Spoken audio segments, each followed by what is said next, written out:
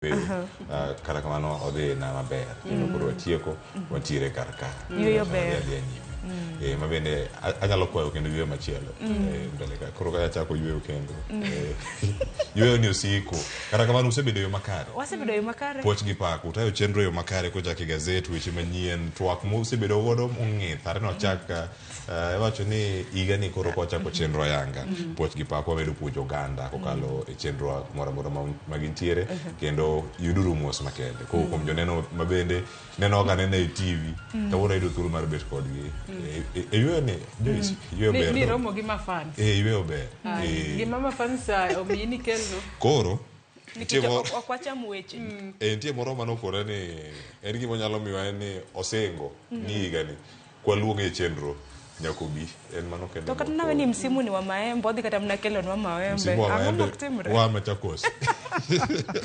kama Cleophas warwaki ni machiegni wang'ino biro bedo kwatayo chenro ni e yo makare wacho ni umoja ni nguvu utengano ni udhaifu koro kik ichak iwewa kaka idhi yueyo wabodhi adhi kumoro achiel wang' koro kodhi yuto dichiel jagoro mga jongo dongang'o walora aya koro dong wamigi line up okiny makawuono Joyce aya nyakoro mga jwang' bang' mae Cleophas Oluoch biro bedo kachako kod weche manyien okinyi makawuono kama bang'e kochopo kanyo sa 12:30 abro donjo kod nonro mar gazet wanono ni gazet mano ma Daily Nation kaachiel kod mano ma The Standard gazet omiyo pek weche mopogore opogore duto wabro bedo kwafuono ni achiel kachiel bang' mano twak mokwongo kinyi makawuono Sharon Ong'ao biro bedo ka twak otudore kod chal mar Kenya chal mar Kenya nyakoro mga jwang' wadhi bedo kwa mulo weche mopogore opogore ma bende osebedo katimore pacho ka wang'e weche motenre kod ochumi weche motenre kod siasa kotenre kod ochumi wang'e ni Infotrack nochiwo nonro ma bende gisebedo ka gipenjo jopiny kaluwore gi pek mar ngima weche mag siasa ogai mar doho to tinende noromo gi jatend piny ang'e ni mano be thor wach mochiw pek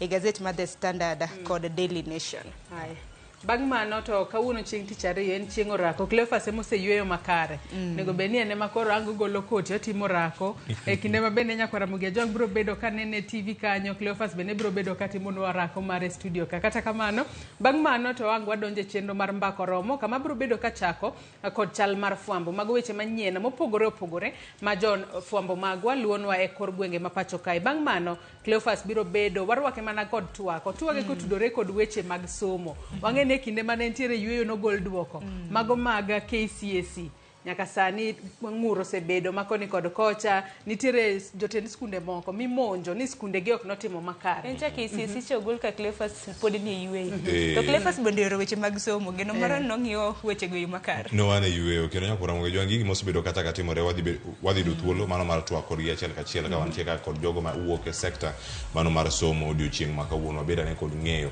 ni ginto gin ang'o mantiere kar kacha ntiere ywak ma bende jopuonje go mago mag nasari kata mago mag ECD bedo osebedo ka chwalo to ahinya bende mor margi gin magi ka koro gisane ginyalo bedo gi thuolo mar wacho ni giyudo thuolo mar bedo kod andika moro ma ongirore andika moro makare ma kata ka gitieko tich mar kaka jopuonj gidhi yudo thuolo mano mar dhi retire ka gin gi pesa gi mar aeri yo makare chenro mag thieth magi nya bedo yo makare kaka jopuonj mor margi gin magi ma kod mathoth dhi bedo kar kae koro Musadek nyakoro Mugia Jwang' nyakoro kaja sabich twak ma bende ochalo nyaka county bende chal mar somo e counties wa kama intiere kanyo bende osemigi pek madwarore kiwacho ni ECD ka intiere sirkende mag county bende en gimoro makare ka sirkal mamalo bende koro donjo mondo mi TSC bende omigi ane andika moro e yo moro mani kare kata ma rarie mago bende dhi bedo kata ka warango kodgi kaachiel koda ka jogo mosebed ka iriembe sikunde neno skul mano ma Isongo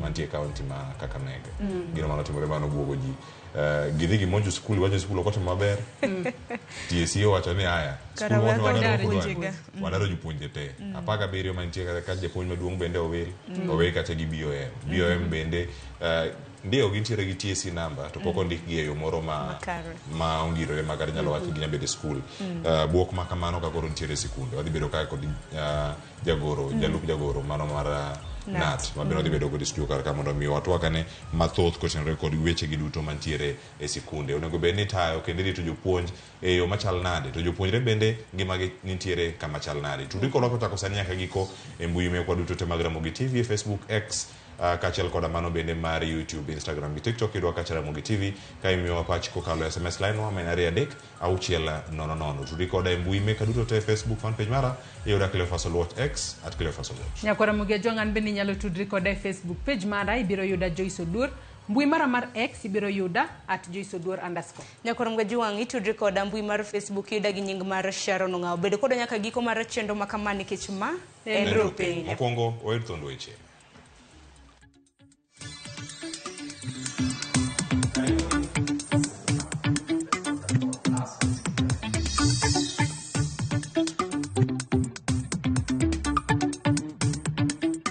Kila chama mantiere Azimio nentiere gi bath omenda no mano be no yudo. To yudo ka jomoko kanoseyude to koro kar mondo gikete tim winjruok mane wabedo godo mane wandikore koro osebedo lweny. There is no danger in Azimio collapsing any soon.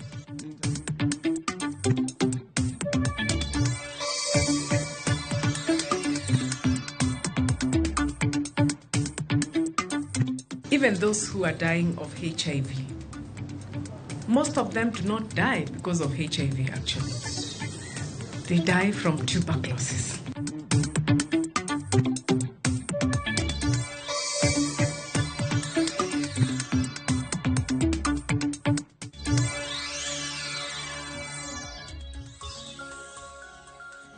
Oyawre Nyakwara Ramogi Ajongan kino machiegni winy kirine weche manyien okinyi ma kawuono e chenro mar rupi. Nyinga Cleophas Oluoch, jakisumo ka Nyakwar Mokeo nyaka Chisango. Bang' ywaruok mosebedo kanyo kind jatend piny Kenya William Ruto kod bad migawo mar doho ewi ng'eto ma doho osebedo kanyo kagolo ewi moko kuom chenro mag sirkal, romo mar doho kod piny owacho koro chopo kare. Romo no manokelo kanyakla jatend piny Kenya William Ruto, ogai mar doho Martha Koome kod tend od bura olieko moko kuom winjruok magi romoe kendo magi bedo kata mago moriwo koda ka tiyo kanyakla e geng'o mibadhi madibedie e bad migawo no kod chiwo sir mowinjore ne bad migawo no mar tayo chenro mag Lidio Keo nigi ler mathoth. En romo mano bagie kar jot ma jatend piny Kenya e buore Nairobi. Romo mano timore kind jatend piny Kenya William Ruto kod ogai mar doho Martha Koome ka bende no yorie gi bede piny owacho adek kama oting'o bad sirikal maduong' kata executive, tend od bura, legislature kod doho mong'ere kaka judiciary. Romo no ne en mar temo kwe weche mag ywaruok ma osebede kind sirikal maduong' kod bad migawo mar doho. Bang' ka jatend piny Kenya William Ruto yande oseo doho ni thiro chenro mag piny owacho. E romo no, bede piny owacho adek go yango mibadhi kaka obadho ma osebedo kang'uko chenro mag doho e pacho ka kama thiro dongruok mathurka. Giyiere kedo kod mibadhi e bede migepe mag giwegi kendo neno ni gichiwo chenro mag piny owacho ne jopiny ma onge akwede mora mora. Gisingo sumo paro migepe magi kendo oyudo paro ewi kaka inyalo ked kod mibadhi anyate migepe mag piny owacho kendo neno ni oganda jo Kenya oyudo chenro mag piny owacho kaka dwarore. Bura no omiyo bede piny owacho adek go ndalo 30 mar kelo paro mag gine aput ma ibiro chuogi gi ogai mar doho Martha Koome, aput motisi ni National Council of the Administration of Justice NCAJ mabiro chiwo kenge mag kedo kod mibadhi e kidienje mopogore opogore. Bad sirikal maduong' kod tendo buro yiere siro dwaro mar doho mar medo kwan mar omenda ma biro konyo tawo chenro magi kama oting'o ndike tich jong'ad bura marom 25 e doho mamalo kata High Court, ndike tich jong'ad bura par e doho mar aywagra kata Court of Appeal kod ng'iewo nyamburko manyien ma koro biro konyo e chwalo chenro mag doho e yore mag wuodhe.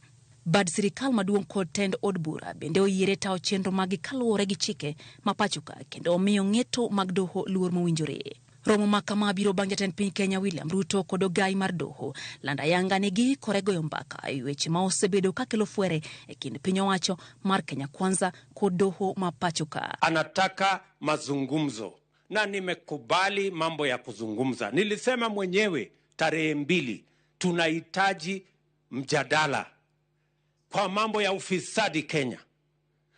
Lazima tupigane na ufisadi kwa vyovyote.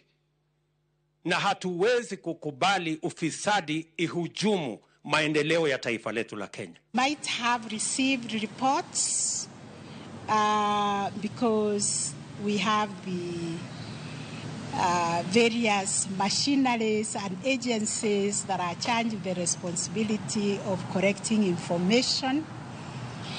And we would like to engage him so that he can give us that information. Because we all have a responsibility of solving our problems in this country. We all recognize corruption is endemic, it is a problem, it is unacceptable, it is condemned, it is actually a criminal offense. Kata kamano, romo makamano kwede gi jatend kweth mar Azimio la Umoja One Kenya Alliance la Molodinga kowacho ni romo ni yiene piny owacho donjore chenro mag doho kendo ketho demokrasia mathurka kalore jatend piny Kenya William Ruto osebedo kabuonore luwo chike mapachoka. If there is supposed to be a dialogue, this dialogue should be held in a neutral place. State House is the head of the executive, the seat of the executive. That's where the president will decide. If there's going to be a dialogue over issues of governance, the engagement should be held in a neutral ground. But this means that the judiciary itself is being compromised by the executive. The judiciary is being held hostage by the executive. And we've seen this before. We saw it happen under the rule of Mr. Moi.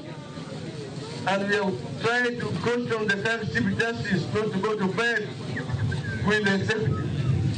It is an unfortunate, and we hope that the rest of members of the judiciary are not going to be compromised.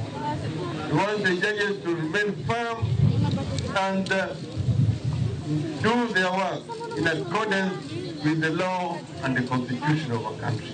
Odinga ne wuoyi kaunti malamu kinde chako limbe mare kadho wadh nam chumbi.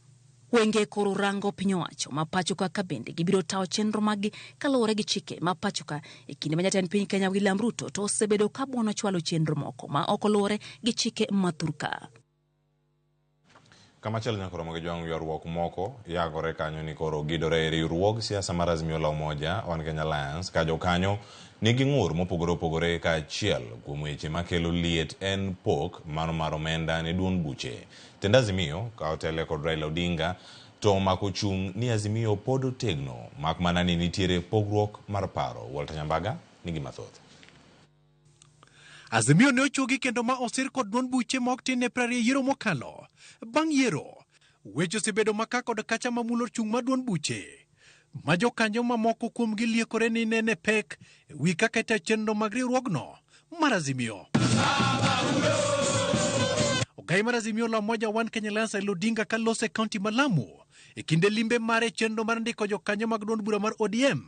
Odinga okala kene ngang onge pogruok mokwako riwruogno mar Azimio kaka ilieko. Nobody has left Azimio. Azimio has remained intact except a few members of parliament who decided to take a walk. But the leadership of Azimio is intact. Weche majatend duond bura mar DAPK Eugene Wamalwa wacho ni onywando pogruok e paro kuom lipot mag twak mabomas motisi ni NADCO ahinya te wi pek mar uchumi. Azimio is united. Azimio is one. There were some dissenting views to the report, the NADCO report. And we are a democratic movement, actually. We are a movement where freedom of expression is sacrosanct. We are a democratic society. We are a democratic, coalition. And we allow differences of opinion. Wiper could have an opinion that slightly differs from ODM or differs from DAPK, but that doesn't mean that there is that's a cause for division. Motel Neromo maticha ngwen mochantim kod Azimio. Kalore kod pogruok mose mienjo duond buche mathoth osebedo ka jur ni Azimio ong'wano omenda mag duond buche mamoko kuom gi pir Azimio nyaka milionde modhach. Sani kono omenda wa mantiere e Azimio kanyo dhi omenda ma kore lach en omenda madhi machiegni gi milion 12. Omenda en achiel kuom wechege mamiyo wan gi chuny madigni kendo mabagni kendo ma ok omor wa kaka wamedo bedo Azimio. Nikech duond bura mar Azimio la Umoja One Kenya Coalition qualified mondo ne miwa omenda kowuok e agulu mar political parties funding. Kila chama mantiere Azimio ne ntiere gi bath omenda no manobe no yudo. To yudo ka jomoko kanoseyude to koro kar mondo nigi kete tim winjruok mane wabedo godo mane wandikore koro osebedo lweny. E chakega ni e kweth mar jotelo mawuok Mount Kenya ne owuok apia kendo lando ni gichako riwruok moro mar Kambwene marango siasa mawasa mar Kenya. Gino mane oyangore ni nyalo nyuolo pogruok e Azimio. Kamwene is not a party. It's a forum for leaders from Mount Kenya. And it is actually a spirit of reawakening. And I can tell you that why this was coming is because we have issues that you can actually see KK has specific policies targeting the region of Mount Kenya.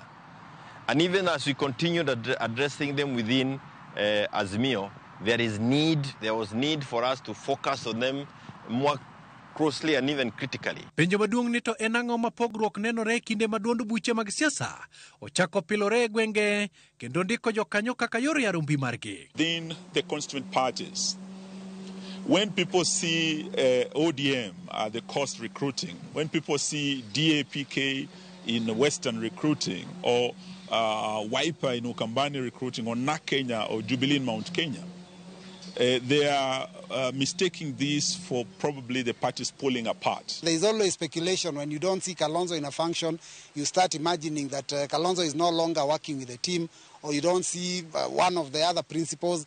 The fact is that these principals have each got a region to deal with. Odinga kata kamano yeni nitiere pogruok e paro e wi moko kuom weche mathinyore riwruogno. Molero ne gin ratiro mag siasa. There may be sometimes disagreement of opinion on one issue or the other, but that itself does not mean in any way disintegration. In Azimio, we have a very big problem, and we are really calling upon His Excellency, the Right Honorable Dr. Raila Amolo Odinga, to actually crack the whip and put the Azimio house in order. It is high time that he has now to put aside and shed off the dead weight that has been pulling Azimio off the track. Walter Njambaga, Ramogi TV. Kamachelo, pek mar ngima pod en midhiero mamedo di oganda jo Kenya, ma en kaluwore kod duoko mar nonro mar kambi matimo nonro mar Infotrack. Moyango kanyo ni atamalo 73 mag jo Kenya pek ngima obembo kendo onge kaka ginyalo konyore. Nonro no bende okoni pek mar ngima omedo dangni mag paro e kind oganda jo Kenya, kamoko bende ochuno mondo mi oti odiochieng' gi otieno maonge yweyo. George Bati miyo walera. Mar nonro moyango ni pek mar ngima pod odi oganda jo Kenya kata malo 73 gwonyore gi pado. Infotrack okoni pek mar ngima sani ochuno ji mondo many tije masanja, kamoko bende tiyo odiochieng' gotieno eka giyud kaka ginyalo keto chiemo e mesa. So there are those that are now working daytime, you're working at night, or you're doing something beside what you're employed to do. If it's a side hustle that can only bring a coin, an extra coin to your pocket so that you can cope with the situation. Most men are the ones, 47%, are seeking additional employment. Infotrack okoni pek mar ngima omiyo sani oganda ni kod dangni mag paro ka jomoko bende olokore kendo bedo mana mager nikech yuto moduono. It has led to stress and anxiety. 48% of Kenyans are now reporting they're very stressed and they're anxious. They don't know what would happen next. Then, of course, there's the 32% who've said it has caused strain on personal relationship. Watu ni wakali too. Kagiyango ting' mar piny owacho, kambi nonrono bende okoni piny owacho mamalo kod mag counties ne ojolo oganda jo Kenya ahinya e kinde midhiero mag pi oula, kendo mane ofungo pek mar ngima ne ji manoyudo kony. County and the national government, they've been providing food rations in various parts of the country. Mostly during the floods affected several regions, and the government came handy in terms of providing food rations. Infotrack okoni jo Kenya ni kod luoro ni onge mar tije dhi medore ka omenda mapacho ka bende dhi medo bedo mayomyom kopim kod dola ma piny Amerika, gino manyalo medo nengo mag mwandu. Unemployment will definitely increase. The dollar exchange rates against Kenya shillings would increase. We've witnessed this. And of course, 51%, as of the time we were doing this survey, thought the cost of energy would increase. Kato biro ni piny owacho medo singo fungruok mar ngima kod chuogo thuolo mag tije. Duoko mar nonro mar Infotrack ewi chal mar ochumi ma Thurka onyiso ni jo Kenya nyaka med mana tweyo kanda. Jakom duol makedo gi mibadhi pacho ka EACC Bishop Dr. David Oginde okoni nitiere ripode mathoth ma ji matiyo kod oboke mabandia mag somo. Ka olosi boma ma Kisumu, Oginde wacho ni ji moko mosebedo kanyo ka loso oboke mabandia mag manyo thuolo mopogore opogore koriwo koda ka mago mag tije. Bende koro ogolo siem ne jomibadhi mani kod tim mar yako lope mag jopiny. We have seen land grabbing seems to be getting on the increase, and this is an area that is of great disappointment to us, because we would like to see a situation where Kenyans do the right thing. You own the property that is rightfully yours. But we have put measures into place to ensure that this does not increase. We have seen another increase in the area of fake certificates, people trying to get employment using false documents. And again, an area that we are working hard to ensure that it doesn't jeopardize our education system. Because if we continue in that trend, as you have heard, some countries are already beginning to blacklist our degrees. And that would not be good for the young people of this country and indeed everybody. Because if you are going to get a job out of the country and you present your papers and they are not trusted, it will jeopardize our movement and our work in different countries. Kamachiel nyakora Ramogi Juang, jagoro mogirore migao mar somo Daktari Belio Kipsang okoni piny owacho chako yanga chenro mar timo apedha mag jopuonjre mapok odhi sikunde mago mag sekondar mayande ne oluongie. Kipsang ne oloso kantiere kaunti ma Mombasa okoni lipot margi yango ni chiegni kwan atamalo 70 mag jopuonjre mane osechopo e sikunde chieng' tich abich juma mokalo. Miyo gidwani mondo mi thuolo mar jumani mondo mi kwan atamalo 100 mag jopuonjre obed ni osechopo e sikunde mag sekondar. Jatelo no bende olero ni piny owacho osechwalo omenda duto matayo chenro mag somo e sikunde duto mag piny owacho, ka bende ochiwo siem ne jopuonj makideka sieko gi paro mar dwaro choko omwom kuom jonyuol. As at Friday, we were doing slightly more than 70% across the country, and we had not totally consolidated the data as the end of the day on Friday, and I know some schools also opened up to admit students on Saturday and Sunday. I believe as I'm getting data and indications from the regions that I've gotten, including here, which was indicating 40% on Friday. When I saw it this morning, it was going towards 56%. Then it means there was some activity over the weekend. And I would want also to believe that across the country, we should be at more than 80%. And with this 1 week that we are now going to work with our colleagues in the Ministry of Interior and all of us, then by the end of the week, there is no reason why we should not have attained 100% transition. We are telling all our teachers, both in primary school, in our junior schools, and in our secondary schools, that they have to live within the framework of government guidelines as pertains to any payments.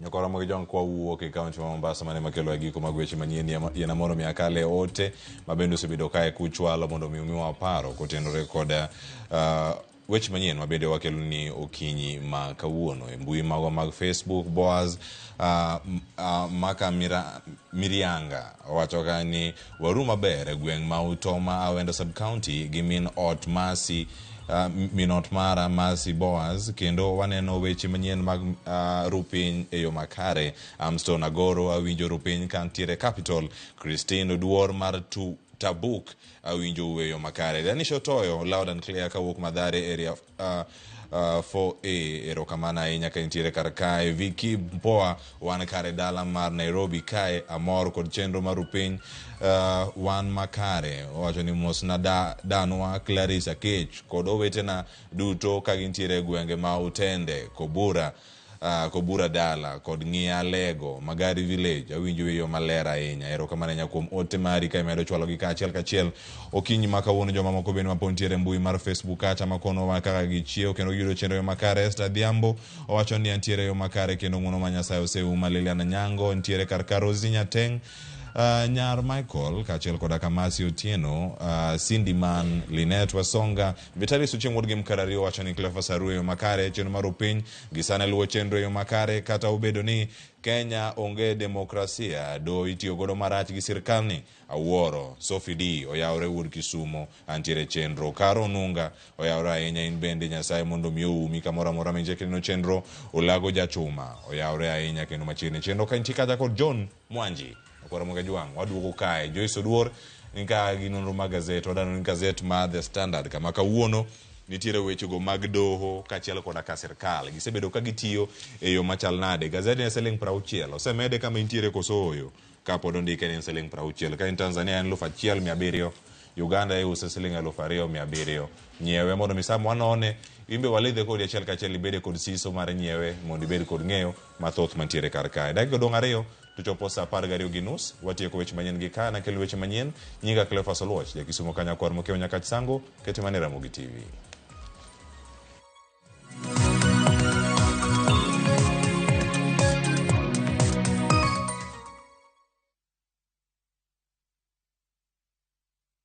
Ageno ni ano kawiro makeup mang'eny ahinya. Angadio ni nitiere nyako kae momori ahinya. Introducing Kundali Bhagia in Luo. This is a story of two sisters who lost their father, and in their quest to find their mother in another town, they find love. Anaere ahinya Prita. To kendo gimoro amora wi mora. Enjoy this romantic drama of Kundali Bhagia in Luo on viewsasa.com. Mano ber ahinya. Era mit, era odak e kindwa.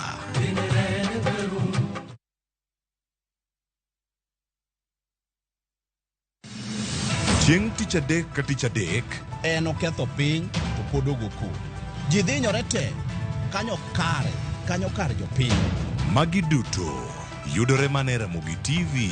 Yani ene ubiro ga bora ne ubiro to otengo abiro timo numa gima abiro timo okono timo jo Kenya bu usaur gi wund ma pile buch jopiny nitie kuonde moko bende japiny mano golo lo mondo los go kembe gi eki nisa ni koro kembe go eki ibro usi maduonde japiny ok uwinji e od bura miluongo ni parliament.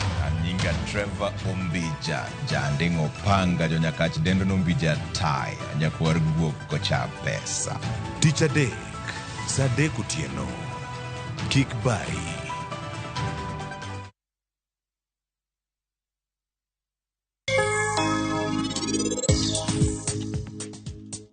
Anakia kata ka Bantoni ohera kata ka eno ko ohera. Kaponi en ohera to en obobuonjo. To maher kroko gona simu. To nyisa ni kadhi kuro tadhi kamoro achiel kodi. An bende gi sola mondo abi e odno. Inete mang'o? Dana, ne gima tugogo. Manang'o? Gina yudo kibeti mari nyoro.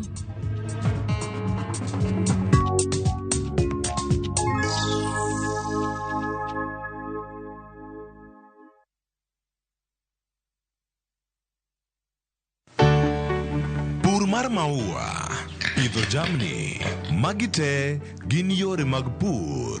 Be inyagori kod kute e puodho? Mchele nigi value addition. E pur gi ohala, walimo jopur ma opogore opogore. Challenges ng'eny e pur, generally. Igome jopur iluongo ne janeko. Ka wafwenyo ni yore makare mag pur kendo waduoko penjo mora mora. Pogruok mane malich kata maduong' kind dhiang' mar ring'o gi dhiang' mar chak. Motenore kod weche mag pur kod japur. Kwaseketo manyiwa to sama wapitho cha be nyaka wapith gi DAP. Wan nyaka gi kanuna. Ma nyathi kamongo. Riwri kod alori nyaka Black e chenro mar pur gi ohala. Tich adek ka tich adek, sa 1:45 otieno.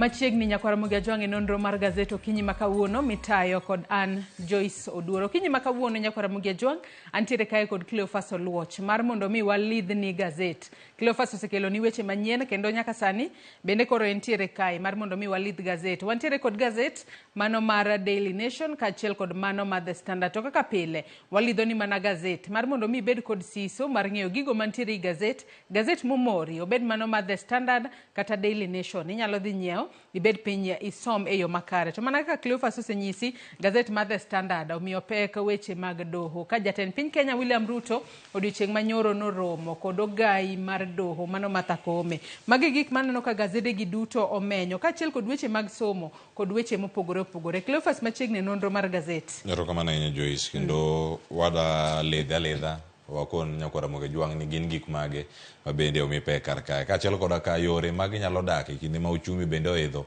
Gazet mar Daily Nation omiye pek e ite mar 8 kacha kaluwore kod nonro mabende noyangi ni jo Kenya koro tiyo gi yore mage mar mondo mi ni gidak kata kodoko ni uchumi pod ni mana malo. Iwacho kanyo ni tactics Kenyans are using to cope with hard economic times. Gin mage monego bed ni irango. Pek mar ngima nitiere to jo Kenya koro tiyo machal nade. Weche manyien mabende wakelo ma George Bati ne olero noluwa ahinya odiochieng' manyoro. Wanya jo Kenya moko sani koro ichuno mondo mi oti odiochieng' mondo mi giyuda ne omenda moro mamalo bende moloyo gino ma dibed ni giyudo odiochieng' ka odiochieng'. Dibed ni mana achiel kuom yore ma jo Kenya sani bende koro chako tiyo godo. Magod mathoth nitie gazet ka ng'eni ang' waluwogi e yo makare ka wantiere kae kod Joyce Oduoro. Tang'eyo ni weche mag tuke bende aneno ka gazet ni mar The Standard omenyo odiochieng' ma kawuono. Mago duto bende wabiro bedo ka wamenyo. Mago tuke mag AFCON ma nyaka sani pod dhi mbele. Nitiere timbe marieny, nitiere teams manigeno ni biro rieny kata kamano mago pok waneno korieny kaka ji ne paro ni gibiro bedo ka girieny. Nyaka sani akia ni tip mar Cape Verde ma ni malo kose. Kirango nitiere pools mopogore opogore kendo kama gintiere e tuke manogo odiochieng' manyoro ineno kanyo host nation mano Cote d'Ivoire kata Ivory Coast team mar gino gol odiochieng' manyoro ne ogogi ne odiem ineno ka osebedi ka iloyo ji gonde 2 gonde 4. South Africa nyocha nogoyo Namibia gonde 4 manya bedo ni mano ne mani malo ahinya ka onge ng'ama oloyo gol machielo bende tugo makamano.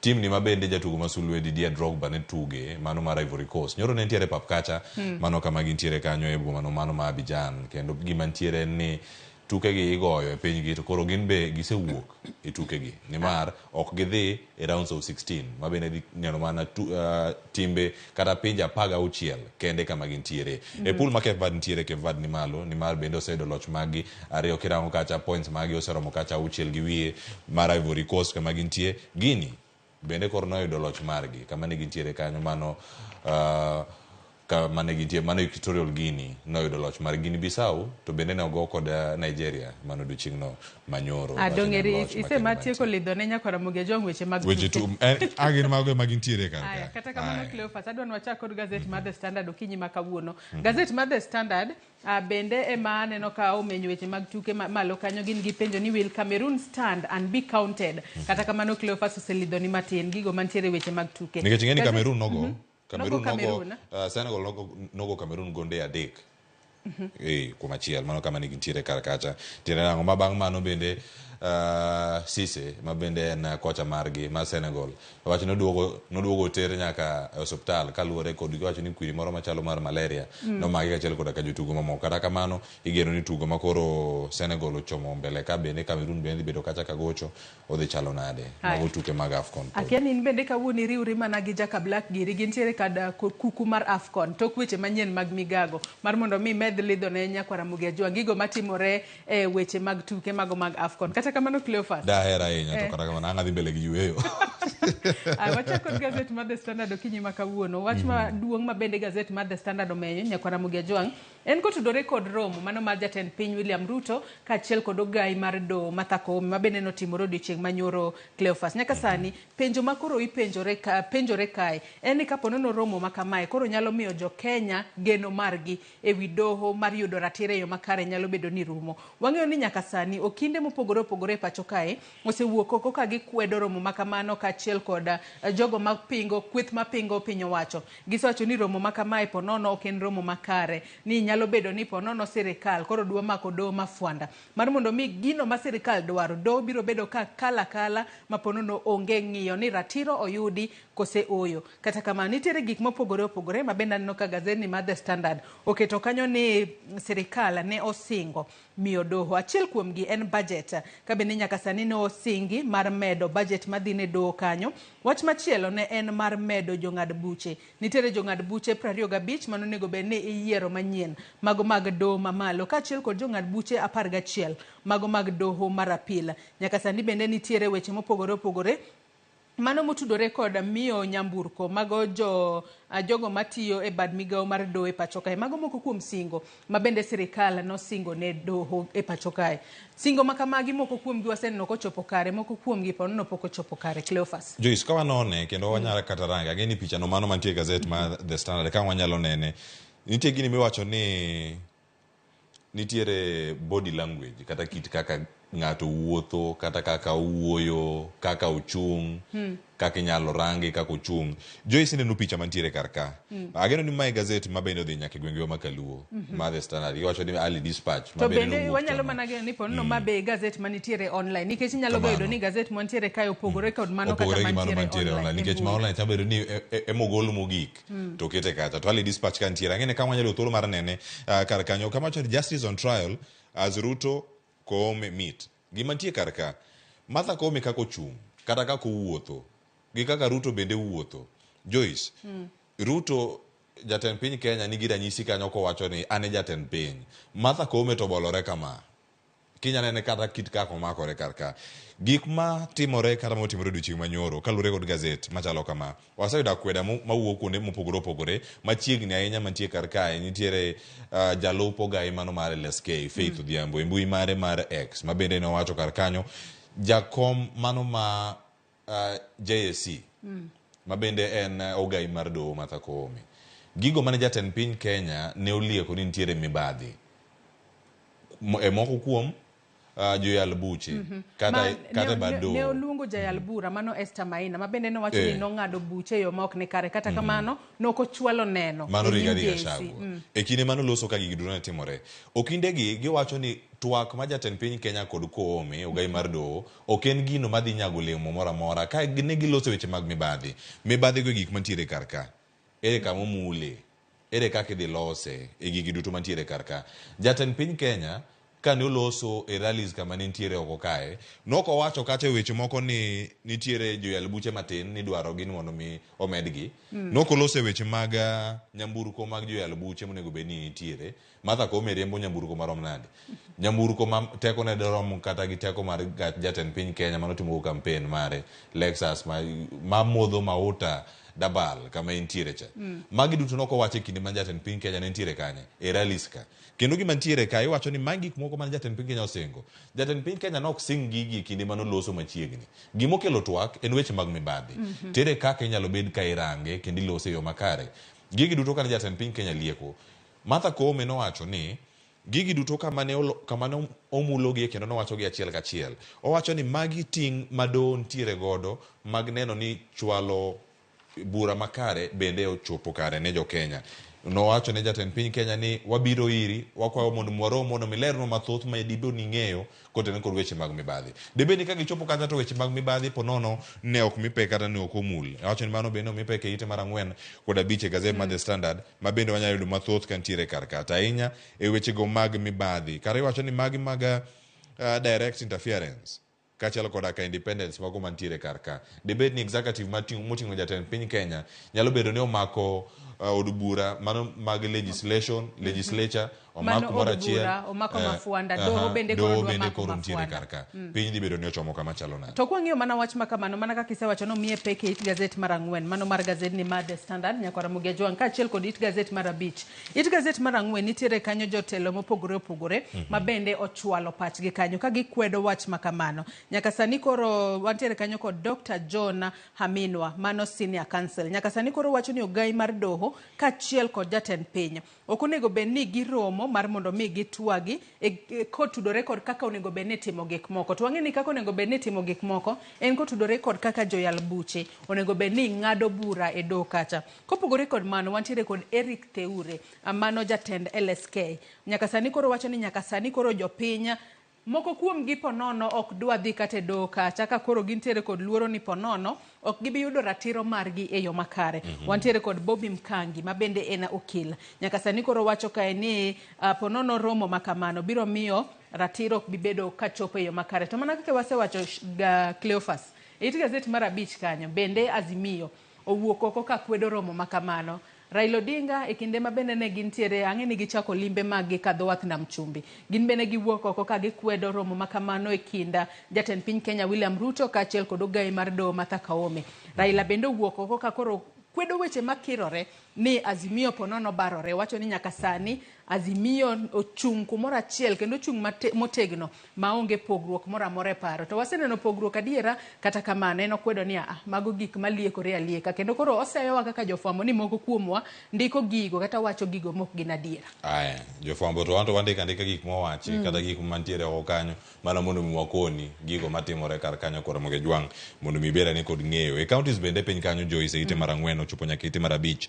Governor e county ma Siaya James Orengo koro kono Martha Koome ni obed jachir kaka jogo manotelo ne muting'o Willy Mutunga kaachiel koda ka Maraga mano mobedo kacha ogai mag doho e kinde mokalo. Mano bang' romo mar Martha Koome kod jatend Kenya William Ruto. To gino mwanyalo mana jiwo joyal bucha inyanya to mago mantiere doho madonge pacho kae ni kik sirikal mak gi mafuanda kalure ni jo Kenya oketo geno margi e doho ni ka otero bura mora more e doho kacha to gibiro yudo ratiro e yo makare. Cleophas adwa dog chien nyaka it gazet mar 3 mano mar gazet ne mar The Standard. Bende na chiel kuom weche mar The Standard omenyo kinyi makawuono en wach mabende osebedo komako jopiny kod ponono wanyalo wacho ni osekelo luoro mang'eny kaachiel kod lit ne jopiny. Koro nitiere japuonjre ma yande onegi e yo ma ok ni kare kata kamano nitiere wich moro manoyudi poko yangi ne en winya dendino mano miluongo kanyo ni Rita Waeni kata kamano anyuola mare no senyis ni ochop kanyo mar mondo mi oyanga ka wijno en mare kose oyo kata kamano jabero mano mar piny owacho Jansen Oduor wacho ni nyaka sani nyaka koro ponono tim nonro matut otim kata DNA mar mondo mi oyanga ka en wiye kata oyo. Bende nitiere jopiny Nigeria 2 ma bende no maki kitudo kod nek mar nyandendino en wach malit ahinya. Anyuola mare nyaka sani odagi ni ok ginyal wuoyo ok ginyal loso kalure ni podi gintiere kod lit kalure kod lalo jahera margi. Mano nek ma coach ma bende noneno alwora ma Roysambu ma bende nyaka sani nyadendi ni Waeni iluonge kanyo ni TRM Gal gido mano timore kar kacha nek ma kama mano timore e alwora mar Roysambu. Ayudo ni wich ma kamae oyudore e sub county ma Kiamba mano ka gintie e county ma Kiambu kendo gima tie kar kaka lure kod nonro mar DCI no yud wich ma kamano ka otwe kata ka ne oboye kacha gi law mano blouse moro makala papo to okete e bag moro maralum ma green mano kama ne gintiere kar kanyo ma bende ne otwe gi kidi oket ni kidi moro mondo mi wich ma kamano nim bag no nim kata kamano koro ka oseyud ni wiche mane koro oleo e pi malo kanyo mane dama kama gite wacho mana mita beach kende kama ne gintiere oyud kanyo ka wich makamano ma bende wacho no osechako to bende nitiere kar kanyo nondo podhi nyime kendo Jansen Oduor kano chiwo nondo mare kata kano twa kod jofwambo mano juma mokalo no wacho kanyo nek ma Waeni en gino ma pok romo godo e tije ong'eni ma jabero maduong' mar piny owacho kata ma sirkal mabino sebedo kanyo ka timo bero ne ringre mopogore to wacho ni mae bende koro nobuoge ahinya nikech ringre noyud ka obeto kenge kendo sogi e dustbin kanyo kama gintiere dustbin mana kama ikete chilo kata kama ikete gigo molil yudo ka den dhano bende koro oso kar kanyo. Gino monyalo kwayo mana sani Cleophas jogo matimo nonro kaachiel kod sirikal ma pacho kae onego bed ni kaso chenro mar timo nonro mar mondo mi familia ni oyud ratiro e yo makare kata bed ni nyargi osewito ngimane Rita Waeni ok onyal duogo kendo kata but yudo ratiro makare ema ponono nyalo hoyo chunygi to bende wanyalo mana medo chwalo negi ote mag kuyo kaachiel kod lit mar mondo mi Nyasaye oho chunygi ahinya to e kindegi magikale malit. Cleophas adwano wawe tengi weche makamago. Wadhi wamula ne weche mag somo mantiere it gazet mar 6 kaachiel kod mano mar 7 mano mar gazedne mar The Standard. It gazet mar 6 kwa chako godo nyaka sani koro jopuonj kaachiel kod jonyuol nyaka sani koro dwaro duol ma otayo weche mag penje pacho ka NEC mar mondo mi oruch oko grading system mitimo ne penja mag KPSEA. Nyaka sani koro iwacho ni ponono janyuol okia kata ni nyathine oyudo marks adi e penj mora mora kalo ni e kinde grading makamago ineno maka nyathi owachne kanyo ni exceeding expectation, moro kanyo ndika ni meeting expectation, moro to ndik ni below expectation. To kwang'iyo kata it gazet mar 7 kanyo Cleophas nyaka sani koro iwacho ni nyathi moyudo marks e kind 25 nyaka 30 en nyathi ma en exceeded expectation. To moro moyudo marks 29 30 en bende en exceeding expectation. Koro bing'eni gini gwenyo jonyuol to gwenyo nyaka jopuonj. Gikia ni koro nyathi mane mokalo moheo nyawadgi. Magi gwenyruok monego bed ni duol matayo weche mag penje pachoka. Monego bed ni chwalo ler ne jopiny kaachiel kod jonyuol kod jopuonje mondo ging'e ane ni koro ere kaka nyithindo giromre nikech adiera 29 out of 30 dong wang'eyo ni ohingo 25 out of 30 Cleophas. Dong wacho ni bende ng'ama oyudo 90 gi ng'ama oyudo 99 janene janinga malo kata giduto iketo gini giduto gi jo gine grade achiel. Mano bende jabedo ni gima timore kata kamano amor maneno japuonj na mar geography kae ma bende en jagoro maduong' mano mar Kupete bade ma Kisumu mano japuonj Zablon Awange olero kaka wacho ni wakelo pon mag nyithindo madhi bedo kata mag jopuonjre ma ok dhi bedo ka miyo pek penj mora mora magitimo e ngimagi. Penj mane mosebed ka itimo penj ka irango ni en penj adier, en penj kaluwore gi piem mantiere. Ka piem ma kama onge, ere kama entiere, kata odhi bedo kacha kochung' e yo machalo nade. Wacho kanyo ni we are breeding generation that might never take any exam seriously. Mano kama gintiere kar kacha ka girango kata lony kata gigo magidhi bedo ka gikawo gin mage e kinde magintiere sani. Mago bende ng'e network moko madhi bedo kwarango kawuono e chenro mar mbaka oromo. To bende nitie ji mathoth ma pod gombo ng'eyo Joyce wacho ni sani ka wantiere kar ka grade mar 6 tiende nang'o ka nyathi koro osetieke. Iwacho ni higni duto adek koro ka gichopo e grade mar 9 gichomo kanye kendo gik mantiere kar ka. Iwacho ni stage ka stage kama gintiere dhi nyuolo midhiero ka midhiero e wigi. To bende dhi bedo ni mae e route ma jo Kenya duto dhi kawo bang' duoko mar penj ka penj nyaka pinge kata nyaka wach ni oyo noko none yo makare. Wanene KCP, wanene KCSE, wanene KPSEA. KPSEA koro wacho ni grading system ne makoro galagala. Oduok weche mag ranking. To koduok weche mag ranking kata mag chiwo namba ni jok mage motimo maber e somo mane kata e kit somo machalo nade mago dhi bedo ka irango gi e yo mane. Mano bende dhi bedo ni e mise mar CBC nikech CBC mantie kar ka kanikele kod ngire mosenindo George Magoha. Gima nitie kar ka mani temo gol nen weche gi mag piem mane nyayo kuo mag penj e kind sikunde. Cleophas Santo kipenja adiera an piem makamana naneno ni kare kaluwore noketo nyathi mar mondo mi oti matek. Kong'iyo ni ng'ane ne oyomba to next time otiyo matek mar mondo mi oyombe kata kamano nyaka warwaka CBC ni kaluwore ni CBC to koro biro ng'iyo ponono were kata talanta ma nyathi nitiere godo mar mondo mi kik oketa pache ni asoma mar mondo mi akal penj. Onyalo ng'iyo ni kopogore kod somo ang'o manyalo timo manyalo konya e bero ngimana. En gimoro ma pod warito twak bro bedo kendo wabro nenane kaka chal mar somo ni mano kit somo mar CBC bro bedo kata kadhi nyime. To ka Cleophas ka pod wantiere it gazet mar 7 ka nyaka sani kori wacho kae ni kopogore kod KCP ma bende total scores ni timo kaluwore kod ing'iyo gima japuonjre yudo e subjects duto 5. KPSEA opogore kod mani wacho kae ni mana kaka asewacho ni KPSEA nyathi moyudo 25 out of 30 romre gi mano moyudo 29 out of 30 giduto iketo gi the rank ma achiel. Kanya nitiere japuonjre moyudo marks 375 gima chielo moyudo marks 400 gin bende iketo gi grade achiel. Gino manyaka sani jonyuol kaachiel kod jopuonje podi ok winj e yo makare. Tiwacho kae ni tok ka nyathi osetimo penj mar KPSEA ponono oboke kata certificate ma ibiro miye mar KPSEA ma ponono biro bedo ka yango ni ero nokale somo mar primary kata kamano lai to podi ok ni kare. Wanyalo mana medo jiwo migawo mar somo mondo ketane lai makare gini obed understandable makare kosena jonyuol obed kod ng'eyo nikech ka janyuol ok winje Ipenye kacha otero nyathi sikul nango mondo mi okete kar kanyo. Kata kamano kumo chadier koko ni kanyo ni 25 nyaka 30 mago nyithindo duto ma exceed expectation. Ano mana ko chal mana gimoro cha bende nyabedo mana ni inene gi wang' mopogore nyakwara moko jongi bende nyalo kono ni into bende iwinje iwacho kanyo ni kinde ka Joyce en jok mano yudo 70 jok moyudo 78 koso jok mantiere 80 nyaka 100 mana kama girango kanyo ni mago jok moyudo grade no mano mar A plane jok moyudo A- ka bende kama gichako gi 74 ma gichop kanyo 79 bago bende rango kanyo ni oyudo A- e yo machal nade ma bende kidieny moro monego bed ni rango kendo lero mane yo makare nikech kae gin mana points madhi abich ma bende abich mantie kar kanyo ne makoro keto gi gibed mopogore gi jowadgi mamoko mantiere piny mar 25 ni to bende bang' piny mar 25 ni gin to iketo gi e rang'iny machalo nade. Cleophas Mitantiere wach momako wang'i gazeti mar The Standard kapok wakete tenge wamula ne ma Daily Nation mapiyo. KCSE results ni school mulongo ka ni senior chief en Ogle koso Ogle Girls mantie Wajir County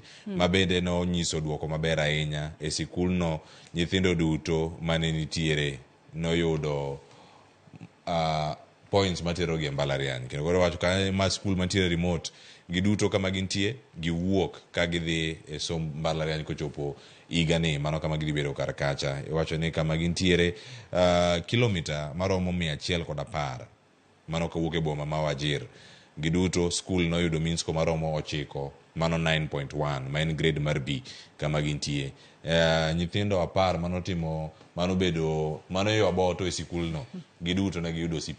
Mano en mor ne sikul no giduto giwuok kendo gidhi e sikul mano gichomo mbalariany direct. Wanyalo mana chwalo puoch kaachiel kod paka ne skul nyiri mano mar Senior Chief Ogle Girls medore county ma Wajir kaluwore ni en gino makare ahinya ero waneno skul ma nyithindo te odhi e mbalariany to magi mana weche matimore e Cleophas e pacho kae kalno ne kinde ma jomoko mor to jomoko muodo lak gi ywak wang'e ni nitiere moko ma bende nowuok oko ka ywak ni ang'o momiyo wan to ok watimo makare kata kamano iwacho ni mano ken giko mar ngima gi miyudo mane mari. Cleophas nitiere wach momako wang'e no king'iyo weche mag tuke ma nitiere it gazeti mogik mano magazeti mar The Standard. Cameroon nyaka yudo thuolo iluongo gi ni gin Indomitable Lions kama gintiere kar kacha tiende nango ka koro sani gidok e pap mondo mi girangane kaka gidhi bedo kanyo ka gitugo kendo gine kaka gidhi bedo ka gichier kendo ka uno dhi bedo kacha korakore kod The Gambia mano Cameroon karakore kod The Gambia ka uno Sario Otieno bende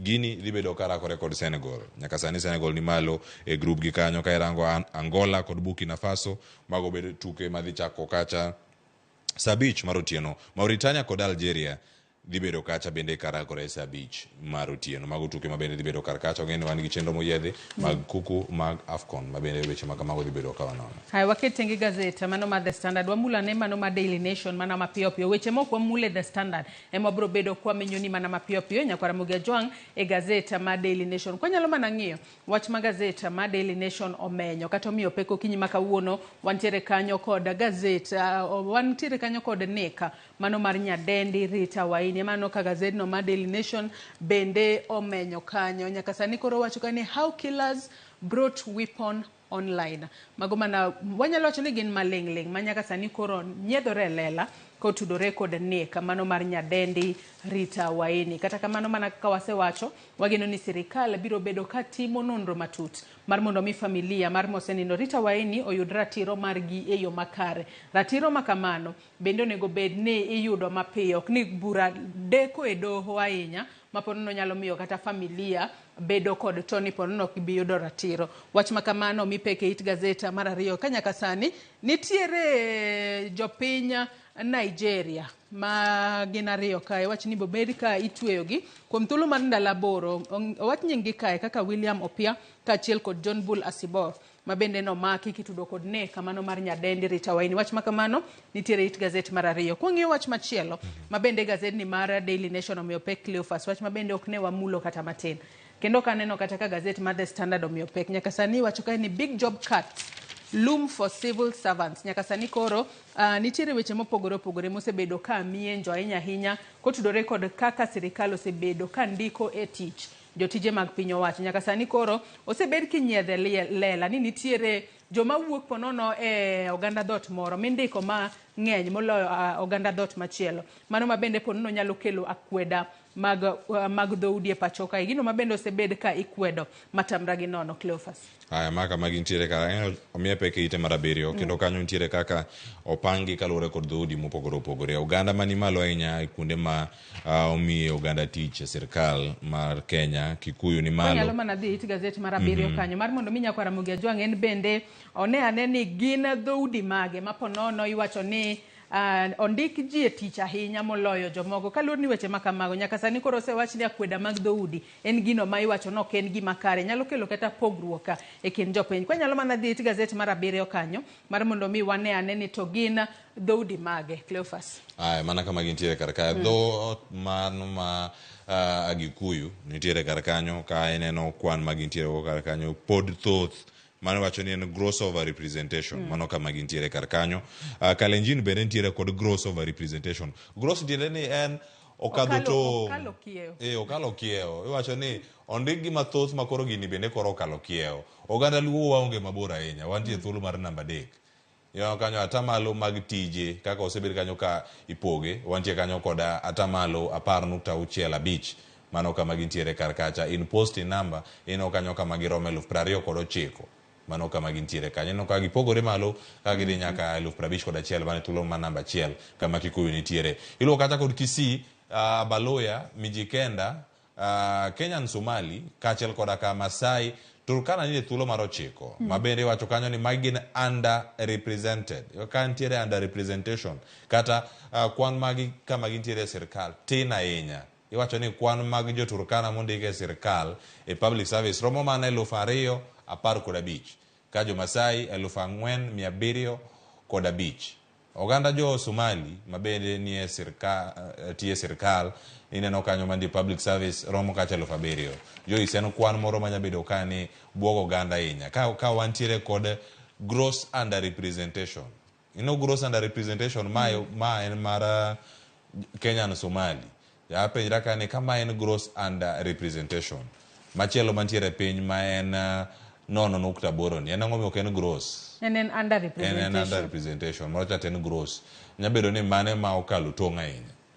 Aya weche makamago nyaka sani koro nitiere it gazeti mar 7 kanyo Nyakwara Ramogi Ajwang' ka bende iwacho ni bill manyiena ma bende idwa keti mano ma biro bedo katayo chenro mag ndiko jotije mag piny owacho ponono nyalo miyo jomoko dong' maonge tije. Kiwacho kae ni the National Cohesion and Integration Bill mano mar higa mar 2023 nyaka sani koro ogeto mano mar duoko pinya kwan mag jogo ma indiko e tije mopogore opogore pacho kae. Ka bende iwacho kae ni mano audit ma bende otim kae kod Auditor General kata report mare mano ma higa mokalo. Nyaka sani koro ne onyiedhe lela kaka weche mag akweda mag dhoudi ng'eny ahinya opisi mag piny owacho kama bende ondik ji kaluwore kod oganda dhoudi e pacho ka. Kata kamano wach makamana gino ni biro bed ka iketo e time yo makare mar mondo mi ponono kuonde magin under represented, Cleophas, e kinde machielo waneno ka ponono kata gin bende gibede kata e diere kanyo matine nok gitin ahinya kata ok ging'eny ahinya. Nyakwara Ramogi Ajwang' wach makamano nitiere it gazeti mar 7 mano mar gazedni mar Daily Nation. Cleophas, adwani wadog nyaka it gazeti mar 3 mano mar gazedni mar Daily Nation. It gazeti mar 3 kanyo nitiere sigana mabendo mako wang' ahinya. Nitiere jago moro kae iwacho kae ni odiochieng' en japuonj kochopo gotieno te en security guard. Kalure kata kod nonro mabende Infotrack nogolo odiochieng' manyoro. Nitiere jo Kenya moko masani koro ginindi gitiyo odiochieng' gitiyo gotieno mar mondo mi gibug yuto margi. Oket nyinge kanyo en Fabian Kiria Kaburi. Nyaka sani koro iwacho ni en security guard matiyo Kingsway Tires Meru branch. Nyaka sani wacho ni bende en japuonj mano mar chemistry kachiel kod biology mane school mano mar St. Pius Seminary mayudore county ma Meru. En jago matiyo matek ahinya. Kata obedo ni oyuto kaka japuonj koni bende wacho ni bende wayute abug yuto mara ma en okang' makare ahinya, Cleophas. Otieko kanyo kowacho ni kane oneno ni omenda mitiere godo koromi chulo gigo monego bed ni otiyo godo pile ka pile. Wacho ni mondo mi otiek sombe mbalariany, mondo otiek gik moko bende mantiere ka motimo e ngimane. Wacho ni nobido thuolo mar choko omenda maromo $500,000 $500,000 mondo mi odhi nyime kod chenro gi mopogore opogore. Kendo kanyo tieko kowacho ni noamua mar keto kata mar rito tije ariyogo duto, mar bedo japuonj kachiel bedo ka ochukdar. Chukdar kama koro entiere kar kanyo mano Fabian Kiria Kaburu sani koro nyalo bedo ni en achiel kuom ranyisi e gigo ma osebed kata ka ilero Joyce e nonro mar Infotrack ma bende nolero e kinde mokalo kanyo.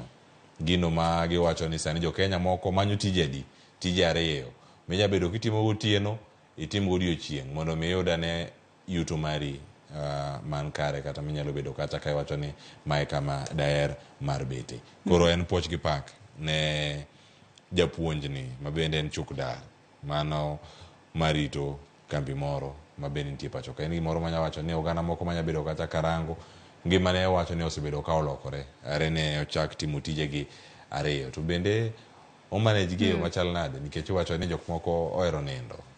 Inya bedo ni ihero nindo ahinya otieno ka ino Chukdar gokinyi ka ichopo e klas to manage nade. Kata kamano wanyalo wacho ni king'eyo gimidwaro Cleophas ngimani kata nindo ni inyalo keto tenge. To bende nitiere wach momako wanga ka iwacho ni higa achiel mokalo mana kaluwore kod kaka ne dayo dhoge. Nitiere jago moro mane odonjo e kare mar tich. Kosedonjo e kare mar tich to jago no ne dwaro mar mondo mi olos ne nyamburko mare. Kata kamano manager mar kambino mano ma kama UTS kaka Chukdar nonyise mar mondo mi oriemb gari no nyaka kuma ilose mago tires mag gari. Kata kamano wuon gari kanoneno ni miyo Chukdar kifungu mar gari mar mondo mi oriemb gachi nodagi. Kata kamano nobuok ka bang'e koro nitiere jatich moro ma koro nokelo ne otese moko mag kwano mar mondo mi okonye e solving weche mag kwano. Gini sigana makamae gino mopuonjowa Cleophas kidhi kumoro amora kik ijudge ng'ato kaluwore kod kaka inene. Ponono nyalo konyi kumachielo. Ni nyalo mana chaye kanyo ni en Chukdar. To kare kia no somo e kiwango mane.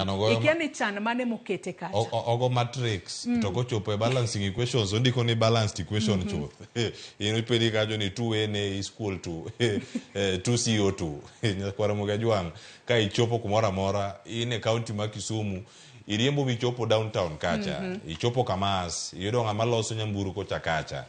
Kichae miya luor mare ka otimo ni tich maber poch gi pak nikech ok ing'eyo kiny dirom kode bende ka ikwamo Nairobi iwacho ni en Kisumu Nairobi highway bath ka chok kama mechanics nyado ka onge kata iromo ka intiere kode kumoro ma opondo ahinya nyakoro Ramogi Juang kanya kama unyalo konyi ok ding'e makiny poch gi pak ochop ne jogo duto matiyo tich matek ahinya mondo ne gikelo yuto magi ne anyuola gi. Bende nitie kumoro Joyce ang'eni kata ka ng'wadhi nyime nitie jogo ma bende koro weyo Raila Odinga kod kweth mar Adwan wadhi mano be wach ma adwan wadhi it gazet mar abich mano mar gazet ni mar Daily Nation nyaka sani koro ndika ni key allies in Rift Valley desert Raila. Kata kamano Raila to sebedo ka wacho ni pogruok onge to kara mwaneno gi to mage kata bedo noseyo wan kaka jofwambo ni wandiko gik ma onge to wang'eyo na adiera gino matimore ground e gino ma ina adiera kendo no ko nyiedh piche gi kanyo e lela mago moko kuom jogo ma nyaka sani koro wanyalo wacho ni ojwang'o riwruok mar siasa mano mar Azimio la Umoja kendo ponono gibiro dhi e kweth mamoko. Kata kamano wang'e ni magi duto timore mano motelo ni yiero mar higa mar 2027. Ji osechako goyo kwano mariek. Ang'e ni ponono wang'ni onge ng'ato manyalo gombo no dong'o ke koyo. Ji geto mar mondo me 2027 ponono go kwano mariek en bende obede sirikal mabiro bedo katayo piny Kenya tok yiero. Mane kwano mago kanyo kod Gideon Moi, Daktari Sally Kosgei, Liki Nyanjui gavana machon ma Nakuru, Memusi Kanchori mabende nondiko buk mararie ahinya ko onyiso sigana gik mage manotimore en ang'o miyo Raila nokobedo the fifth. Nondike kar kanyo yo makare kendo nouse ahinya kendo bedo kata ka inone ute fwambo mopogore opogore. Iwacho ni sani ma dibed ni en achiel kuom okenge mabende osekaw kod josiasa gi mar neno ni ok gidong' oko e yiero mabiro mar 2027.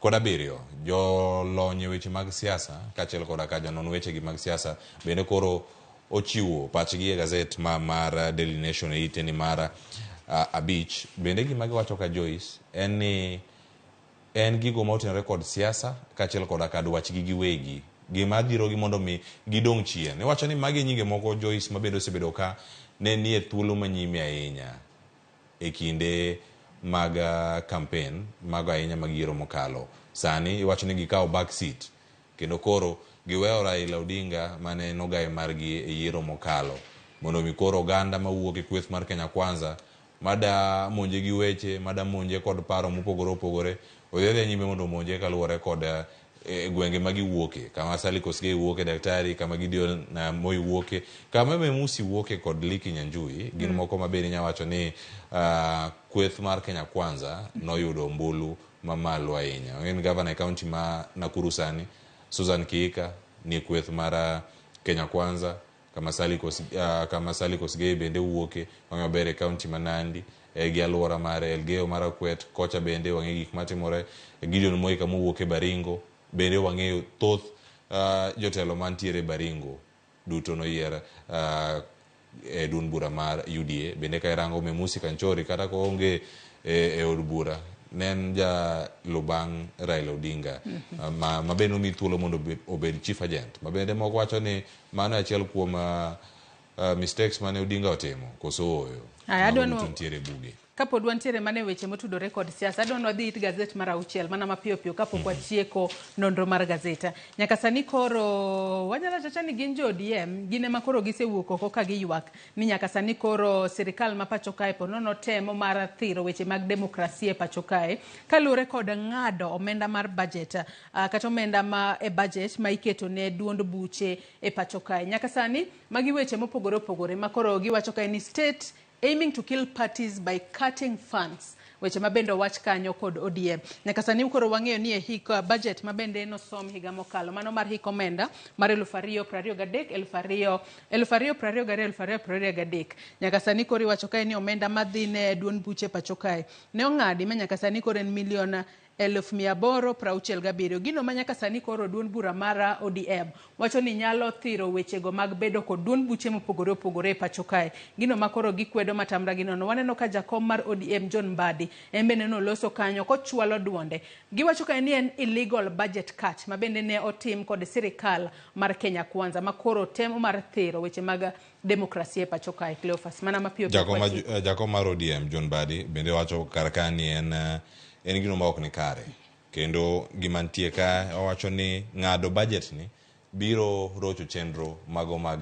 duond buche tenya duond bura mar ODM go duond buche mamoko mabende nosechako keto tim iwacho ni weche magi mago mag plan magi kata strategic plan magi e higa ka higa magisebedo ka gitimo kata chenro magi monego bed ni luwo kaluwore kod chenro magi duto Joyce owacho ni ma en moro madhi duoko chien kagiketo gigi duto e timne mar ne gisego kwano kata budget magi ne giseketo ka gitimo wechegi chenro gi duto giketo gi ka girango achiel kachiel ni gin gik mage magidhi bedo ka giluwo e iko omenda ni makoro dhi nyime budget makoro wacho ni bende koseng'adi okelo rochruok mage. Adwa ni watie kod wach mantiere it gazet mar 8 mano kaluwore kod nonro mabende notim odiochieng' manyoro kod kambi timo nonro mano mar Infotrack nyaka sani koro nonro makamano mabende nowachi kata notim kod Infotrack kendo nogol ayanga odiochieng' manyoro sani koro nyiso ni nitiere jo Kenya makoro obiro kod riekni mamoko mar kaka ginyalo yudo omenda ahinya to e kinde gi mwang'eyo ni nengo mar ngima ni malo matamra gi nono jo Kenya osebedo ka ywago pek mar ngima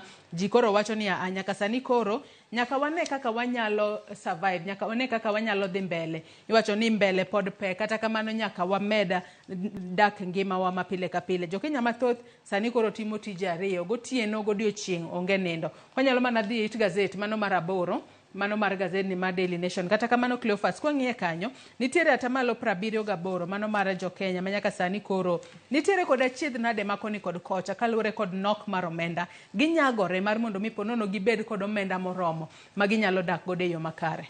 Jo Kenya ni kama tek iwacho kanyo neno kanyo jo Kenya ochopo tung koso gichopo giko e yo mage en moro ma warito winjo ni resruok to ne akanye e kinde ma ogara jo Kenya pod rito duoko kata nengo piny nengo ngima mondo mi odogane piny.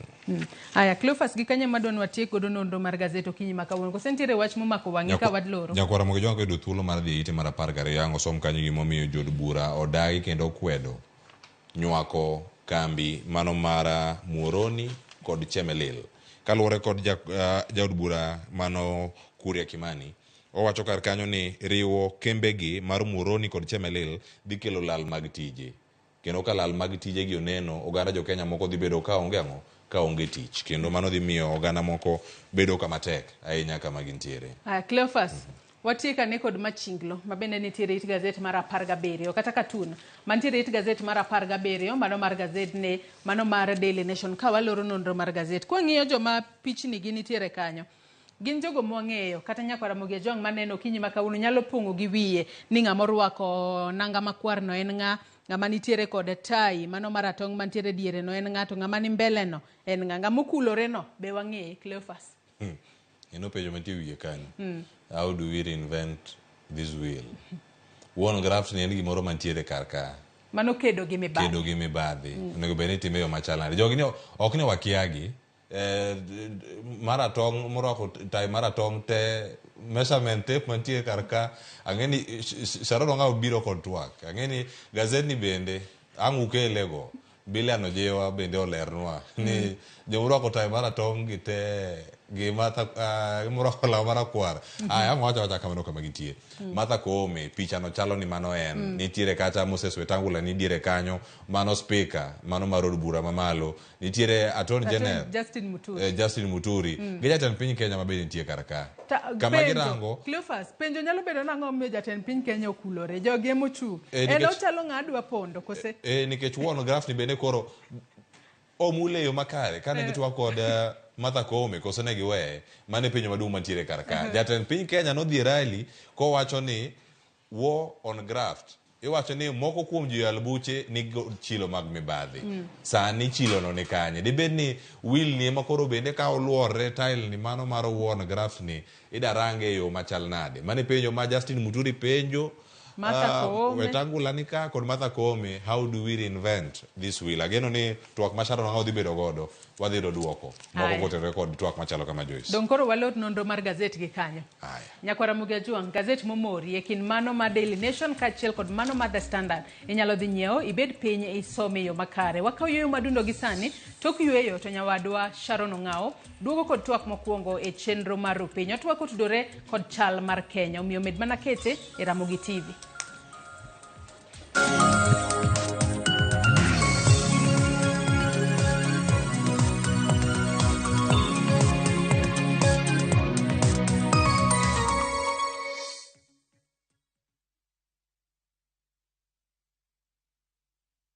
Ladies and gentlemen, a momentous celebration is here. Citizen Digital proudly marks its 2nd anniversary with an incredible milestone. We've made history. Citizen Digital is the first channel to soar past 2 billion views on YouTube. Not just that, we stand tall with the highest number of YouTube subscribers in Kenya.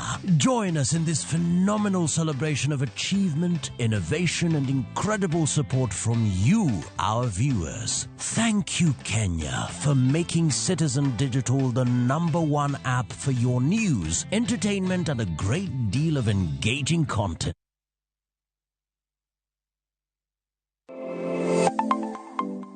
Nyakorom gajuanga, ginengo mar ngima mamedo hidho. Beningeni pok mari, nyalo kelo ni yuto mari.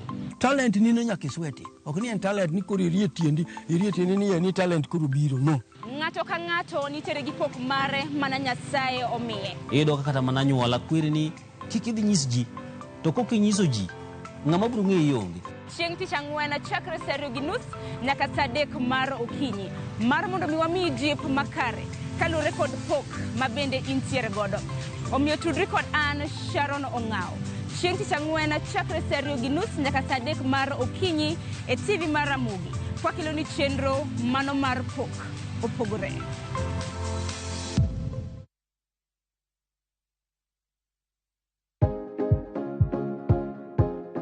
Yuo yie wich mang'ich mos ka itang' ni mar yie wich makamago gin mayom yom kendo nyalo chote yo mayot.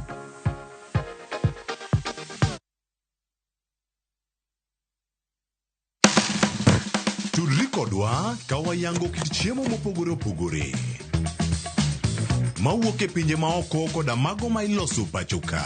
En gi ring'o mang'eny to kosetuo kama ma inyalo kano ndalo mang'eny. Mamiyo lep chwadore kendo ni kod ndhadhu mopoto. Mit. Fweny maling'ling ma itiyo godo e loso chiemo, ka in bende ipuonjori kaka inyalo loso mana e jikondi kanyo. Wakolo matut, sigana mantie chiemo ka chiemo. Ka waromo kod jotedo, mamiyo ndhadhu bedo gi ngima. Ma rech minya chamo ka numu. Ok ochuno ni tede. Ikri mar puonjori, tedo chiemo moa e pinje mopogore. Othonje ka othonje. Tedo gi chiemo. Tich adek, saa 2 okinyi. Mana e Ramogi TV.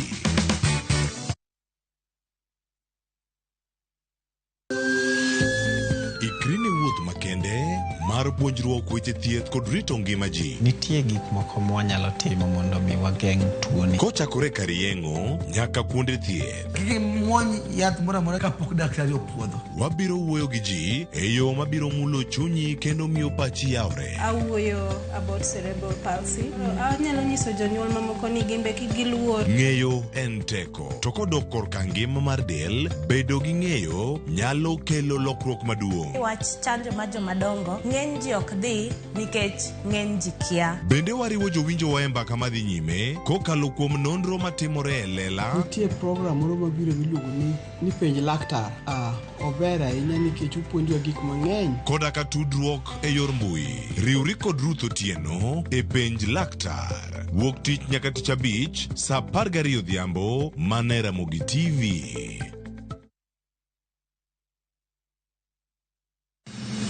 Chieng' tich adek ka tich adek. En oketho piny to pod ogo kwe. Ji dhinyore te, kanyo kar jopiny. Magi duto yudore mana e Ramogi TV. Yani ene ubiro ga, bora ne ubiro to otengo. Abiro timo numa gima. Abiro timo. Okono timo. Jo Kenya bu usaul gi wund ma pile pile. Buch jopiny. Nitie kuonde moko bende japiny mane ogolo lowo mondo olos go kembe gi eki. Nisani koro kembe go eki ibro usi maduonde japiny ok owinji e od bura miluongo ni parliament. Anyinga Trevor Ombija, janding opanga jonyakach dendo nombija tai, nyakwar guok kocha pesa. Tich adek, saa 3 otieno. Kik bai.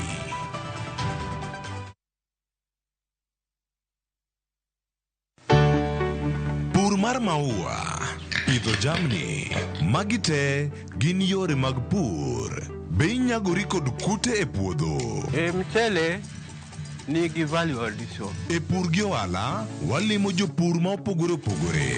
Challenges ng'eny e pur generally. Igome jopur iluongo ne janeko. Ka wafwenyo ni yore makare mag pur kendo waduoko penjo mora mora. Pogruok mane malich kata maduong' kind dhiang' mar ring'o gi dhiang' mar chak. Motenore kod weche mag pur kod japur. Kwaseketo manyiwa to sama wapitho cha be nyaka wapith gi DAP. Wan nyaka gi kanuna ma nyathi kamongo. Riwri kod alori nyaka Black e chenro mar pur gi ohala. Tich adek ka tich adek, saa 1:45 otieno.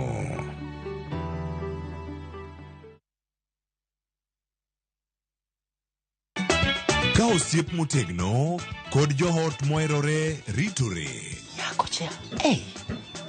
Timondo ndisori. Wayudo ng'eyo tonggi. Ipani akia gik mitimoga. Kuro wengi donje matusi na ukweli donge. Yud mor e ngimani kokalo e gik matindo. Udogo shwag wene musaja kadala. Justice for all. Miane ngima Nyarkochea kod osiepene kachiel kod joodgi. I am busy. Gima ruotho miyo kana wene jachien. Sama giromo gi pek mar ngima, joot kod osiepe. Nyasaye neno gi wang'i ma ok opimni. Akwaye ni mondo imak tieja karibu to kopuodho tilew chunye. Ok ginyal weyi ma ok inyiero. Nyako cha irachna e joga. Koka ite to tegore mana ka ita puoyo maniego. Nyarkochea, tich abich ka tich abich, saa 1:55 otieno. Mana e Ramogi TV.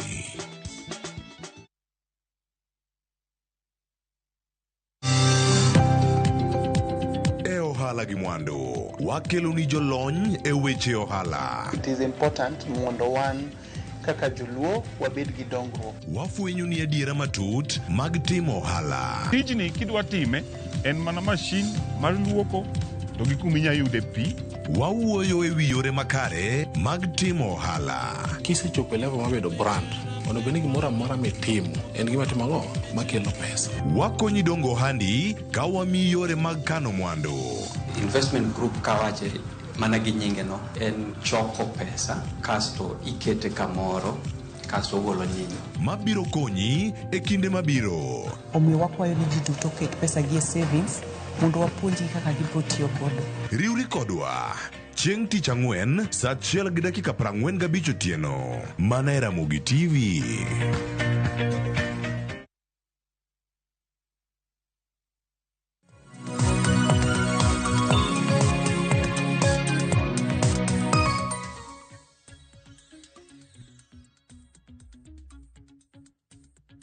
Nyakor mgajong dakika en 23 tok saa 1 mar okinyi kamoro moro mintiere ma en twak e chenro mar piny wagon nambaka kalore kaka piny Kenya ringo chutho kalore kod okenge mag siasa bende kalore kod chala mano mar ochumi omiyo rwako pachi kalore kod kaka piny Kenya osebedo ka ringo e chal mar piny Kenya otioro noa hele mago tima choka rede ka uchiel nono mbui mar Facebook YouTube bende nyalo luwo chenro makamano achiel kachiel okinyi makawuono nyakor mgajwang antiere ka giwelo adek antiere gi yawuot luo 2 gi nyadende to ramna 100 ma bende biro bedo kwa poro godo wach kalore gi chal mar piny Kenya mokwongo arwak daktari Agnes Salome nikech aneno ka gender balance bende timbre kanyo nikech aneno ka an gi yawuot luo 2 Salome no to ni chakna machiegni erokamano ahinya Sharon amor ka iluongo wa studio amoso jona nam duto ni okweuru okinyi makawuono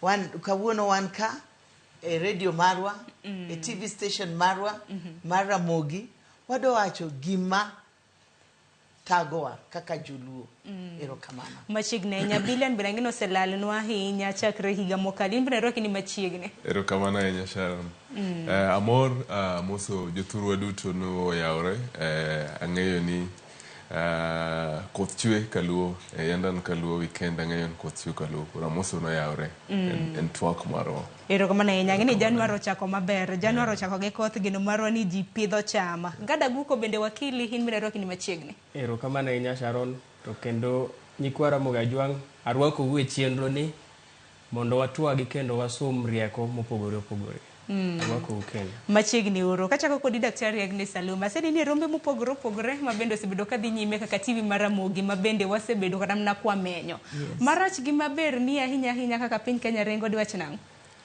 Sharon kawuono gokinyi kan achambua gazeti e mesa kapok abiro ka mokwongo neno ni Taifa Leo wacho hali si hali Kenya Daily Nation wacho ni massive job cuts for civil servants to uncivil servant bas kendo kwang'io kawuono The Standard wacho kaka President Ruto meet gi Chief Justice and other Kenyans who are about gima litna Sharon en ni economy bite kila ng'ato oko bite tajiri oko bite ng'at ma odhier our economy is actually on the downtrodden we are going down to nyaka watim gimoro kikwang'in serikal botimonwa the government is us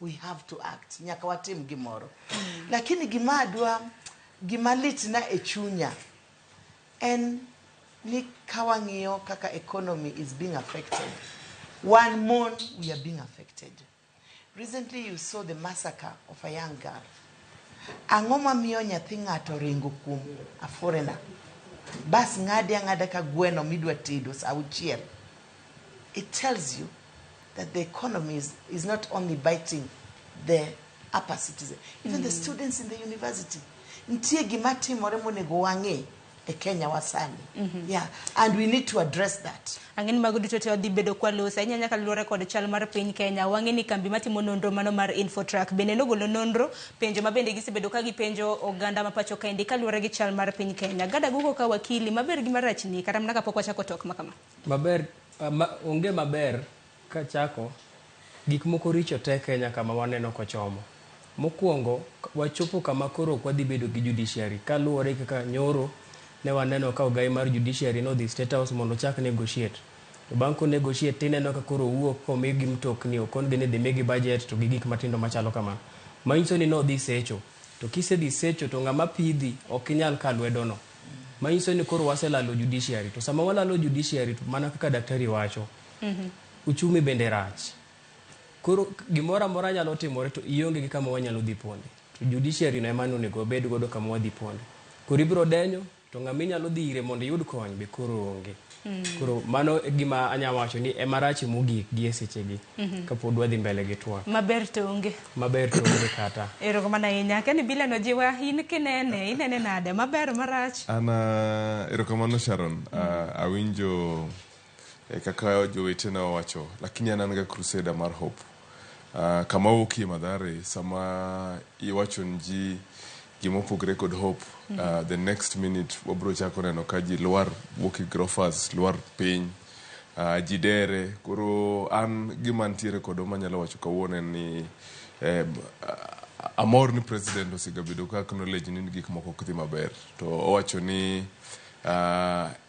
otiyo matek mondo gik moko duog kare but an gima nyalo wacho kawuono ni we should keep hope alive nikech aseneno kan gazet abaya somo gazet makawuono aneno kan tiere weche ma kakiwacho kaka ji adopt to ber jo Kenya en gano wangega adjust I know it's tough the president also acknowledge nen tough lakini gimo nyalo wacho njothruwa en ni nyaka wabedie kod hope moro matin hope ne momiyo wantiere kama wantiere kawuono ni erokamano emento na chak mana gi thor wach mano ma bende jatend piny Kenya noromo kod ogai mar doho Martha Koome doche manyoro kata bed ni jotelo mopogore osebedo ka nyiso ogai mar doho mar mondo mi kik rom gi jatelo winjo kanyo ka gada guko ma bende ni wakili e pacho ka in wacho ni chal ka gima ogai mar doho no dhi secha chak mana kodi kaka ber ma bende no neno nikech kani neno budget omed kanyo judiciary kata mana bad migao mar doho kaluwore gi romo makamano bende gibiro bedo ka giyudo medruok mago mag jong'ad bura 36 kendi kaluwore gi in kaka wakila chak mana kodi gi kanyo abro chako giteri chien e historia mar Kenya to kadwa dhi kodi mabor ahinya adwa chak gi sama ne waketo katiba manyien mar 2010 kanyo no wan gi ogai mar Azimio Raila Odinga kaka prime minister to ntiere chieng' mane doho no ng'ado bura moro mane ok ber kode or mane ok omore to notiyo gi dhuluo mar mahakama bandia oyudo ka chief justice mandalo no ne Willy Mutunga nochung' tir gi judiciary mowacho ni Raila nyaka kwang'uono mano gik ma ogai mar Azimio no kwang'uono mowacho ni odhi miyo judiciary luor wachak wadhi kama koro ker mokalo Migosi Uhuru Kenyatta beno luongo doho mar Supreme ni wakora onge chieng' moro amora mane chief justice no wuok modhi obedo kode gi talks ni ji dhi mosore koro wagik kama sani ka doho chiwo gimoro amora or chik moro amora wacho gimoro amora madhi marach gi sirikal to sirikal buogogi kaeto waneno ka owuok chief justice wuok ni odhi bedo gi talks kaeto bang' talks go tiwinjo no med gi mtokni ochako med judges ochako med gi budget kanyalo clarify judiciary gi executive gi bunge giromre ki katiba ng'at ka ng'ato nigi kaka katiba orite budget en entitlement margi judges go en entitlement ok mar judiciary mar Martha Koome en mar jo Kenya te koro onge kaka wanyalo wacho ni romo mane giromo godo no ema koro miyo ichiwo gigi kochiwgi to ichalo ka gimo chiwgi ka favors manyiso ni nok en entitlement to magi gik ma katiba ema wacho koro romo no gigi konete to dhi gik ni koro wan gi judiciary monindo piny ne executive to nyiso ni koro waonge gi judiciary kapok awinjo paro ma bende daktari nyalo chiwo kaluwore gi romo mar ogai mar doho gi jatend piny we wang'iane na moko kuom dongruoge ma bende nochwal ne gi odiochieng' manyoro nyaka rom gajwang' kaluwore kod romo ma bende notime kar jot mar piny Kenya neno winjruok ma bende noketi sani koro mibadhi osebedo wich bar mibadhi thiro dongruok achiel kuom weche ma bende nagitwakie odiochieng' manyoro kopogore gi mano ne giwacho ni gibiro kedo gi mibadhi gibiro bedo ka gitayo chenro maonge akwede kata mibadhi. Manyiso ni wach mibadhi emosebedo karamna ka kelo to. Somo paro ewi yore mar kedo mibadhi neno ni oganda oyudo chenro mano kako winjore. Mano winjruok mabende no keti odiochieng' manyoro. Kopogore gi mano, bende gocho ne gibiro bedo ka gikelo duoko bang' ndalo 30 ewi yore mabende gibiro bedo ka gikedo gi mibadhi nikech wang'e ni arms ma government gin adek. Wantiere kanyo gi judiciary, executive gi legislature mabende gibedo deche manyoro ka bende wang'e ni jakom mabiro bedo Martha Koome gibiro bedo e bwo National Council of Administration of Justice. Mano mar ng'eyo ni okenge makedo gi mibadhi oketi. Neno kanyo gibiro bedo ka gicholo duoko makamano ne NCAJ. Kopogore gi mano, ne giketo winjruok ni siro chenro mar kaka doho biro bedo ka tiyo. Gwacho ne gidhi ndiko e tich jong'ad bura 25 e doho mamalo. Bende gidhi bedo ka gindiko jong'ad bura 10 e doho mar apil. Bende gidhi bedo ka ginyo nyamburko ne doho mano mapacho kaende. Kopogore gi mano nyakorom ge juanga bende mano koro mogik ma bende wanyalo bedo kwa neno piny owacho kod od bura biro luwo chike e yo makare. Koro nyakorom ge juanga mago gin moko kuom winjruok ma bende noketi ma bende nanno karamna odiochieng' manyoro ka bende jopiny na penjo ni dibed ni romo makama dino kotim. Ang'o ma dino timore manyiso ni mise gi dongruoge makamano dina bed nok chwale e nyim od bura karamna bad migawo mar doho. Daktari Agnes Salome, anje napachi kaluore kod romo manyoro. I am burning. Kama betie ka awang nikech. Ka Chief Justice odi Ramogi president. Ere ja LSK manyon kan. Yes, they need to be represented. Gine magi amua court cases gi. They need to, so that their voice is also listened. Group ni duto majo meet nye jinjo UDA. Wandai. Angom menyok gika wandai. Yeah, he's also a lawyer by profession. Let him be there. That to wanda ina chopo kanyo kaka nade nikech nwangeni nantiere 3 arms of government. Onge 3 arms of government. Governor Wairogoro and 3 arms of government. Don't any more represent governor. Council of Governors. But in the chief LSK presents who? The National Assembly. Wetangula is who? No, this was one-sided meeting. Wacha dear. It was one-sided meeting. Iyan Sharon kilunga ka nyaka wacha dir. To gik moko duto budget ni duto. Chief Justice ne onge budget mokoro idhi kwayo. No onge go. She not presented. So this is hot air. No wacho hot air. Mareni manyoro meeting manyoro ni and hot air. It's neither there or there. To corruption wa apenji. Ngato ka president mangima mar piny wacho the courts are corrupt. Enemongeo kuma corruption meaning he is part of it. He's part of it. And manen koro mare poko donjo maber. Enemongeo nikija kuwe mama ko jakuo wadgi. To daktari kalore gi mise manochwala kan neno kanyo kata mna bang' romo makamano. Wako ni adier. That thing is not necessary. Ado wacho njopiny. Mago miriambo. Aningena wacho ga wacha adier. Jiowinja mago miriambo. Hot air. Neither here or there. Ngato yanyi a public. Why does ngomyo nok gilungo a public? Magi wachin koro waromo a public. Magi wa discuss a public. Gimajio meet a state house under closed doors. Who knows what they were discussing? Chani konin where housing levy or card, where mao card, kose card, tibe wa mima. Because nobody talked of what happened. Wakia. Koro Sharon, Chief Justice Martha Koome does not know her responsibility, does not know powers ma and go, or care the division between the judiciary and the executive and the legislative. She does not know. She needs to go back to school. Mondo som, teach mano mieno, perimeters, how far do you go? Kaka uwoda niyo wacho. Sharon ka uono ki miya mtoka, imiya chiemo, kinyi dayani, dongiloro dhoga, koro gimaduaro emitimo. So, ngomyo nyok gilungo gai Raila Amolo Odinga. Kaber to bear. As the opposition, because the opposition was in opposition. Opposition is the voice of the common mwananchi. Maromo makamano neno negubeni luongo ngani ke chandro makamano kana nene executive, judiciary gi legislature mago 3 arms of government. Temakoni, who do they pick? Yuda, udie. Iluongo ni udie kose uda. Koro wane joma nyoluong. Ineno when you are representing the people, and you're representing the voice of the people. Let everybody come to the table. Mane ma stress. Ero kama na nyaka lure gi rom manyoro gin duto te chal ka gima na giyiere ni nan tiere mibadhi nikech ka giwacho ni mibadhi mibiro bedo kikedo godo tisebedo karamna kineno kaka judiciary bende wacho ni onge mibadhi mabende go touch kanyo bila na keni rom makama kinene gisingo mabende koro no chiwne bad migawo mar doho ka lure gi in. Mokwongo kaka a young leader gima a support no independency maro different arms of government. Arms of government, especially institutions. One of the institutions in kaka judiciary, I really support independency. But jogi osebedo okwanyal bedo one called arms mag government to kila arm tiyo kien. To king'iyo gimomiyo bende president osebedo kod outburst ma okwanyal wondre.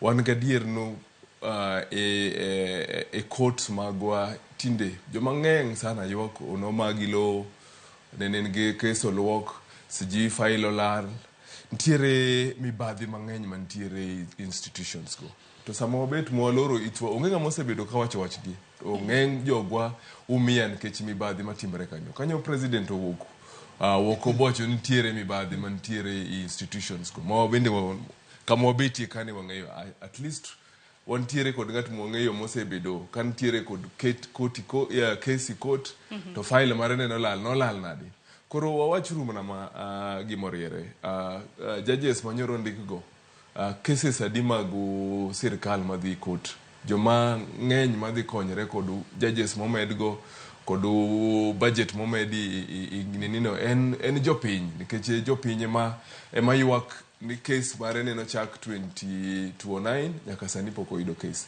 pok oyudo duoko mar case no koro to president bende ntiere access mar agencies mamiyo information daily oyudo briefing ma security mong'eyo gima timre executive ong'eyo gima timre judiciary ong'eyo gima timre e parliament koro bedo piny ntiere different approach mar leadership to ka wang'iyo gan kila ng'ato goyo kore ka yware thenge go kore ka yware thenge aparo no leadership mar president. I'm not holding a brief for him but kaka paro holding a brief for him kaka paro ni holding a brief for him kaka paro ni osebedo kama koro kwadwa kitero mondo water pinywa ma Kenya mbele chopo kama jibetie piny kata mani families jibet piny to jinano no how best can we serve the people nikech onge jomopogni magi jogi ibro chung'ne president ochung'nwa te judiciary ochung'nwa te parliament ochung'nwa te so the independence doesn't mean they cannot sit down bagi laws bagi neno what is next for us as a country. Ero kamano. Dibed ni ponono ni rom makama dino kotimore gada guko ka wakili kama loke pacho kain rom makama dino kotimore nyiso karamna ni budget mabende omedi ka bad migawo mar doho dino komedi rom makama dino kotimore nyiso ni kata mna kwan mag jong'ad bura 31 gi wiye mabende koro dibed kindike doho mopogore dino kochwal osona luore gi kaka ng'iye kaka chik wache gigo te onego bede timore. Yes. Nikech katiba o create gimiluongo ni judiciary fund. Mano katiba ma jo Kenya mano kalo. Ruto onge gi power mora kaka ker mar mede or tamore ni judiciary fund koro ok di chiw. Kata ine makinyi bedo president ok inyal tamori din. Machegi ma jo piny no sekalo. Services ma judges momede gi di provide ok gi provide ne executive. Gi di provide ne Kenyans. Issue ma billion kelo ne cases budho. Gimomiyo case budho en nikech judges tin. Ka judge en ng'at achiel to handle cases 100 per day. Dhi check kata kawuono Milimani. Ntiere website minyalo check mine cases. Inyalo yudo ka ntiere judge ma nigi kata gi 100 cases kawuono. Ok onyal winji kawuono makinyo ndik ni judgment 100 cases to mi judgment maber. Koro magi gik mano nego bed ni osetim chon. Ok ni timo gi sani kaka favor. Magi gik mano konego bed kata ni bedo achiel kuom gik mane bedo discussed. To another gimachielo mabe adwa chaka kalo ne billion wadwa en niya judiciary en msumeno ong'ado kodhi to ong'ado koduogo to ng'at achiel mabe noseketho judiciary ka jineno to no rule Kenya for 24 years. Yes. To ndalo no nyalo go simu ne judge to kono judge ne ng'ano en ko biro kikimie kata bail so emana ne ji bedo detained to no ketho ene mano ketho judiciary momiyo ji obiro gi katiba manyien katiba manyien nyaka koro sani ma kendo wachak wachopo kama judiciary ochako tungni. To en owuon Musumeno noduogo ng'ade nikech noko bede power motho. Dongo neno ko kaw lope mano kaw ga githuon to mana through court nikech koro wan gi farm judiciary. Koro wabed ko ng'eyo ni jok manie telo sani ginyalo intimidate judiciary. To gimbe ndalogi dhi gik gidhi wuok e telo. Judges magi intimidate magi dhi soyo fuku sani be biro wuok kinywa nyalo bedo kata mana gi gada guko kaka judge kacha to gi ng'at machielo kaka president to wabiro bedo gi farm structures magik moko biro dhi maber makosa mano setim biro bedo corrected. Pero kama nenya nikech I have adwa medo gimoro. Gima adwa medo en iwacho wach mar Chief Justice Koome. Adwa kwayo the same president I expected him to say sorry. No wacho ni sani en okoboli court donge no wacho public domain. To nyoro nyu neno ka governor mar Nakuru otimo oka hospital githuon no obeying court orders. I expected him to mention to Martha Koome mage nyinge judges maseyudo makorap. Donge nyathi ma wuoyi ne wacho ne oyudo ga information. Dako yudi information mo wacho ne instead of increasing let us sack this. Wadwan mondo wachak inquiry mondo wane magi judges makorap. Nikech ki wacho gimoro nyaki bed gi script mi wacho nyaki bed gi information mi wacho. Kor ok ne en nyal hodia ni judges are corrupt. Judges are corrupt. Ng'ato anyalo ga wacho ni Sharon ode wang to odi ok wang. Dong jalup jatend piny no set lungo nyaka chiel kuom jang'ad bura ma ben wacho ni ponge mibade. Yes. Ato dak mano notimo mibade nikech no ng'ado case not in his favor. Neno wacho no tero neno no wacho no kotero nyaka koro roma kama no timre. Tango momiyo no kotero because he has no evidence. No wacho ni romo rito twake kinyo ga imariambo. Those are neither here nor there. Sharon adire mar Nyasaye kaka wuona wacho ni judges are corrupt. The first thing that we should look at, who are these judges are corrupt? Nikech wuoda ni wacho maber kabisa ni en ga gi information mimi e pile kambe. Kimi information pile kapile bed Jesus Christ nikech en Zakayo obed Jesus Christ oloria bilen na wacho ko ni en tireka oken wacho ni en tireka kaka ng'ama ng'iyo weche nyithindo mawuoyi. But he's feeding us with the lies. The president is being given information. Come here information adier. Sharon, next time give me very mature adults. Nikech ok adwa tuk nyithindo ka. Gima timore en kama. Watim kama Sharon. Ka wacho ni kawuono ni odi ikwelo kata ntie corrupt judges. I should be able to say I have gotten information judge so and so is corrupt. He received this amount of money. Dongecho nineno ka when Kibaki's time you saw judges being brought to court and they were brought to court with evidence of the money they stole and what they did. Kore madwa wacho kaka nyathina ma wakili mawiye lerni owacho niya wuoyi mwaneno ni is following the same script mane wuoyi moro moruru of 24 years. Kise kao judges miket chief justice miket mfuki kinyobo gocho ni chief justice mokon court ni king case ne die court. I don't want that judge to be. I want the ones that I have appointed to be the ones to hear that case. Check that light. Mark my words. An giduoko mokwongo abenda dwaro mondo daktari ogomos. Aukago mos. Mai wagoga matek. Adwaro mondo daktari adwaro mna penje ariyo. Aparo ni ose noneno achiel kuom judges manene Sonko expose. Kanene expose kaka nene judge no nene extorte.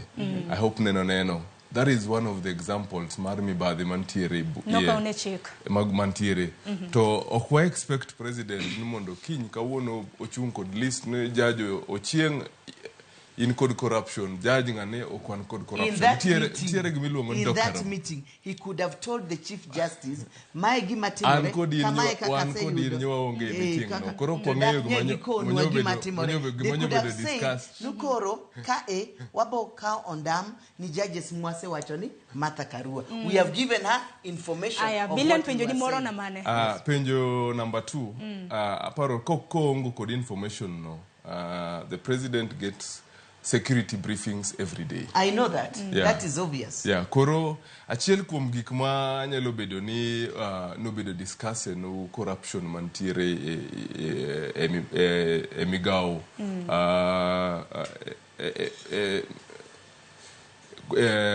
judiciary To sama nyineno ka Martha Koome obet piny kod president, wasebedo kwacho ni nitiere judiciary fund. King'iyo maber, ok nene judiciary fund neno tuon judiciary. The judiciary fund, in fact, the budget mar judiciary nobedo increased this time.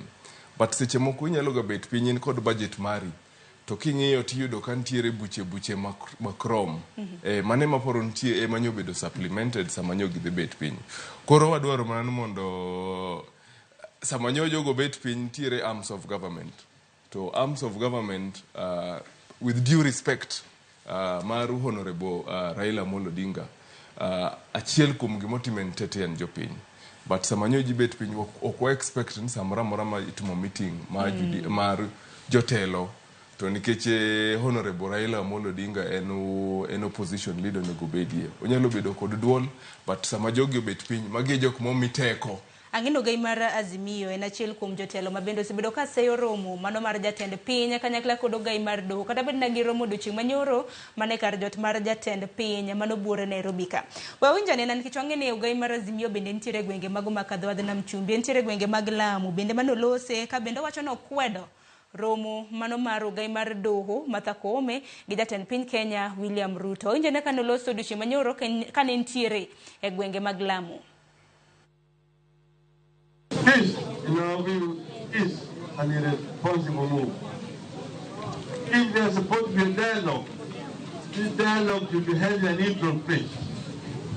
State House is the head of the executive, the seat of the executive. That's where the president will decide.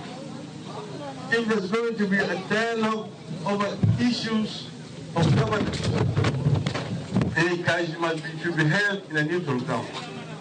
But this means that the judiciary itself is being compromised by the executive. The judiciary is being held hostage by the executive. And we've seen this before. We saw it happen under the rule of Mr. Moi. And we have tried to caution the current Chief Justice not to go to bed with the executive. This is an unfortunate, and we hope that the rest of members of the judiciary are not going to be compromised.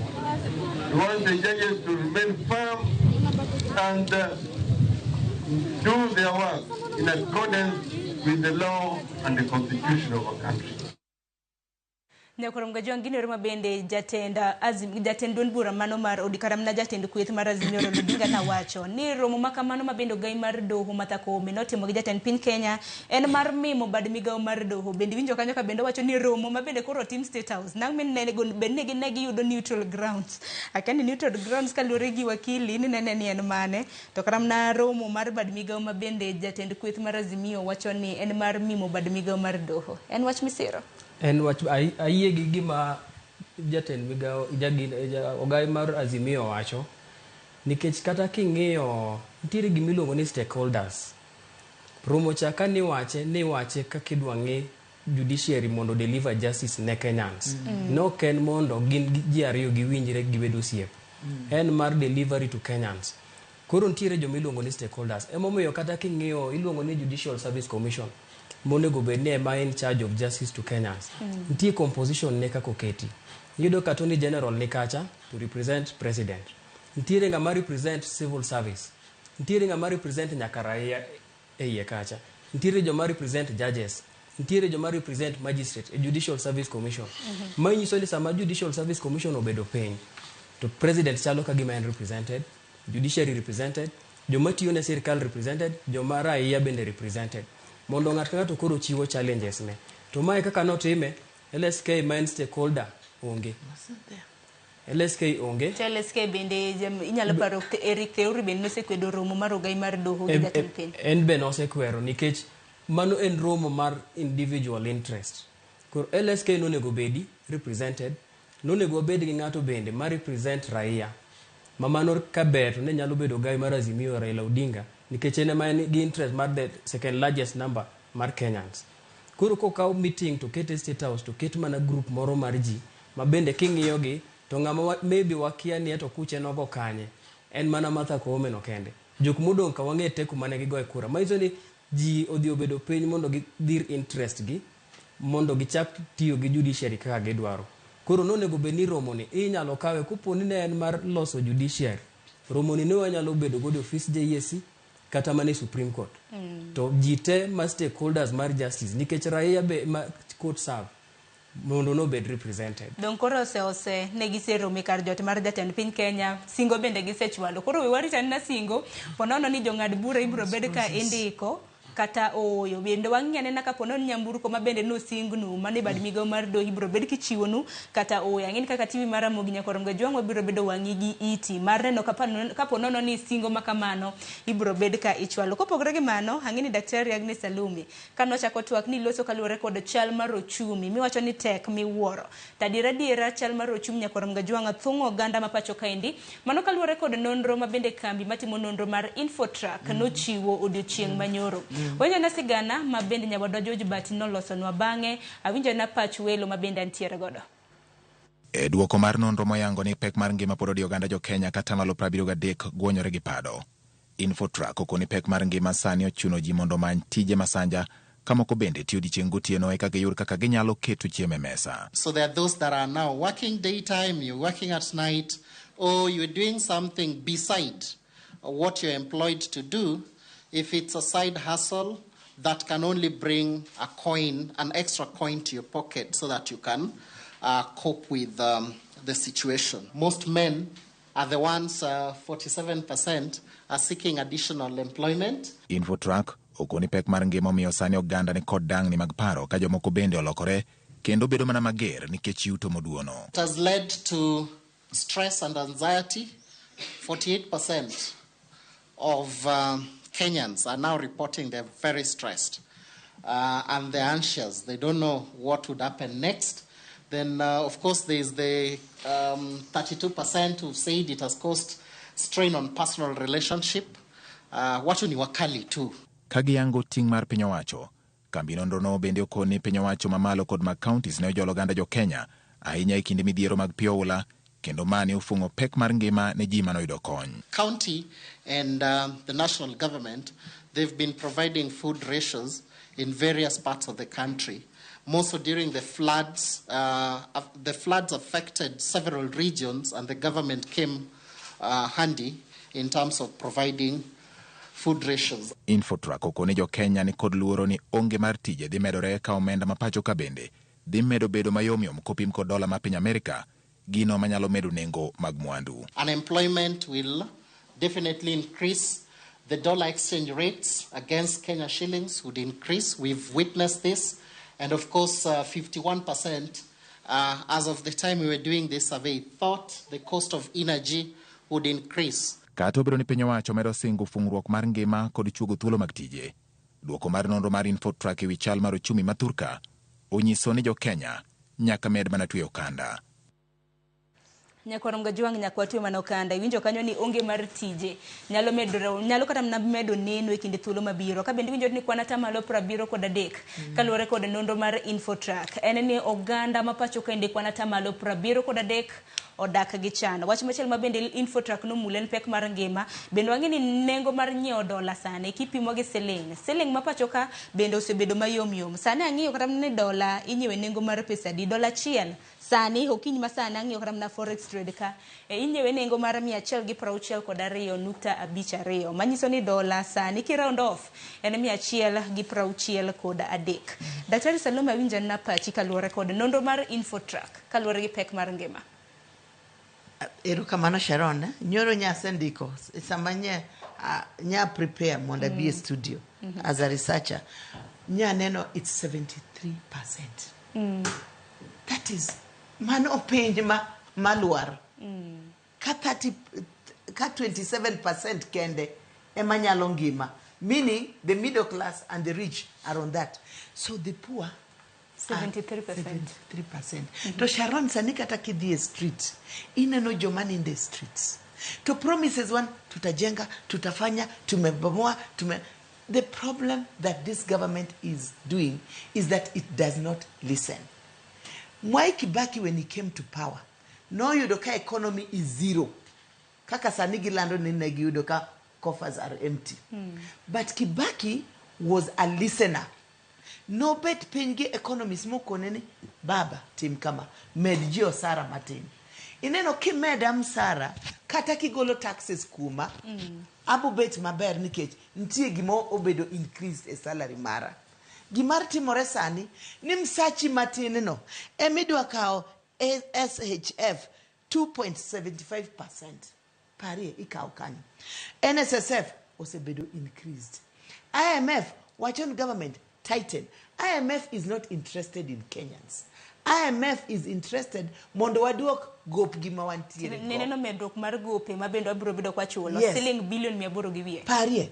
Koro in pare ja Kenya achiel ni Sharon Msachi mani chako chamo maybe 2020 poko bedo increased kata ndururu. To sani bech stima bebo dhi malo. Bech mafuta poko dhi piny. Bech mogo wan wamor wan joka nyanam wanyalo ga dhi e dala mwayud goro mek oduma mwajiuti. To pari ng'at ma onge dala ne en shamba la mawe miluongo ni Nairobi. Msache kaka noketne 5,000 10,000 kaka watchman 10,000 itimoga ang'o Sharon. So the government has to think how far. A government that continues taxing its people is not a sensitive government. And it's a government that is economically going down. And 87%, there's massive economic downtrodden. We are actually going down. Instead of going strong, what they paying? Koro wa penjire yawa. Kama wadhi e piny, nyoro nyanti gi nyathi moro. Obiro nena, moko nan mama. Okimia. Okingisa kaka nyalo dhi America kata dhi Australia. Akon why? Young people like him, he says he's a preacher of hope. I hope he can start preaching hope because young people are stressed right now.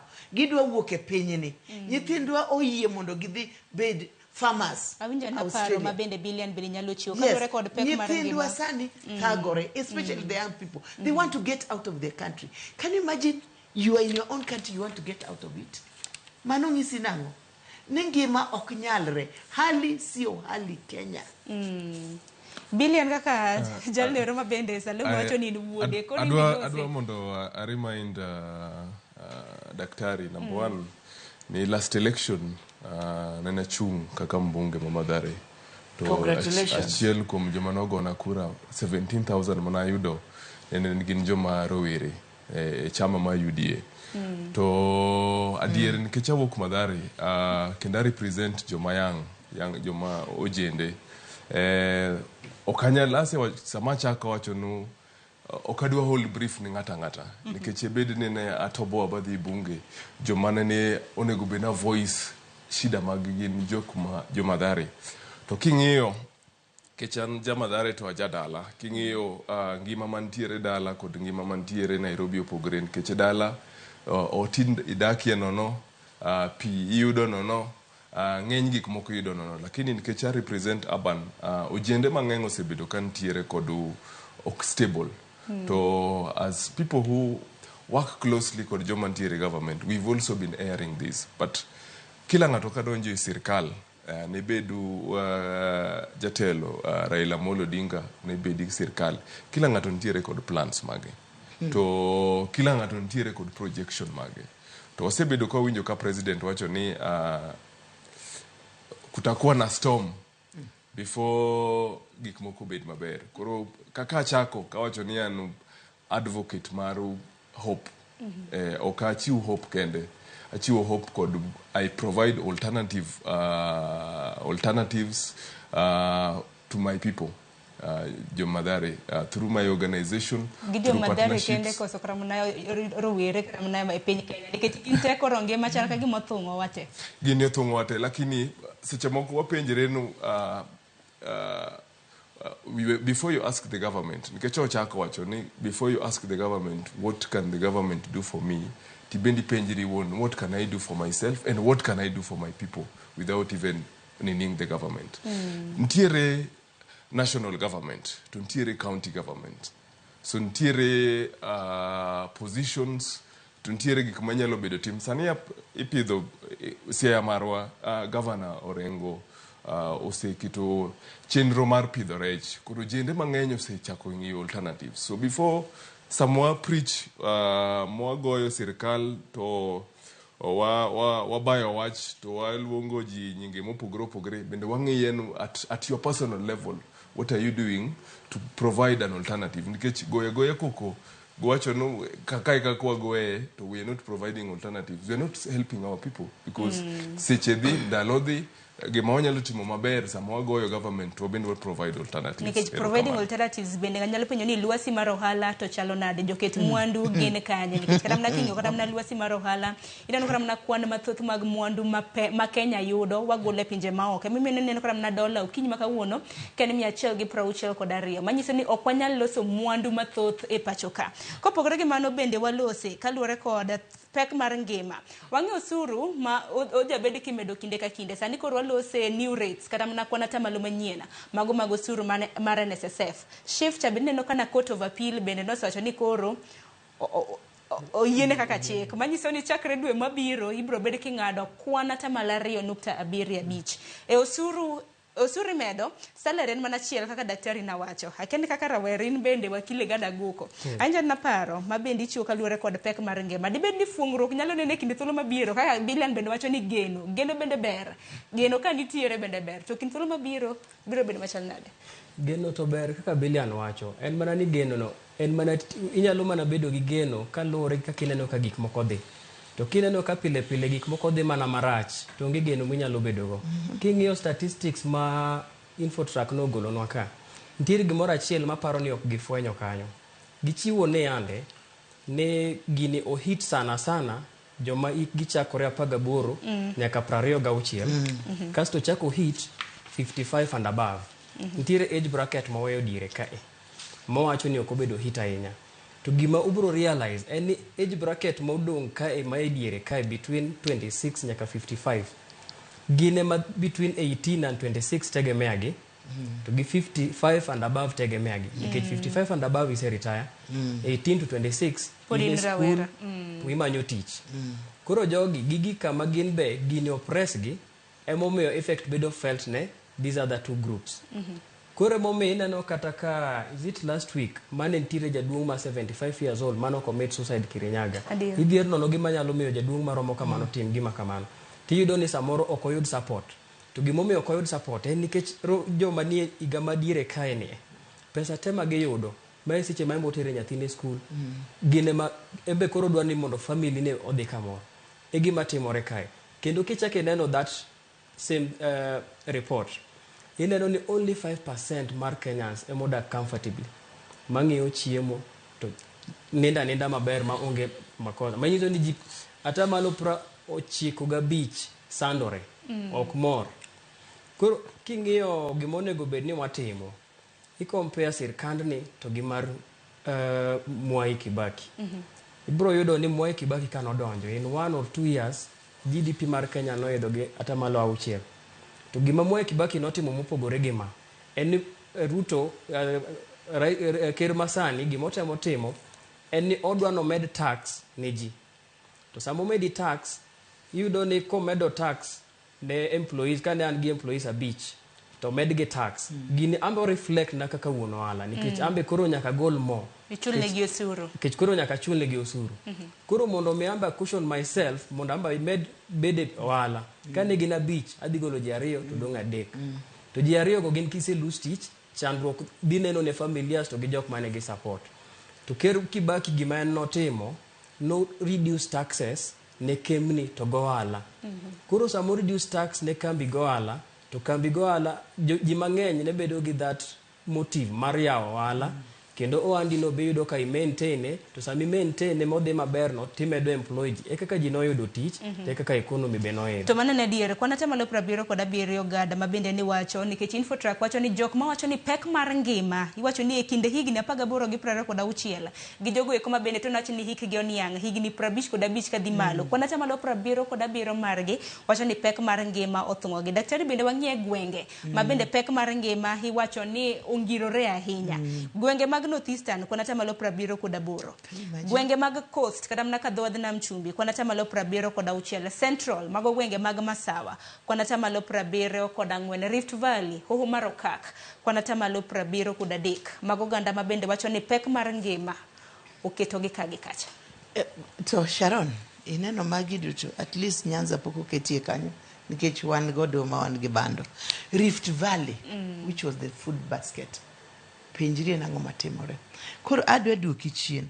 Adwa duoki ni, even the demand for export for Kenya products has gone down. Why? Because our shilling is yom. Gini duto adwa kono wuodani ni owacho maber ni wang'is kaka wakonyo serikal. An nyocha akonyo nyithindo 7 kende chulo school fees. Sani akonyo nyithindo 12. Antie gi 25 women who are prostitutes that I'm helping. Every week I give them 4,000. Wakonyore.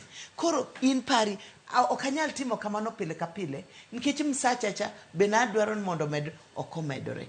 To kaka nyathi ma wuoyi ni owacho, a lot of companies nikech taxes ohinyogi, they are giringo Kenya. Samia, where is Samia? Samia has gone to Tanzania. Other people are leaving this country because they can't make it. They can't make ends meet. Koro ineno counties mawajia. Gine magi kelo nwaga gik moko kwa Somali. Ineno coast. We all get cargo from coast. Central, Manyocha is the center of money. Sani or the pain. Rift Valley or the pain. Kajo Giduto or the pain. We will all be affected. Nkech gima affect another Kenyan somewhere is affecting me. Is affecting me.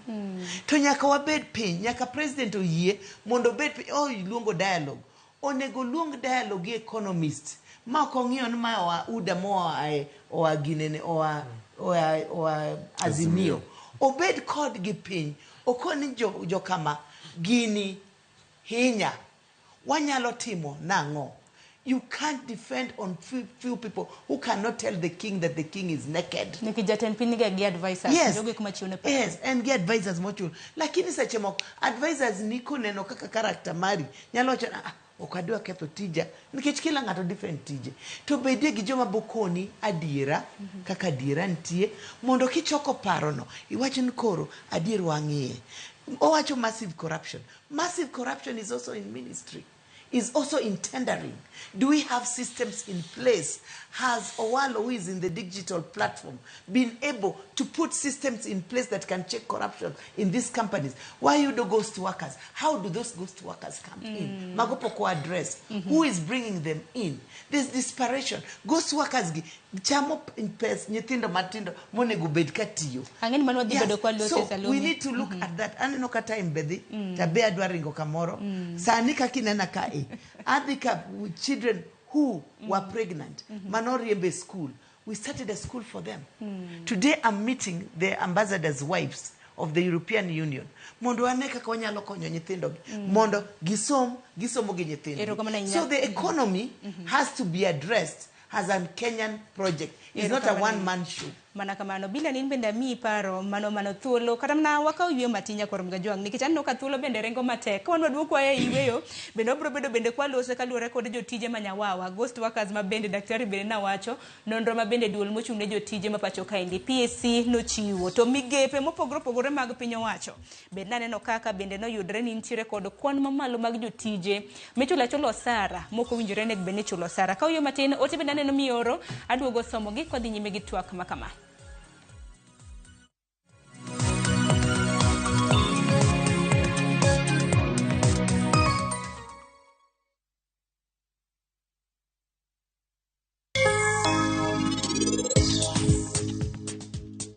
Anakia kata ka bantoni ohera kata ka eno kohera. Kaponi en ohera to en obobuonjo. To maher kroko gona sim. To nyisa ni kadhi kuro tadhi kamoro achiel kodi. An bende gi sola mondo abi e odno. In itimango? Dana, ne gima tugogo. Manango? Gina yudo kibeti mari nyoro.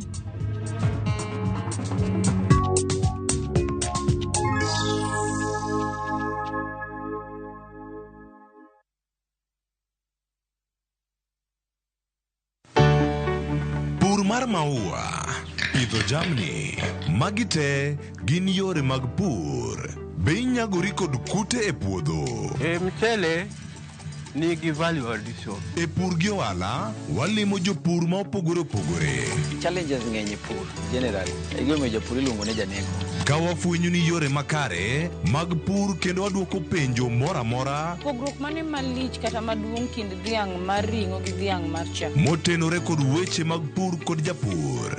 Kwaseketo manyiwa to sama wapitho cha be nyaka wapith gi DAP.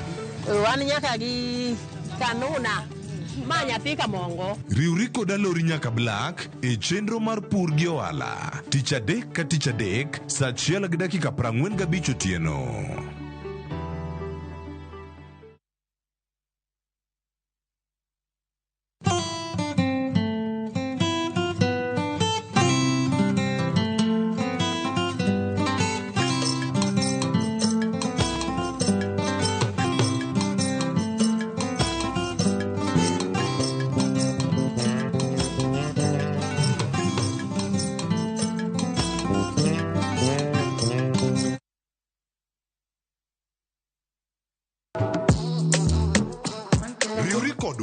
Ka wapako teko mar thum, mar jiwo, ting'o kod riwo ji. Pado manyien en kama ichope mondo ing'e thumbe manyien pacho ka. Mamiyo ji thuolo mar winjo duol kod weche mopogore. Kik thumbegi kod ngolo ma ogo mamit bai. Before the camera catch me for 4K. We mondo thum owuok kodi. Pado manyien wuok tich nyaka ngeso saa 5 okinyi e Ramogi TV. Oh no.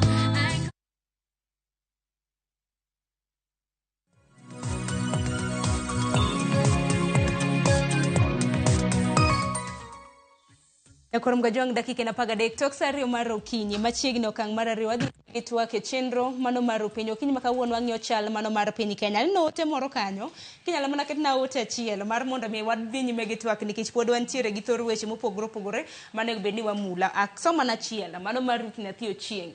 Iwacho ni Kenya dhi marach. Jatend piny noromo gi Koome. Gima ne giwacho wakia. Judiciary sani geno onge. Bunge noseteko nyara. Arita kwe rach mokalo mibadhi oseluoro Kenya boketo diere. Gimodong' sani en chulo osuru gi ywak. Mano paro mabendo chukanyo gi Ruth Nyathi Ochieng'. Wacho neno kintiere gwenge mago mag Mathare e kaunti ma Nairobi. Kata kamano kwadhi nyime gi twak marwa mane chenro mar piny Nyakorom Gajwang. Pod nyalo mana oro ota bro bedo kasomoge kwadhi nyime gi chenro makama. Walisande kotendre kod nyatije manyawawa mabende migao kata mnabad migao mar piny owacho mochung' ne ndiko jotich. Mano Public Service Commission nochiwo. Sani nitiere mohe Ghost Workers kata mna jotije manyawawa 20,000 e migepe mopogore opogore e pachuka. Mosebed kichulo sara usuru mabende wakao kata mna mabende ijuogo kaka jopiny to imiyogi. Moko kuom organizations kata mna duonde bad migepe mopogore opogore mag piny owacho mabende aneno kanyo ka nitiere gi jotije manyawawa. Aneno kanyo kar jot mar jatend piny Nyakorom Gajwang' mabende wachre nitiere gi jotije manyawawa 483 kod adek. Nitiere new KCC mabende nitiere gi jotije manyawawa 492 e kind mamoko. Billion achaka nna kodi gi paro madichiw kaluwore gi jotije manyawawa kaluwore gi nonro mabende nochiw gi PSC. Erokamano ahinya. Gini nyang'iyo kanya neno nonro nonyo okabuok bende. In fact nya expect number no bed mang'eny keche wanyalo neno kanene governors odonji ofise achiel kuom governors manotumo cleaning neneno Simbarati maneno timo head count to yedon tiere mtokni kuom joma nene riembo mtokni mag county nene tiere mtoka achiel man gi driver boro. Koro I am glad ni gini timre to ken mane national government kende en gimo bedo ka jiose manyo yore mago loso pesa zaidi through ghost workers. To king'iyo gi gin joma chiegni gi sirkal ma county government, joma chiegni gi governors, joma tiyo ofise mago komini kuonde mindikeji. Koro I hope ni cleaning ni idhi tim maber mondo wabed kodi nikech kaka daktari owacho nafasi ma ghost workers ntiere nafasi ma billion kod wakili onego bedie. To ka wasebedo nwan kod puan mamalo maji to pesa ma iloso kod ghost workers godonji ofuko ma jomatin ma ong'ado rieko ok ber. To I was also surprised ni nitiere office mar president ma lead kod ghost workers. I hope ne cleaning ni the team and kako chakre national government no. I hope ni the county government nikech mage ma jogwa ntiere machiegni kodo. Jogwa ng'eny gi king'iyo mindiko national government, percentage madonjo national government kod percentage ma counties nyalo ndiko mag jogwa counties wadonje jo mang'eny. Koro ko timo cleaning nyaki county government jogwa mang'eny ma onego bedi tije bro yudo tije. Erokamano. Nikech kata mana kapok ochopo e county government wacho ni bende ochako gi malo kodhi piny nikech kiwacho ni bad migepe organizations 15 nitiere gi excess staff mago jotije mathoth mamoko kuomgi bende wachore ni ok ti nikech kisebedo jatich manyawawa nyiso ni onge kata mana tich michwalo to ichuli nikech kiwacho ni kudonde mamoko ma bende oseidre gi weche mag mibadhi mosetimnegi nyaka lokruok mag jotelo ka KEMSA ineno kanyo kwana tamalo 115 kopogre gi mano National Water Harvesting and Storage Authority nitiere State Department of Devolution, Department of Higher Education gi mamoko.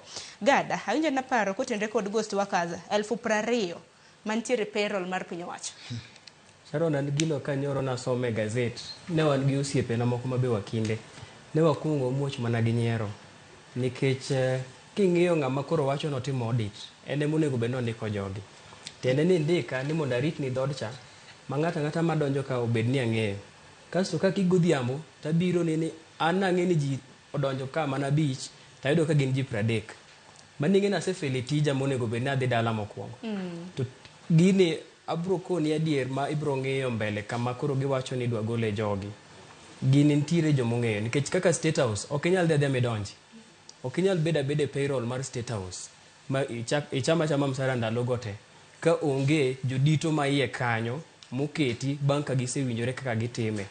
Anyalo paro kinde moko Homa Bay County Government ne nigi ng'at moro mane en jatich manyawawa ng'ani ne en jasiaya mapok nonyono Homa Bay nyaka ne nyuole to chamo msara higni 5 ere kaka nochamo msara ni higni 5 to county government osichigi yudo ni samoro onge kata pesa nitiere jodito manokete kanyo mong'eyo kaka pogo kode pesa no koro sama idhi chak lwenyni udhi neno ka nitiere iluongo ni cartels madhi chako fight back makata mane public service kanyo samoro dek yudo ni ng'ama nochea audit report no inyalo kata dhi riembe tich kata inyalo dhi ketne corruption scandal moro moko bi yudo retich to wachno bro lal kamano. Koro erokamano ahinya daktari jotije manyawawa ne diwachang. Sharon onge jatich manyawawa jogo gin jomokel gi jomong'eyo to kochakore ni ot mar State House monego bed the cleanest house nikech kwa wacho ni judges are corrupt your own house this is what we are getting a Kenya mangima 483. Can you imagine? Kor jogo duto donge ntie payroll. I believe in president kaka bile no wacho ni imiega report dongo be en gi report mar joge go duto onego bed gi report kaka an university ang'e workers matiyogo ang'e jopuonjre mantiere go to be ong'eyo jogi koro gima wacho in Kenya the truth of the matter there's massive corruption in all sectors both in the devolved government and in the national government to when onego bed adiera there needs to be systems nyaka bed systems in place ma kawuono ka jogi o report tingen ng'atni o report ka timo kama to msache en kama and that should be in a development country mwe wacho ni we are digital. This can be done very well in the digital koro kanyo wasenga waset jatend migawo mochung'ne weche mago mutendre kod jotije mag piny owacho koso wasenga Sharon sache moko anyalo chung'ni anyalo bet public service CS kata public service cabinet secretary yes or PS lakini lweto olor iko nini jogi kaka gin gi kikipenj ang'o momiyo gibiro ka kikipenj gima gitimo ketgi e list ditimam to kiwuoyo matin nyocha neno ka ng'ato nyocha owuoyo matin auditor nyocha owuoyo matin nyocha tije odwa ruchore iomoni kes machon ipul to koro iketi kama koro ok inyal Koro ji duto oluor. Lakini ka president adier odwa tem corruption, he should start at his doorstep. Sharon, adwa medo matin maparo ni important. Kane ng'eyo kaka wachni nobedo reported nyoro, ne giwacho mana jotije manyawawa. To king'iyo kaka kawuono obedo reported, en ni ntiere civil servants madhi lose tije nikech audit manotim to yudo makabila mopogore opogore. Ere ng'ama dhi yie ni koro en riembe tich nikech oyudo ka joluo gin 10 tidwaro mana joluo 3 koro idwa gol ji 7. Ineno nikech wach ma kamano mi peka pa ni gazette ma Daily Nation koro nyiso ne ji 7 gidhi dhi e court ni gibedo discriminated to ok bi golgi. Mano biro bedo unfair termination. Kata ko golgi to pod idhi megi retirement benefits. Mana dear. Koro nyiso ni en effort mana makaka ne gikele koro gene magichako ume kegen. Magikone to onge jok mibiro winjo no riembe tich. Nikech wach ma kama bende kopogore kata mana gi jotije manyawawa ma bende koro ni nyiso wach ka gima koro wiche rangi koro ng'iyo ni ethnic disparity in public service. Jotije kako ndiki mane piny owacho mano kaluwore kod dhoudi mopogore opogore ma bende giwuoke. Naneno kanyo gross over representative jotije mathothne ma bende ndiko mana e piny owacho ka mano wuok e dhot ma Kikuyu, Kalenjin. Taneno ka dhot mar Luo, Kisii gi Luya over representative. Ntiere gross over representation mano ma Kikuyu gi Kalenjin, to ntiere over representation ntiere kanyo Luo, Kisii, Luya. Mijikenda bende naneno kanyo gi Kenya, Somali. Under representative dhoudi ma bende wacho ni ok ndike tich ahinya e piny owacho ma pacho ka. Naneno kanyo Masai, Turkana, Luya, Mijikenda kaluwore gi kwana mago mag oganda mawuok e dhot ma kamano. Bila ni bende winja na pachi kalu ma pod nonro ma bende nochiw kod duol kata na bad migao mano mar PAC, bad migao mar piny owacho mar Public Service Commission.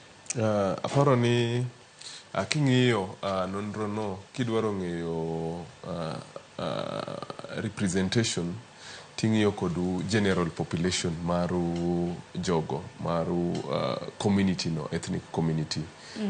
Bende wasebedo kwa ng'eyo the last census joma obedo mang'eny zaidi i Kenya ginu Wakikuyu, kiluwo paron kodu Kalenjins, alafu iluwo kodu Waluya, alafu joluo.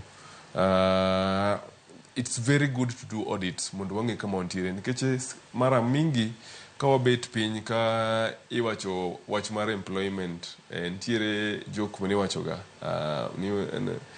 office mora midonje sani ten jacket last regime nene office mora midonje ten modo wa nyumba but samotum audit no to miyo wabende wang'eyo ni maybe okwantiere bigger positions kuma kokontiere but is civil service one stakeholders job wo bedo ondik tije nikech aseneno kigoyo no ibayo no owalo kite ibayo ni kite no ni chakruok idonje sirkal joluo ok ndiki sirkal jomopogre mayudo tich sirkal. So I hope ni the research no bro guide the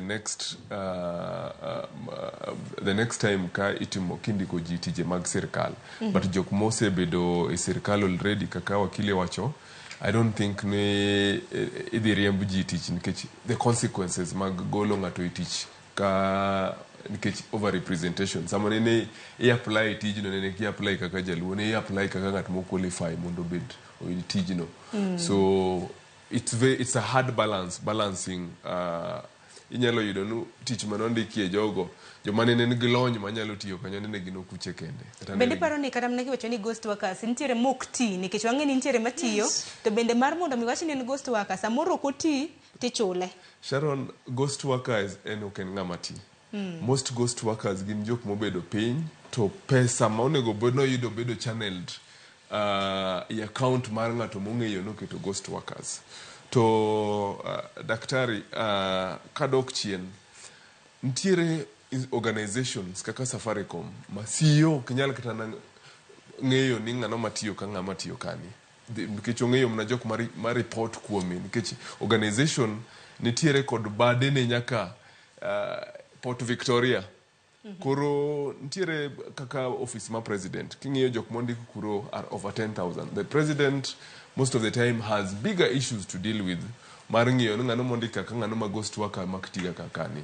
Koro jo ntiere mantiere positions mandiko ji moseng'ado rieko, so gini osebedo katimre over and over. It's not the first time ma wanene mani, nikech king'iyo reflection no nyaka i county government ng'isre nitiere jok mosebedo man ka gintiere positions ma ginyalo ndiko ji, ginyalo ndiko jogio, onyalo ndiko wuode man loka, lakini yudo ga msara, to msara no kudhi wuode man loka, msara no nitiere kaka yudo tiende to duogo i mani account mare. Koro ng'eny ji nitiere mofaidika sana. Koro guest workers, samwacho guest workers ok gin jok mondik madhi tich pile pile. Mano ken ghost worker, onego beno miye kata na tich otiko ken kobedo considered ghost worker.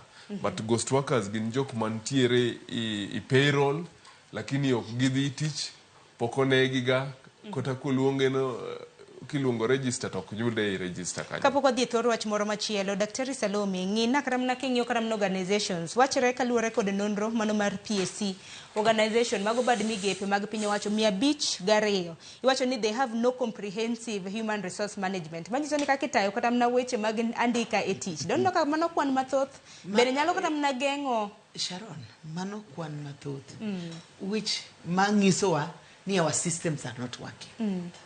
Our systems, our HR systems are not working. To adwa koni nyathiwani. I work in the university. We have more than 10,000 students, and we know them by admission number, and the VC knows his students. So, gimadwa wacho ni CEO yoyote, click a button, you can take the interest. Kaka wasomoga messages make WhatsApp. Inyalo take mawachini to ngatni to tiyo kanyi. And once in a while, you're always briefed by the HR. These are the workers we have. These are where they are. This is what they do. Koro mano, that's not, they are not here. To adwa wacho ni gik matimore new KCC, gik matimore ginene higher education is because it is all comes down to corruption and nepotism. Corruption and nepotism. Corruption and tribalism. Corruption na kurudisha mkono. Tadwa konen pesa go okudhige a different account. That money, because you're on the payroll, goes to the individual account. But they have the understanding that when you get your salary, give me 5%. And I will continue doing that for you. So the money goes to the individual accounts. I'm talking of what I've had an experience of from accounting. Yes. Koro gimadwa wacho ni gik matimore ni, what we should address as a public demand, wakao gini wang'iye. To kaka nyathi mawuoyi ni owacho ni joluo osendike tich. Luos are being employed nikech wan gi wich matiyo wasomo. Those jobs we got them on merit. To kata kong'iwa sani nikech ko wachako gokoko tipo wacho osemiu koro wadwa balance tribal.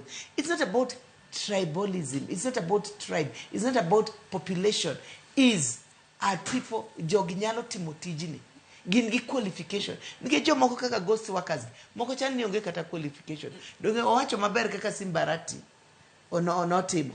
Oyudon gari achiel nitie gi drepadi aboro. And those people are not even having their driving licenses. Is that not true? So, Jomatiyo, we should not look at the workers who are working. We should do they have the qualifications that they need for that job? Mane penjo maduong'. Mane penjo monego wapenje.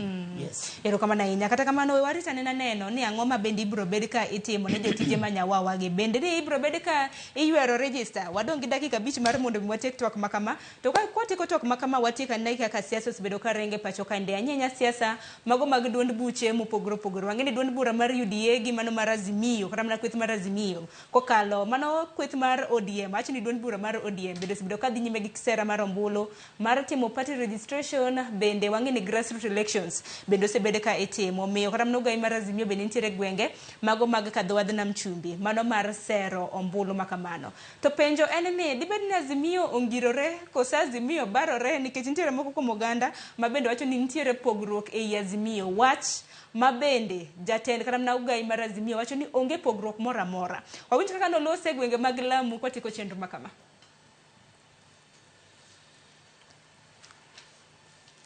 But irresponsible media, that there is no danger in Azimio collapsing any soon, anytime soon. Really want our media to be responsible. Don't want media to spread unnecessary and irresponsible propaganda. No dissension. There's no disagreement anywhere in Libya. And that's why we actually are taken aback. So I want to inform all our members, wherever they are, across the country. Azimio iko imara. Watu wanatumika na kugawanywa kiholela holela. Lakini sisi tunasema kama wana ODM, wana Azimio, we are firm and of the belief that we are behind Raila Amolo Odinga.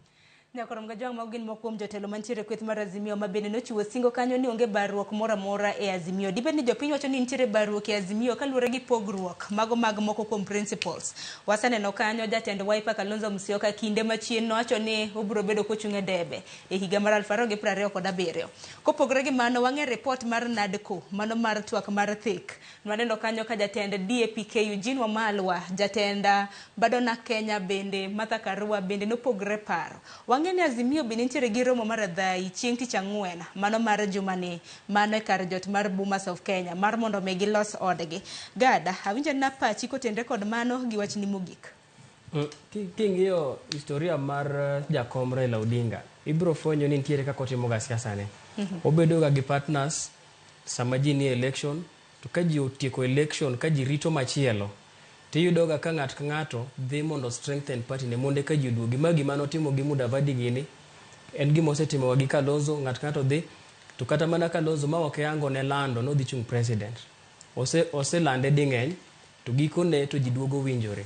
To lande kamano en mana mondo omiyo strengthen coalition, mondo koro ka coalition dhi bedo gi candidate, to dhi bedo gi candidate motegno, ma ok ochuno ni nyaka ang' Raila ma mondo yier.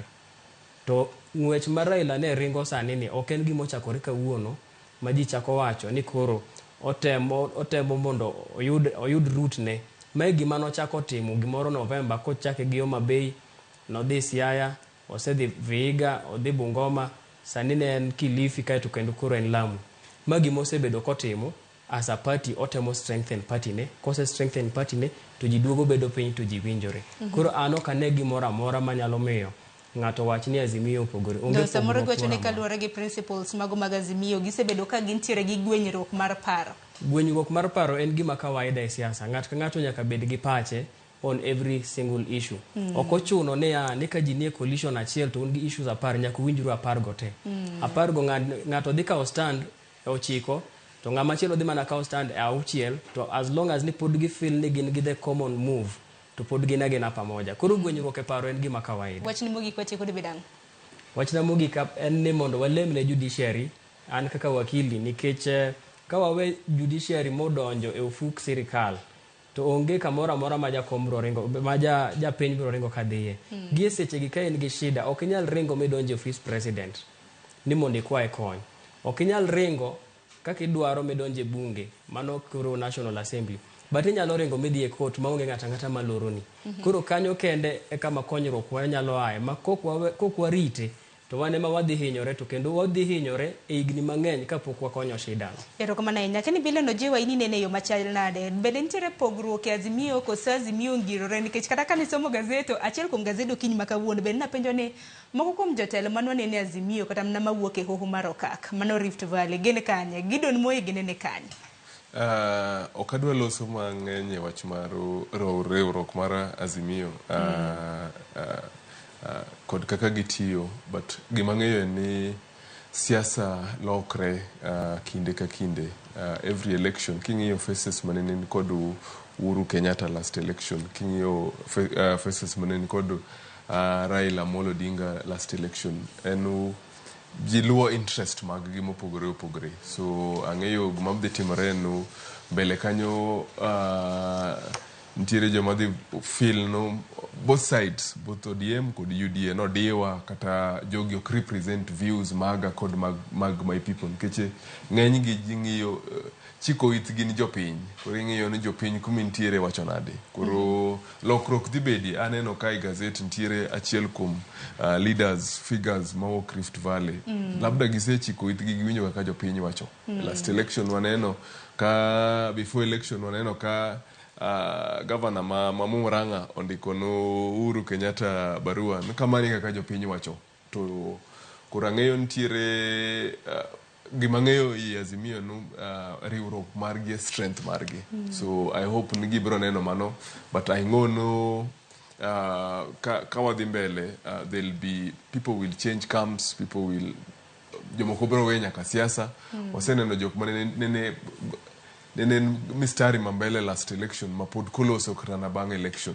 Koro ji tie mabro drop, tire jok mabro join government, tie joma wuok government ka join opposition. Ero kama nene wachi ni mogik debe dango. Wach mara mogik ni one adwa monda make it clear no aseyudo messages mowuok constituency en ni tiere jowa mantiere sirkal man machiegni gi sirkal an gadier ni gima mbaka mwagoyo kakani president ok nyal kawe heavily ki compare kod jok man machiegni kode ma miye advice. Koro gima onyalo timo kamani en goyo mbaka kodu break down gik moko kaka timre, to ko chuno mondo wabedi one side ya kang'isre ni gik moko dhi maber kata gik moko dhi marach.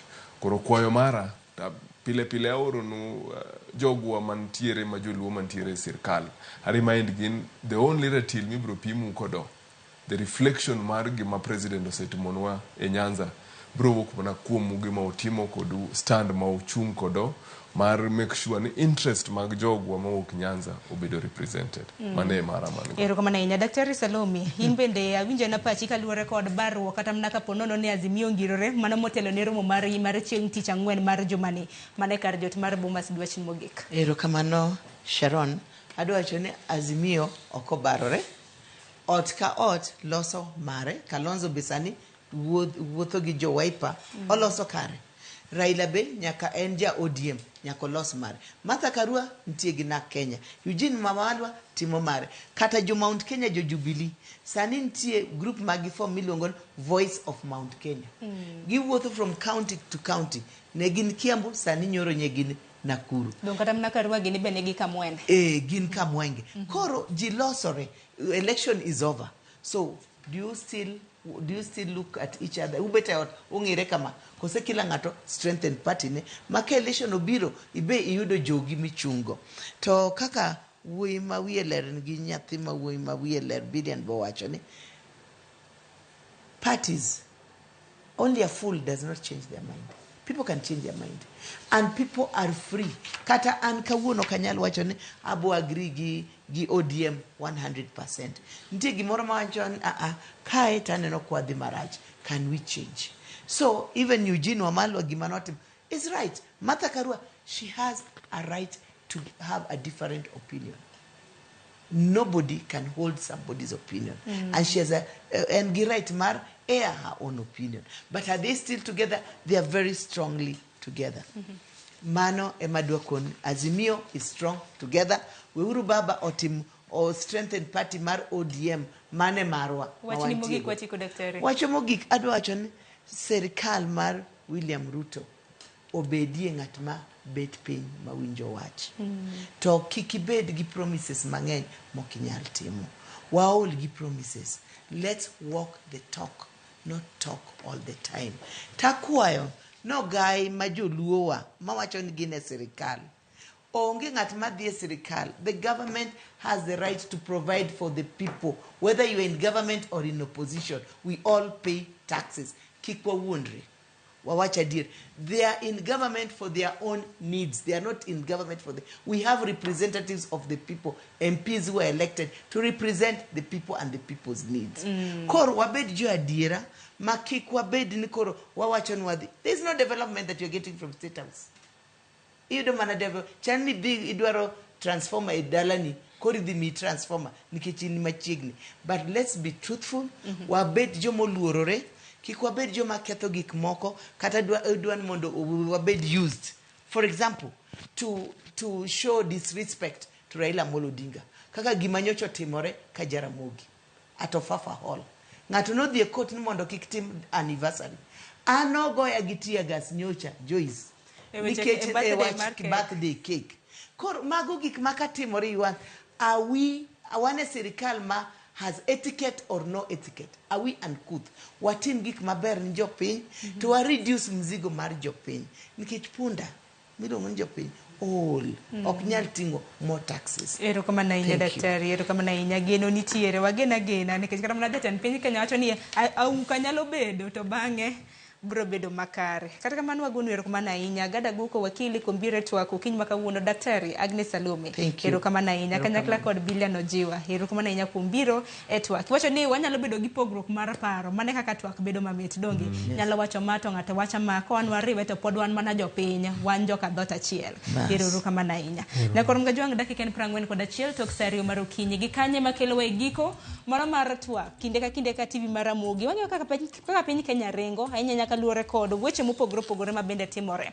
Odiochieng' ma kawuono bende gini nitiere weche mopogore opogore ma bende biro bedo ka timore konde ma pacho ka duto te ma bende biro bedo ka wakelonu moko kuomgi ibiro bedo kiwinjo ka Joyce Duor keloni e chal mar fwambo chakre saa 3 mano mar okinyi. Sana kaw yo matin chenro mabiro en mano mar orako. Mana tayo chenro ni nyinga Sharon Ong'ao.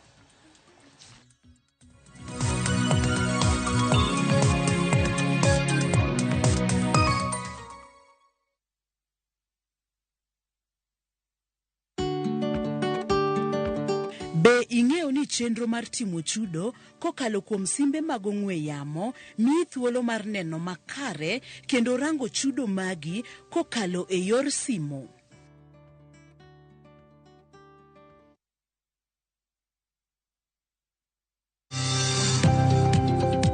E ohala gi mwandu, wakelo ni jolony e weche ohala. It is important mondo wan kaka joluo wabed gi dongruok. Wafwenyo ni adiera matut mag timo ohala. Tijni kidwa time en mana mashin mar luoko to gi kuminya yude pi.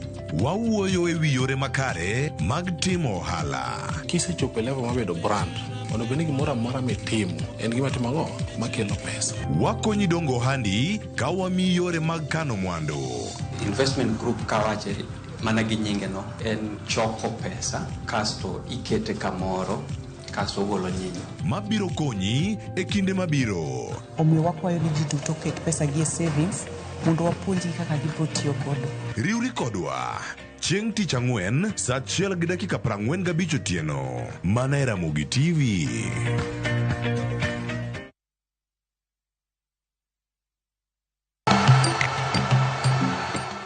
Sadio Mane en jatug adhula mowuok e piny Senegal. Otugo forward kata winger ne klas mag Sadio Pro League kod Al Nassr kendo en kapten mar tim mar adhula mar Senegal.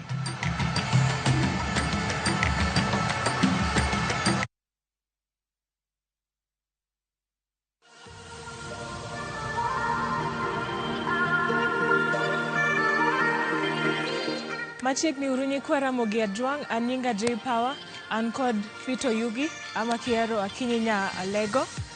Kawuono wadwa timo lower body gi side core ama obliques.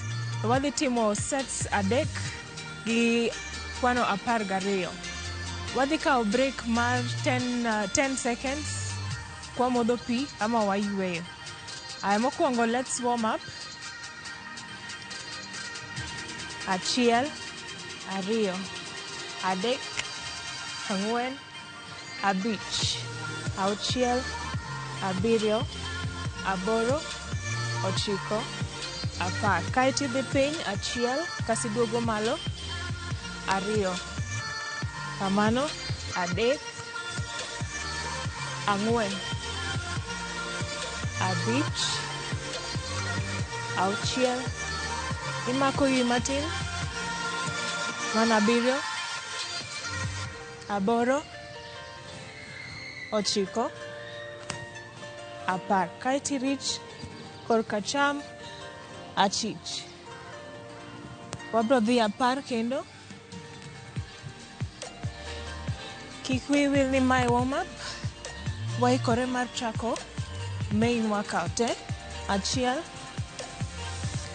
ariyo, adek, ang'wen,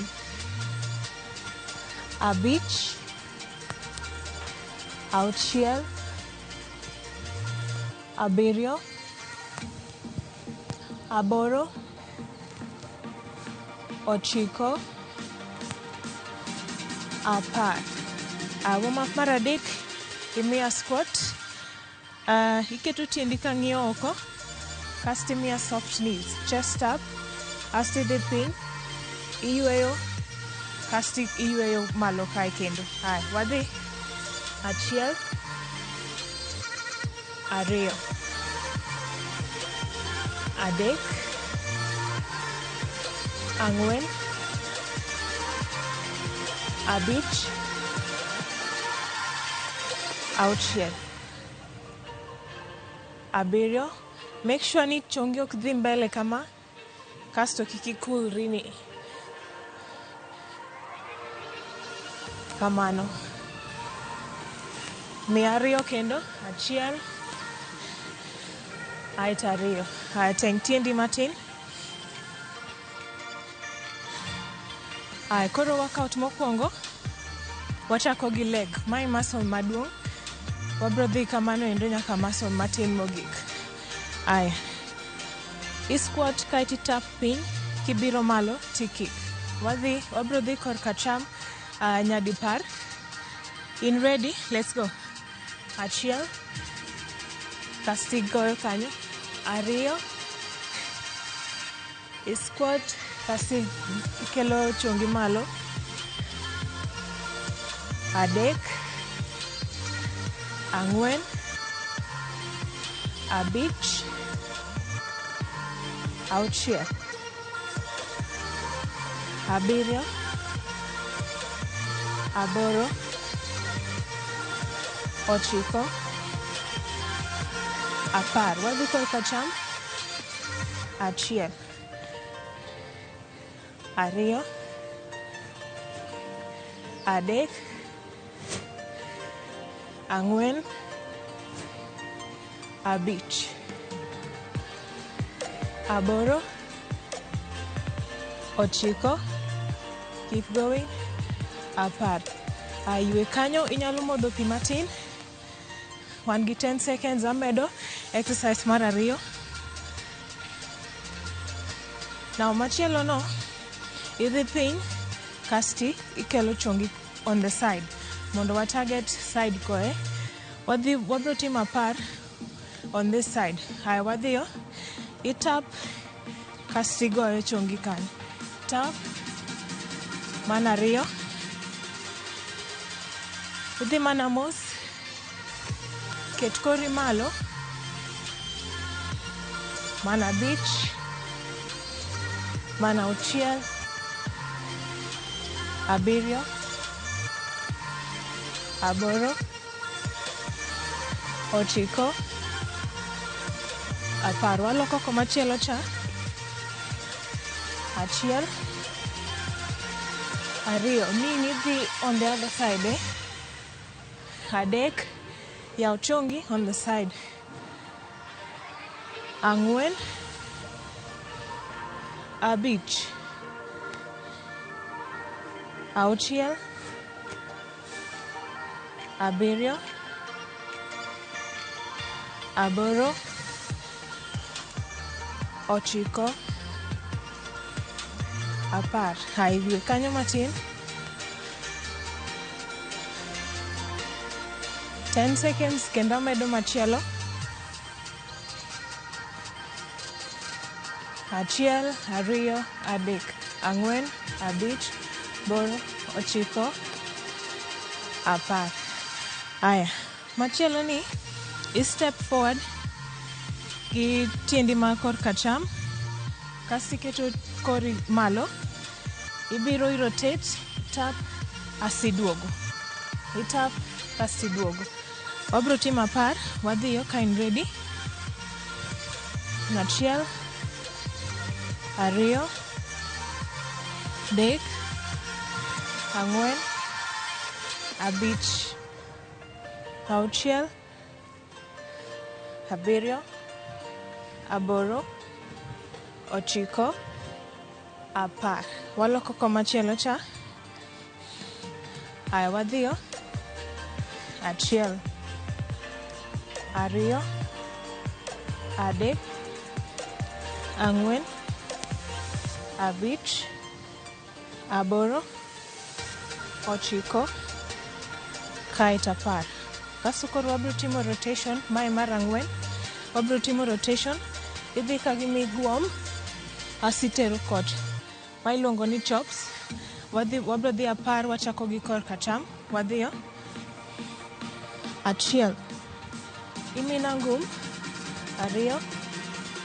Iket lweti straight. Iguom matin. Iguom matin. Auchiel. Abiriyo. Aboro. Ochiko. Apar. Walok the other side. Achiel. Ariyo. Adek. Ang'wen. Abich. Aboro. Aboro. Ochiko. Aeto apar. Ywe matin. Inyalo kawo pi matin. Ka duondi otuo.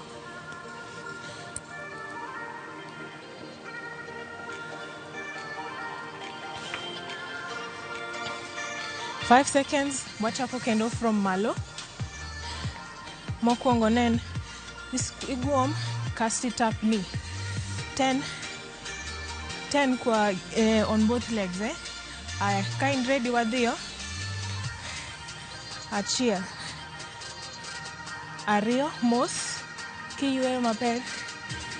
Adek. Ang'wen.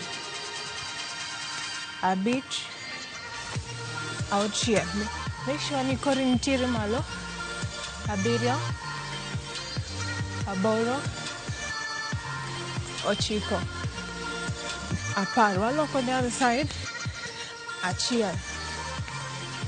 Ariyo. Adek.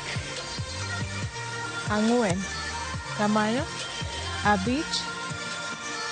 Auchiel. Abiriyo. Aboro. Ochiko. Apar. Aya, ywe for 10 seconds. Mar ariyo wa crunch knee on the side. Kawa set up pin kai. Achiel, ariyo, adek, ang'wen, abich, auchiel. Aya, wadhiyo. Hit up. Aiti crunch on the side. Odong aboro.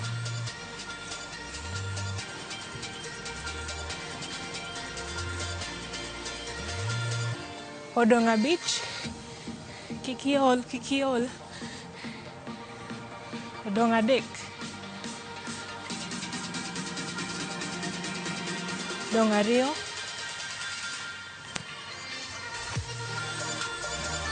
Mogik. Aito waloko the other side.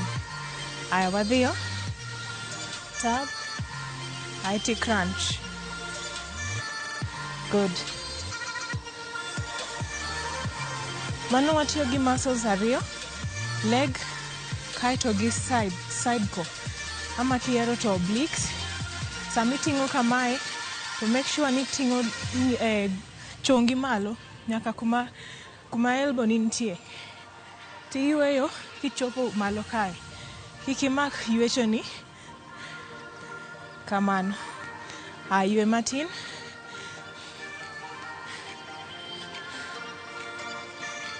Mar adek, tielo achiel ne nitie mbele, machielo ni ne nitie soft. Ati twist on this other side, asiduogo center. Lweti ne nitie straight, 10. Mana ariyo, adek, ang'wen, abich. Koro mae wa target kae, hamstrings, iluongo ni hamstrings. To gi obliques kendo. Odong abich. Iketo kori malo. Kaito shoulders ishrug back. Mia ariyo. Aito mogik. Wadhi komachielo cha. Par kendo. Achiel. Ariyo. Adek. Ang'wen. Abich. Auchiel. Odong ang'wen. Adek. Ariyo. kaeto mogik mondo iywe. Mogik ne en chops, tiendi ne nitie wide, okalo shoulder width, kasto lweti straight imena ngum, kasto ichop, igwom matin, mana 4, 5, 6, good, 7, 8, 9, 10. Wadhi the other side, 1. Lweti mondo obed straight, igwom matin mondo reach the other side, Mia 5 moko, 3 modong', mogik kaeto iywe. Nice. Mano set mar 2 wasetieko. Odong' set 1, abro miyi dakika 1 mondo imodh pi. Nyalo uso pi matin.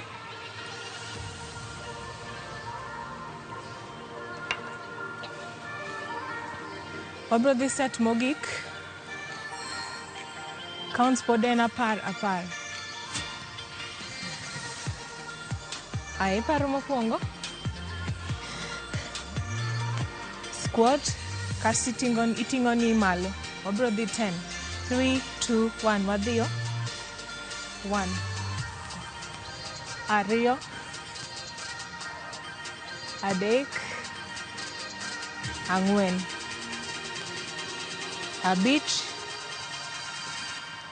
7,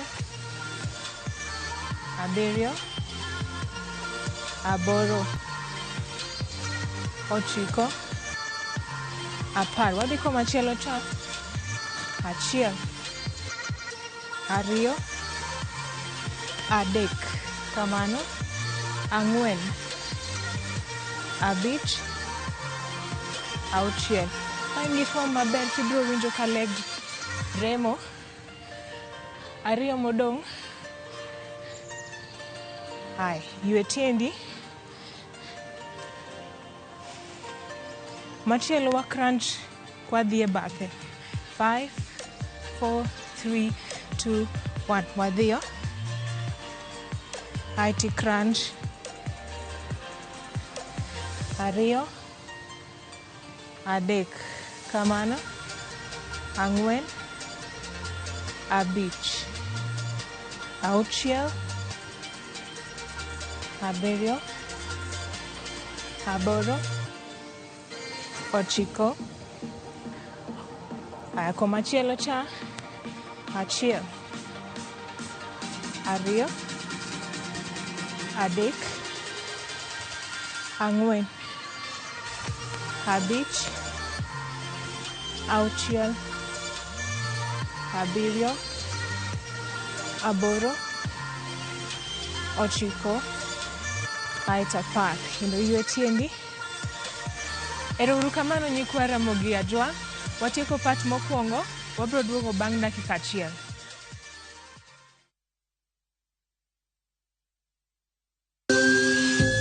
Ikri ne wuoth makende mar puonjruok weche thieth kod rito ngima ji. Nitie gik moko mwanyalo timo mondo mi wageng' tuoni. Kochakore kar yeng'o nyaka kuonde thieth. Kiki muony yath moro amora kapok daktari opuodho. Wabiro wuoyo gi ji e yo mabiro mulo chunyi kendo miyo pachi yawre. Awuoyo about cerebral palsy. Anyalo nyiso jonyuol mamoko ni gimbe kigiluor. Ng'eyo en teko. To kodok korka ngima mar del, bedo gi ng'eyo nyalo kelo lokruok maduong'. Wach chanjo ma jomadongo ng'eny ji ok dhi nikech ng'eny ji kia. Bende wariwo jowinjo wa e mbaka madhi nyime kokalo kuom nonro matimore e lela. Nitie program moro mabiro miluongo ni penj laktar. Ober ahinya nikech opuonjwa gik mang'eny. Koda ka tudruok e yor mbui. Riwri kod Ruth Otieno e penj laktar. Wuok tich nyaka tich abich saa 12 odhiambo mana e Ramogi TV.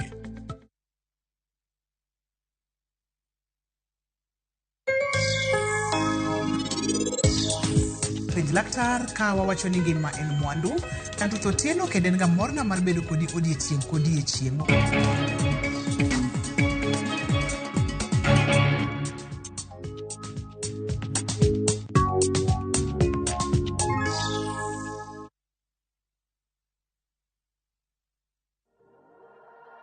Machiegni uru kendo nyikwa Ramogi Ajwang'.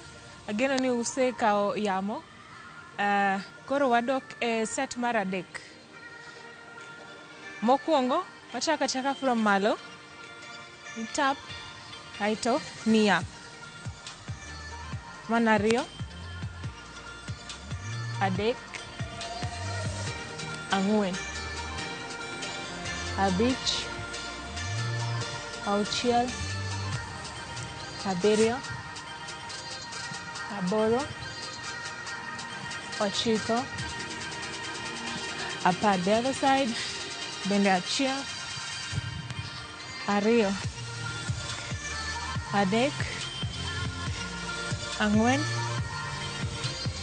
abich, auchiel, abiriyo, aboro, ochiko, apar. Teng' tiendi. 5 seconds. Wadhi exercise mar ariyo. Bende watimo apar. Aya wadhiyo. Itap. Aiti crunch e bathe. Ariyo. Adek. Ang'wen. Abich. Auchiel. Abiriyo. Aboro. Ochiko. Apar. Komachielo cha. Achiel. Ariyo.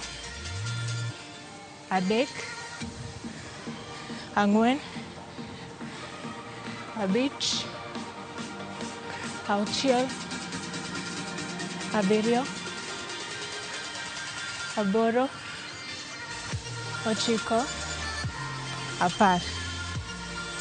Gamiamo matin. Aya machielo no. Tiendi achiel mbele, machielo chien. Aya tiket chongi soft. Aya wadhiyo. Side. Aya tiduogo center. Lweti straight. Ket derni mondo bed straight. Mana ang'wen. Abich. Auchiel. Abiriyo. Aboro. Ochiko. Apar. Komachielo cha. Wadhiyo. Achiel. Ariyo. Adek. Ang'wen. Abich. Igemo koni. Auchiel. Abiriyo. Aboro. Ochiko. Aito apar. Wadong' gi achiel mogik. Chops. Tiendi mondo okarre. Aya wadhi wachako gi koni. Iguom. Lweti straight. Aito twist. Adek.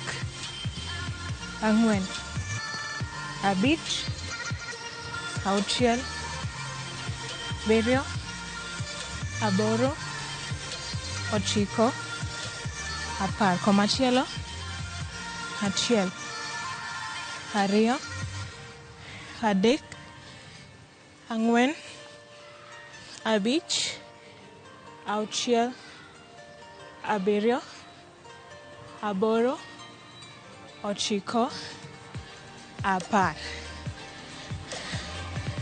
Kapok watieko, wasetiyo matek, wabro duoko muscles wa mondo doge yweyo.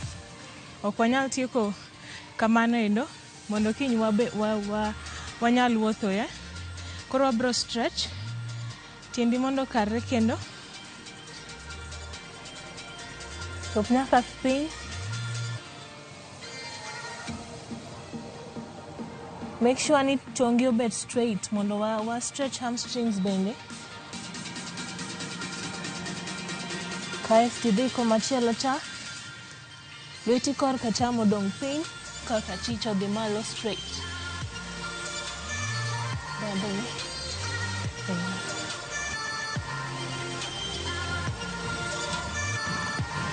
Wadok komachielo cha.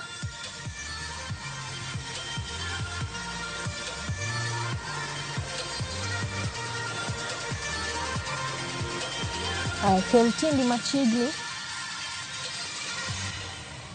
Knees ni mondo bed straight. Kinyalo chopo piny kabisa, lweti obed piny. Kati biro malo ka goki or shrug malo. Kati breathe out. Aya, while they stand on the other side, dhi nyaka kaminyalo chopo, tim mana kinda. Kasto center, lwedo te kasto idhi toki kocha. Waloko the other side.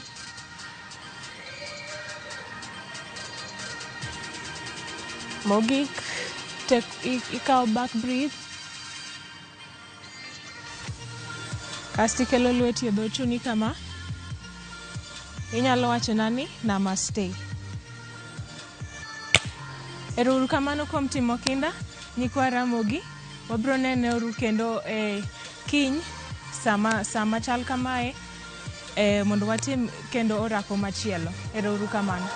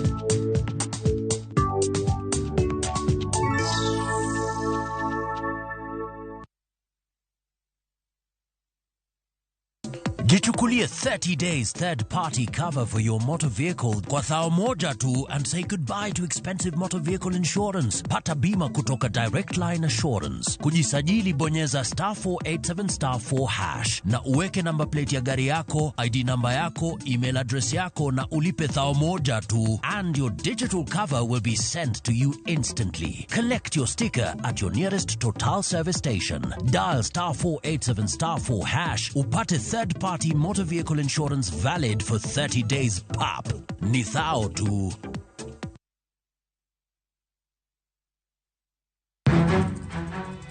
Samoro hera biro gi lit kod kuyo. Akwayi ni mondo ing'wonna.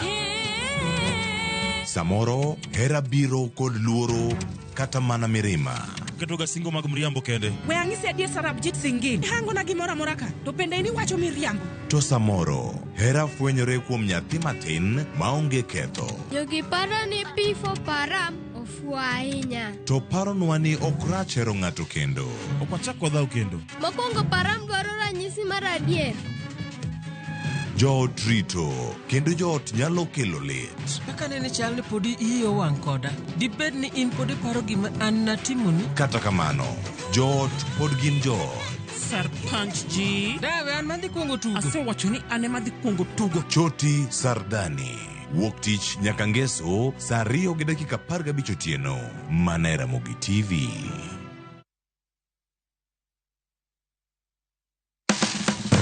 Tudri kodwa kawayango kit chiemo mopogore opogore. Mawuok e pinje maoko koda mago ma iloso pachoka. En gi ring'o mang'eny to kosetuo kama ma inyalo kano ndalo mang'eny. Mamiyo lep chwadore kendo ni kod ndhadhu mopoto. Fweny maling'ling ma itiyo godo e loso chiemo, ka in bende ipuonjori kaka inyalo loso mana e jikondi kanyo. Wakolo matut, sigana mantie chiemo ka chiemo. Kawaromo kod jotedo, mamiyo ndhadhu bedo gi ngima. Ma rech minyalo chamo ka numu. Ok ochuno ni tede. Ikri mar puonjori tedo chiemo moa e pinje mopogore. Othonje ka othonje. Tedo gi chiemo. Tich adek, saa 2 okinyi. Mana Ramogi TV.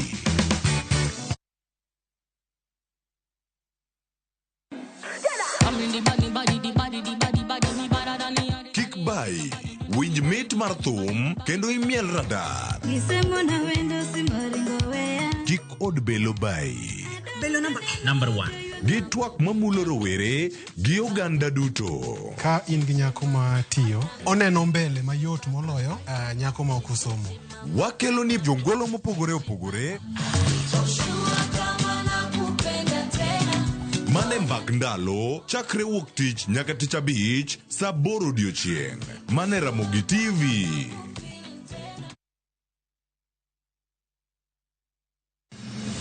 Chieng' tich adek ka tich adek en oketho piny to pod ogoku. Ji dhinyore te kanyo kar jopiny. Magi duto yudore mane Ramogi TV. Yani ene ubiro ga bora ne ubiro to otengo abiro timo ma gima abiro timo ok no timo jo Kenya bu usaol gi wund ma pile pile buch jopiny. Nitie kuonde moko bende japiny mane ogolo lo mondo go kembe gi eki nisani koro kembe go eki ibro usi maduonde japiny ok uwinji e od bura miluongo ni Parliament. Anyinga Trevor Ombija jandingo panga jo nyakach dendo nombija tai nyakwar guok kocha pesa. Tich adek saa 3 otieno. Kik bai.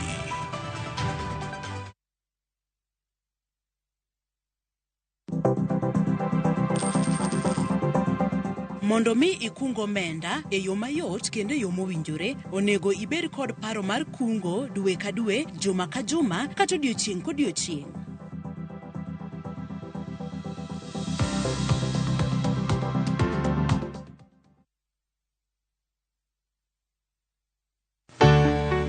Pur mar maua, pidho jamni, magi te gin yore mag pur. Be inyagori kod kute e puodho? Mchele nigi value addition. E pur gi ohala, walimo jopur ma opogore opogore. Challenges ng'eny e pur generally. E gima jopur iluongo ne janego. Ka wafwenyo ni yore makare mag pur kendo waduoko penjo mora mora. Pogruok mane malich kata maduong' kind dhiang' mar ring'o gi dhiang' mar chak. Motenore kod weche mag pur kod japur. Kwaseketo manyiwa to sama wapitho cha be nyaka wapith gi DAP. Wan nyaka gi kanuna ma nyathi kamongo. Riwri kod alori nyaka Black e chenro mar pur gi ohala. Tich adek ka tich adek saa 1 gi dakika 45 otieno.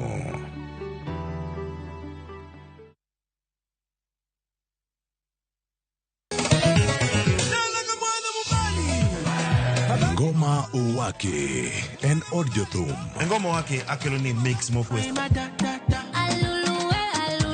Reggae, ja, Rastafari. Twak gi jothumbe nyakoro mago janka mora mora magintie. People crave is the different. They crave the exotic. Yeni kila thing ni kare. Kama nene edition. Benga kaluka Picha beach nyakora magajuang sukus kamwati memana kama.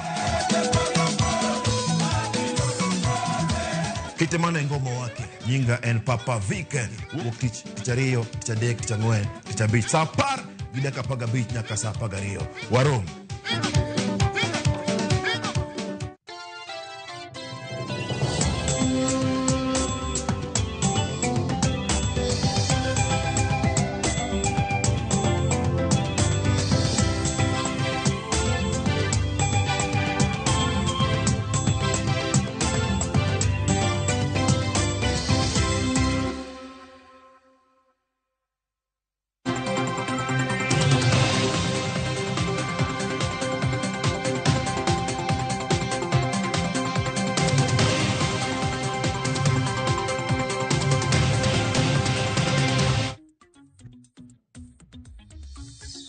Nyakwara Mugia Jwang mana kaka ineno kanyo en dakika 15 tok saa 3 mar okinyi manyiso ni koro wasedonjo e chenro mar mbaka oromo okinyi makawuono.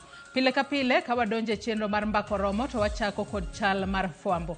Mane momiyo antiere kae okinyi makawuono mar mondo mi ami kata nyisi weche manyien ma waluonu e kor gwenge mopogore opogore odiochieng' makawuono. Weche ma jofwambo magwa luonu odiochieng' makawuono obed e sirikal mamalo kata e sirikal mano mar kor gwenge mag counties mopogore opogore odiochieng' makawuono. Ka wachako chal mar fwambo, wachako kod chenro mar jatend piny Kenya William Ruto odiochieng' makawuono.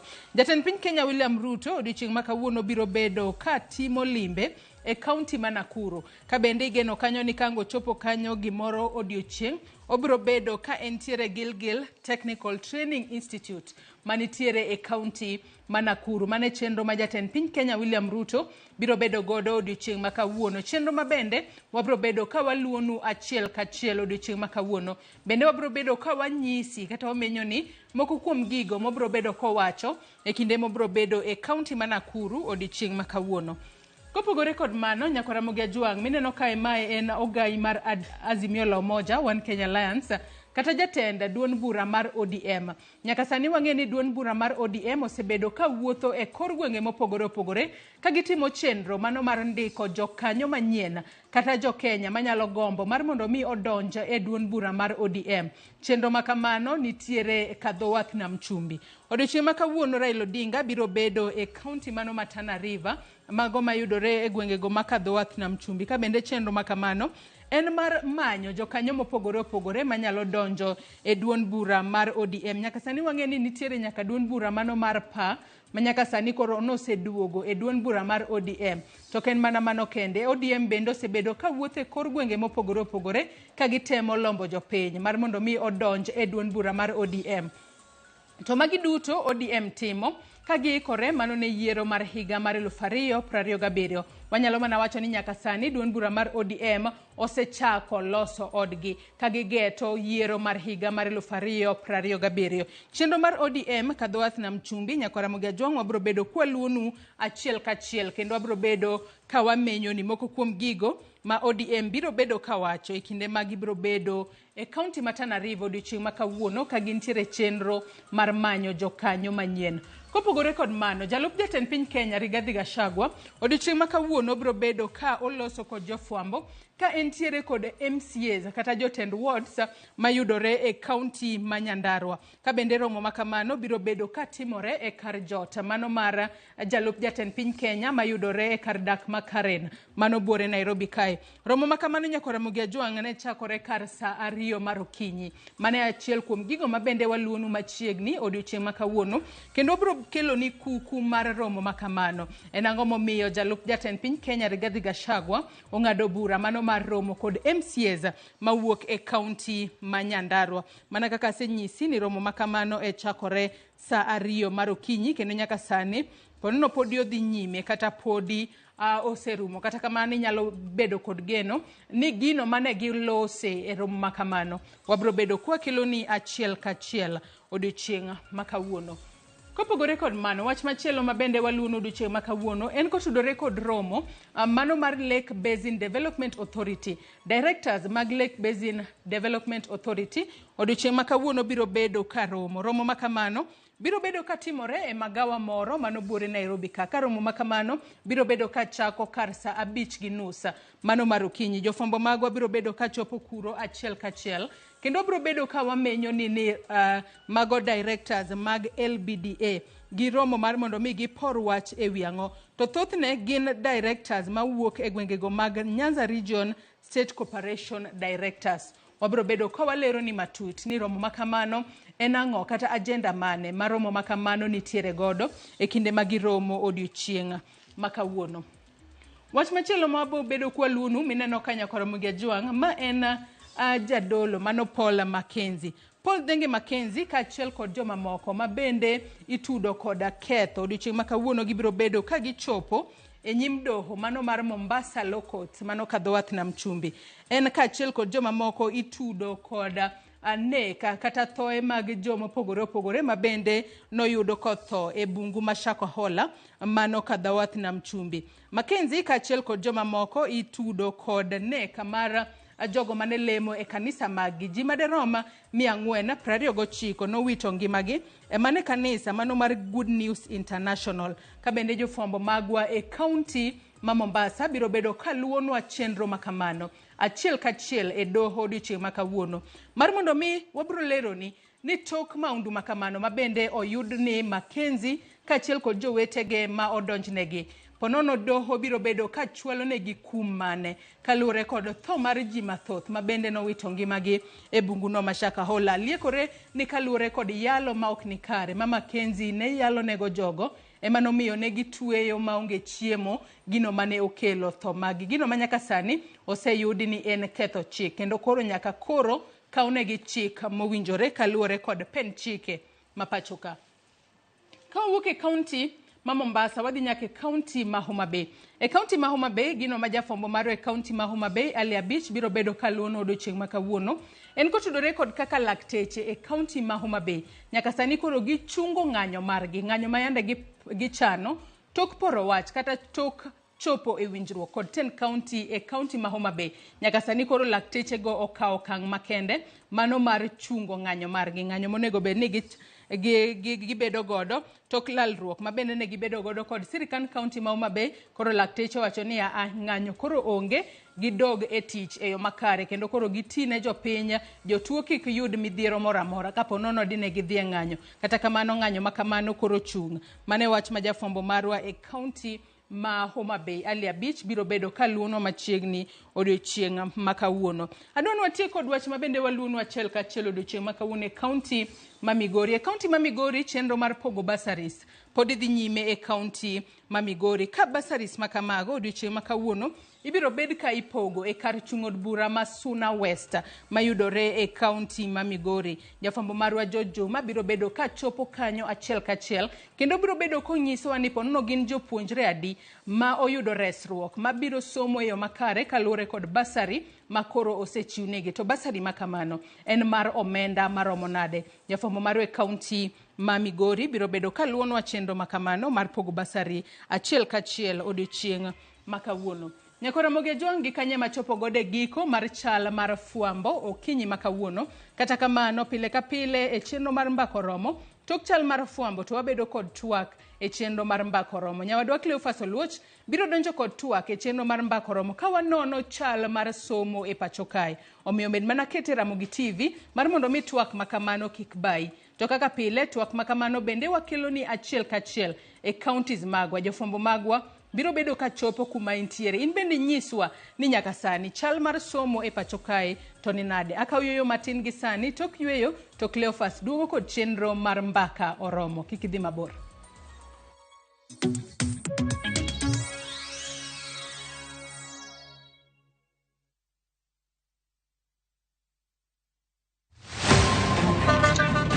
Tuanze kulipa kadi sasa, na kadi ni cashless. Umesema tunaweka pale? Na kwa ile namba. Mimi niko na cash. Nisaidie hiyo do na namba yako ya simu. Na kusote. Kama wewe ni abiria wa matatu, iwe safari fupi au ndefu, hakikisha umelipa nauli yako ukitumia fomu za kidijitali. Hakikisha umepata risiti yako kwa simu yako in case kuna issue na unahitaji kulipwa na insurer. Risiti yako, yani your digital receipt, ndio ushahidi wako. Mambo ni digital. Wasiliana na mhudumu wako wa bima kwa maelezo zaidi. Sasa kwa tao moja tu unaweza pata third party cover for your private motor vehicle valid for 30 days. Say goodbye to expensive motor vehicle insurance. Pata bima kutoka Direct Line Assurance. Kujisajili bonyeza *487#. Weka namba plate ya gari yako, ID namba yako, email address yako na ulipe thao moja tu. And your digital cover will be sent to you instantly. Collect your sticker at your nearest Total service station. Dial *487# upate third party motor insurance valid for 30 days. Pap, ni thao tu.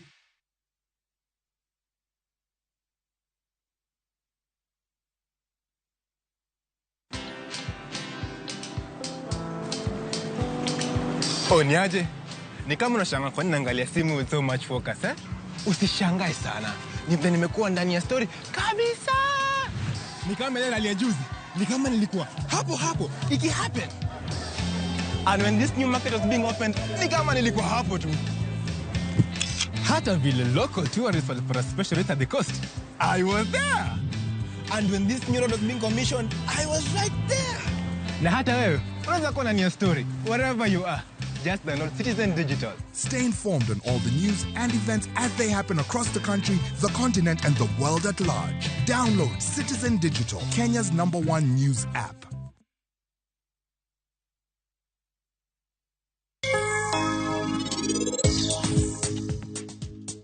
anakia kata ka bantoni ohera kata ka en ok ohera. Kapo ni en ohera to en obobuonjo. To maher kroko gona simu. To nyisa ni kadhi kuro tadhi kamoro achiel kodi. An bende gi sola mondo abi e odno. Initimo ang'o? Dana, ne gima tugogo. Manang'o? Gina yudo kibeti mar nyoro.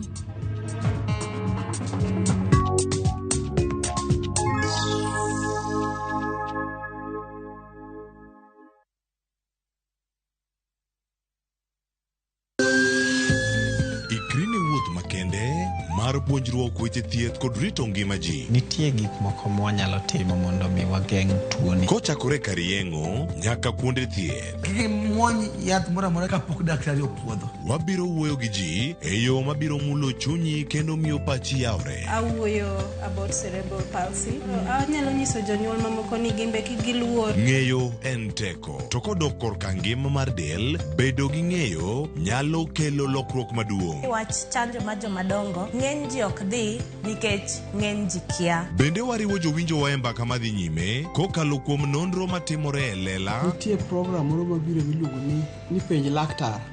Ober ahinya nikech opuonjowa gik mang'eny. Koda ka tudruok e yor mbui. Riwri kod Ruth Otieno e penj laktar. Wuok tich nyaka tich abich saa 12 odhiambo mana e Ramogi TV.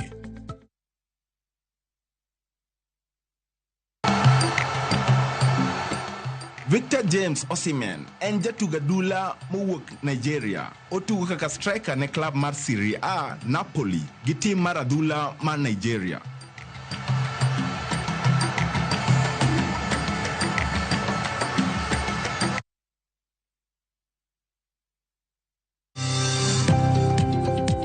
E ohala gi mwandu, wakelo ni jolony e weche ohala. It is important mondo wan kaka joluo wabed gi dongruok. Wafwenyo ni adiera matut mag timo ohala. Tijni kidwa time en mana mashin mar luoko to gi kuma inyalo yude pi. Wawuoyo e wi yore makare mag timo ohala. Kisechopo level mabedo brand, onego ni gimoro amora mitimo en gima timogo makelo pesa. Wakonyi dongo ohandi ka wamiyi yore mag kano mwandu. Investment group kawache mana gi nyinge no en choko pesa kasto ikete kamoro kasto golo nyinyo mabiro konyi e kinde mabiro. Omiyo wakwayo ni ji duto ket pesa gi e savings mondo wapuonji kaka gibiro tiyo godo. Riwri kodwa chieng' tich ang'wen saa 1:45 otieno mana e Ramogi TV.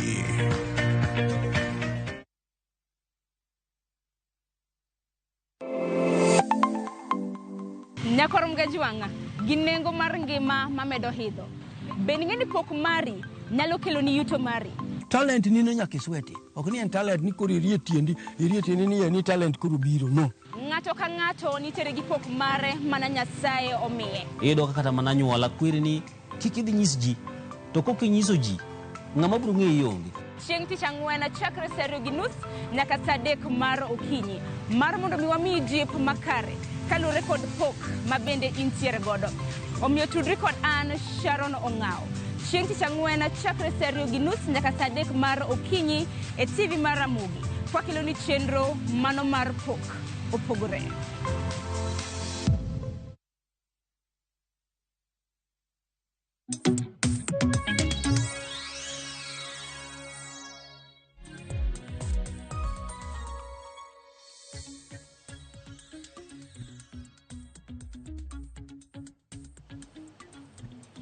Nyakwara Muga Juang, okinyi majaber odiochieng' makawuono saa osekalo dakika 30 tok saa 3 mar okinyi makawuono kamoro amora mintie kauno tarik 23 dwe mar achiel higa mar 2024 arwakini machiegni kendo happy new year ka intiere kaka tielo mokwongo kosane mantiere tielo mokwongo amor mar bedo kodi kendo en mor mara ni ikete karka e chenro mar mbakoro mondo mwatwag wabeda ni kod ng'eyo ni piny Kenya rochomo kama chalo neta ahinya e section mar somo mar ganyanyo toka kanyo kon walose wechego mag sikul kendo mano e somo na bedo kaka warango which bar e section mar somo kata chal mar somo to chal nade Nyakwara Muga Juang penj timo higa ka higa kendo ma nyalo bedo gimoro ma sani dhi bedo ka gima en trend ni bang' duoko ka duoko mar penj nitiere achiedh nade madonjo kendo jonyuol pogre gi paro kod jopuonj gin jok mage monego bed ni ting'o ting' mar duoko ma bende koro wuok kane penj gi chakre ne wawacho ni en ting' kata ikruok ne penj en ting' mar janyuol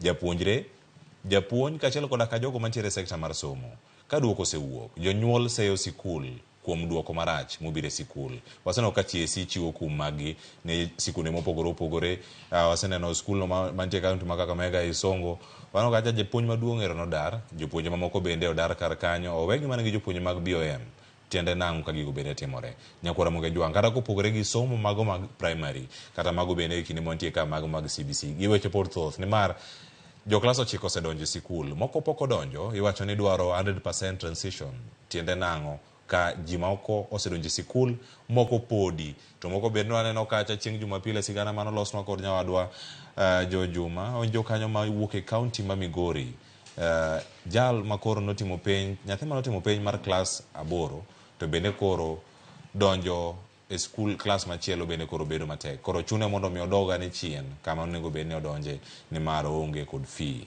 mano e wach mantiere kar kanya koro Ramogi Jwang weche mag dar kiwuok e skunde primary nyaka sekondar bende odhi chopo kare mondo nene atamalo 100 mag jopuonjre duto manotimo penj pacho ka odar kendo donjo e sikunde mag sekondar mago kod mathoth nyakwara Ramogi Jwang kotenre nyaka gi weche motenre gi sikunde mago mag nursery wantiere kae kod jolony nyakwara Ramogi Jwang wada ng'eyo ni moro margi en mage e kindegi dwaro magi gin mage hie gombo magi e sekta mar somo dibed ni gin mage adhi tayo chenro ma kawuono nyinga Cleophas Oluoch jakisomo ka nyakwar mokeo nyaka sango wantiere kae kod welo mabende ang' amigi mana thuolo mondo mi gimoswa okinyi ma kawuono wan gi wendo e studio welo e studio ma Nairobi ka kaachiel koda ka wendo matudore kod achiel kachiel kawuok e kaunti mano ma Homa Bay ma bende wadhi bedo go kwatudre kodgi achiel kachiel to moko nyakwara Ramogi Jwang ma bende en jakom mano mar riwruok mag jopuonjego mantiere bwo riwruok mar Kunopet wantiere kode kae japuonja Otunga oyawre kendo machiegni mosa oganda luo kinyi ma kawuono erokamano ahinya nyinga Lawrence Otunga an jakom mar union mar jopuonj mag ECD e Kenya iluongo ni Kunopet erokamano kuom thuolo ma kawuono erokamano ahinya japuonj Lawrence Otunga kendo wadhi bedo kae ka watwak achiel kachiel ikonwa in bende ni hero maru debed mage gombo magu gin mage kinde ma bende koro skul ochako iwacho ni higa chakre to ochako maliet ahinya gi wechegi mag somo antiere kae kod japuonj ma bende ja union mano jalup jagoro maduong' mar NAT pacho kae antie ka kod Hesbon Otieno yawre kendo machiegni happy new year Cleo to gi jowinjo te amoso ni higa manyien kendo amor mar yudo thuolo mar biro e studio kendo mondo wabed e twak kawuono kaka ne wabede higa ma osekalo aparo ni weche mag somo ng'eny monego bed walose to akawo thuolo ni mondo anyis jopuonj te kendo ni higa ni ochakore maber mondo wamed tiyo matek kaka nyocha watiyo higa mokalo to kata weche modo wacho sani gina weche ma otudore gi weche mag jopuonj erokamano ahinya kendo en moro maro ni chopo kar ka ng'eni ka giloso elo riwruogno mano mar NAT kaachiel koda katende duto kama gintiere kaka ka wadhi nyime kod twak okinyi ma kawuono nyakwara Ramogi Jwang e kaunti ma Homa Bay wantiere kod wendo ma bende odano tudre godo achiel kachiel sani oseikore e yo makare mano jalony weche mag somo Newton Ogada oyawre Ramogi TV wantiere kar ka chenro mar mbako romo chako kawe thuolo mondo imos oganda kaachiel koda ka ote mari mantie godo ka wachako higa manyien oyawre uru oganda luo and oyawre uru kendo jowa duto ma winjowa odiochieng' ma kawuono an awuoyo kowuok Homa Bay County to ago erokamano kuom twak maber modwa wacho mag weche mag somo erokamano ahinya kendo kuom tudri kodwa achiel kachiel kiwuok e kaunti ma Homa Bay wada chako nyakwara Ramogi Jwang to twak mwachako go kawuono wada ni warangane dar ka igolo nyithindo e sikunde mag primary ka wadonjo e sikunde mag secondary mwacho ni 100% transition bende en gino madhi bedo kacha gi olemo madwarore bende odhi nyago olemo madwarore kinde makoro jotelo bende nitiere kar kae nyithindo moko pod ni dala moko osedonjo e sikul pek mar wach nitiere kar kanye jagoro mogirore migawo mar somo man Daktari Belio Kipsang ne oloso kendo ne otwak e kaunti ma Mombasa. Winjane kaka noloso kotenore kod dar mag jopuonjre mawuok e primar ka gidonjo e skunde mag sekondar pacho kaka to bang'e ang' oduogo wadhi nyime kod twak. As at Friday, we were doing slightly more than 70% across the country, and we had not totally consolidated the data as the end of the day on Friday, and I know some schools also opened up to admit students on Saturday and Sunday. I believe as I'm getting data and indications from the regions that I've gotten, including here, which was indicating 40% on Friday. When I saw it this morning, it was going towards 56%. Then it means there was some activity over the weekend.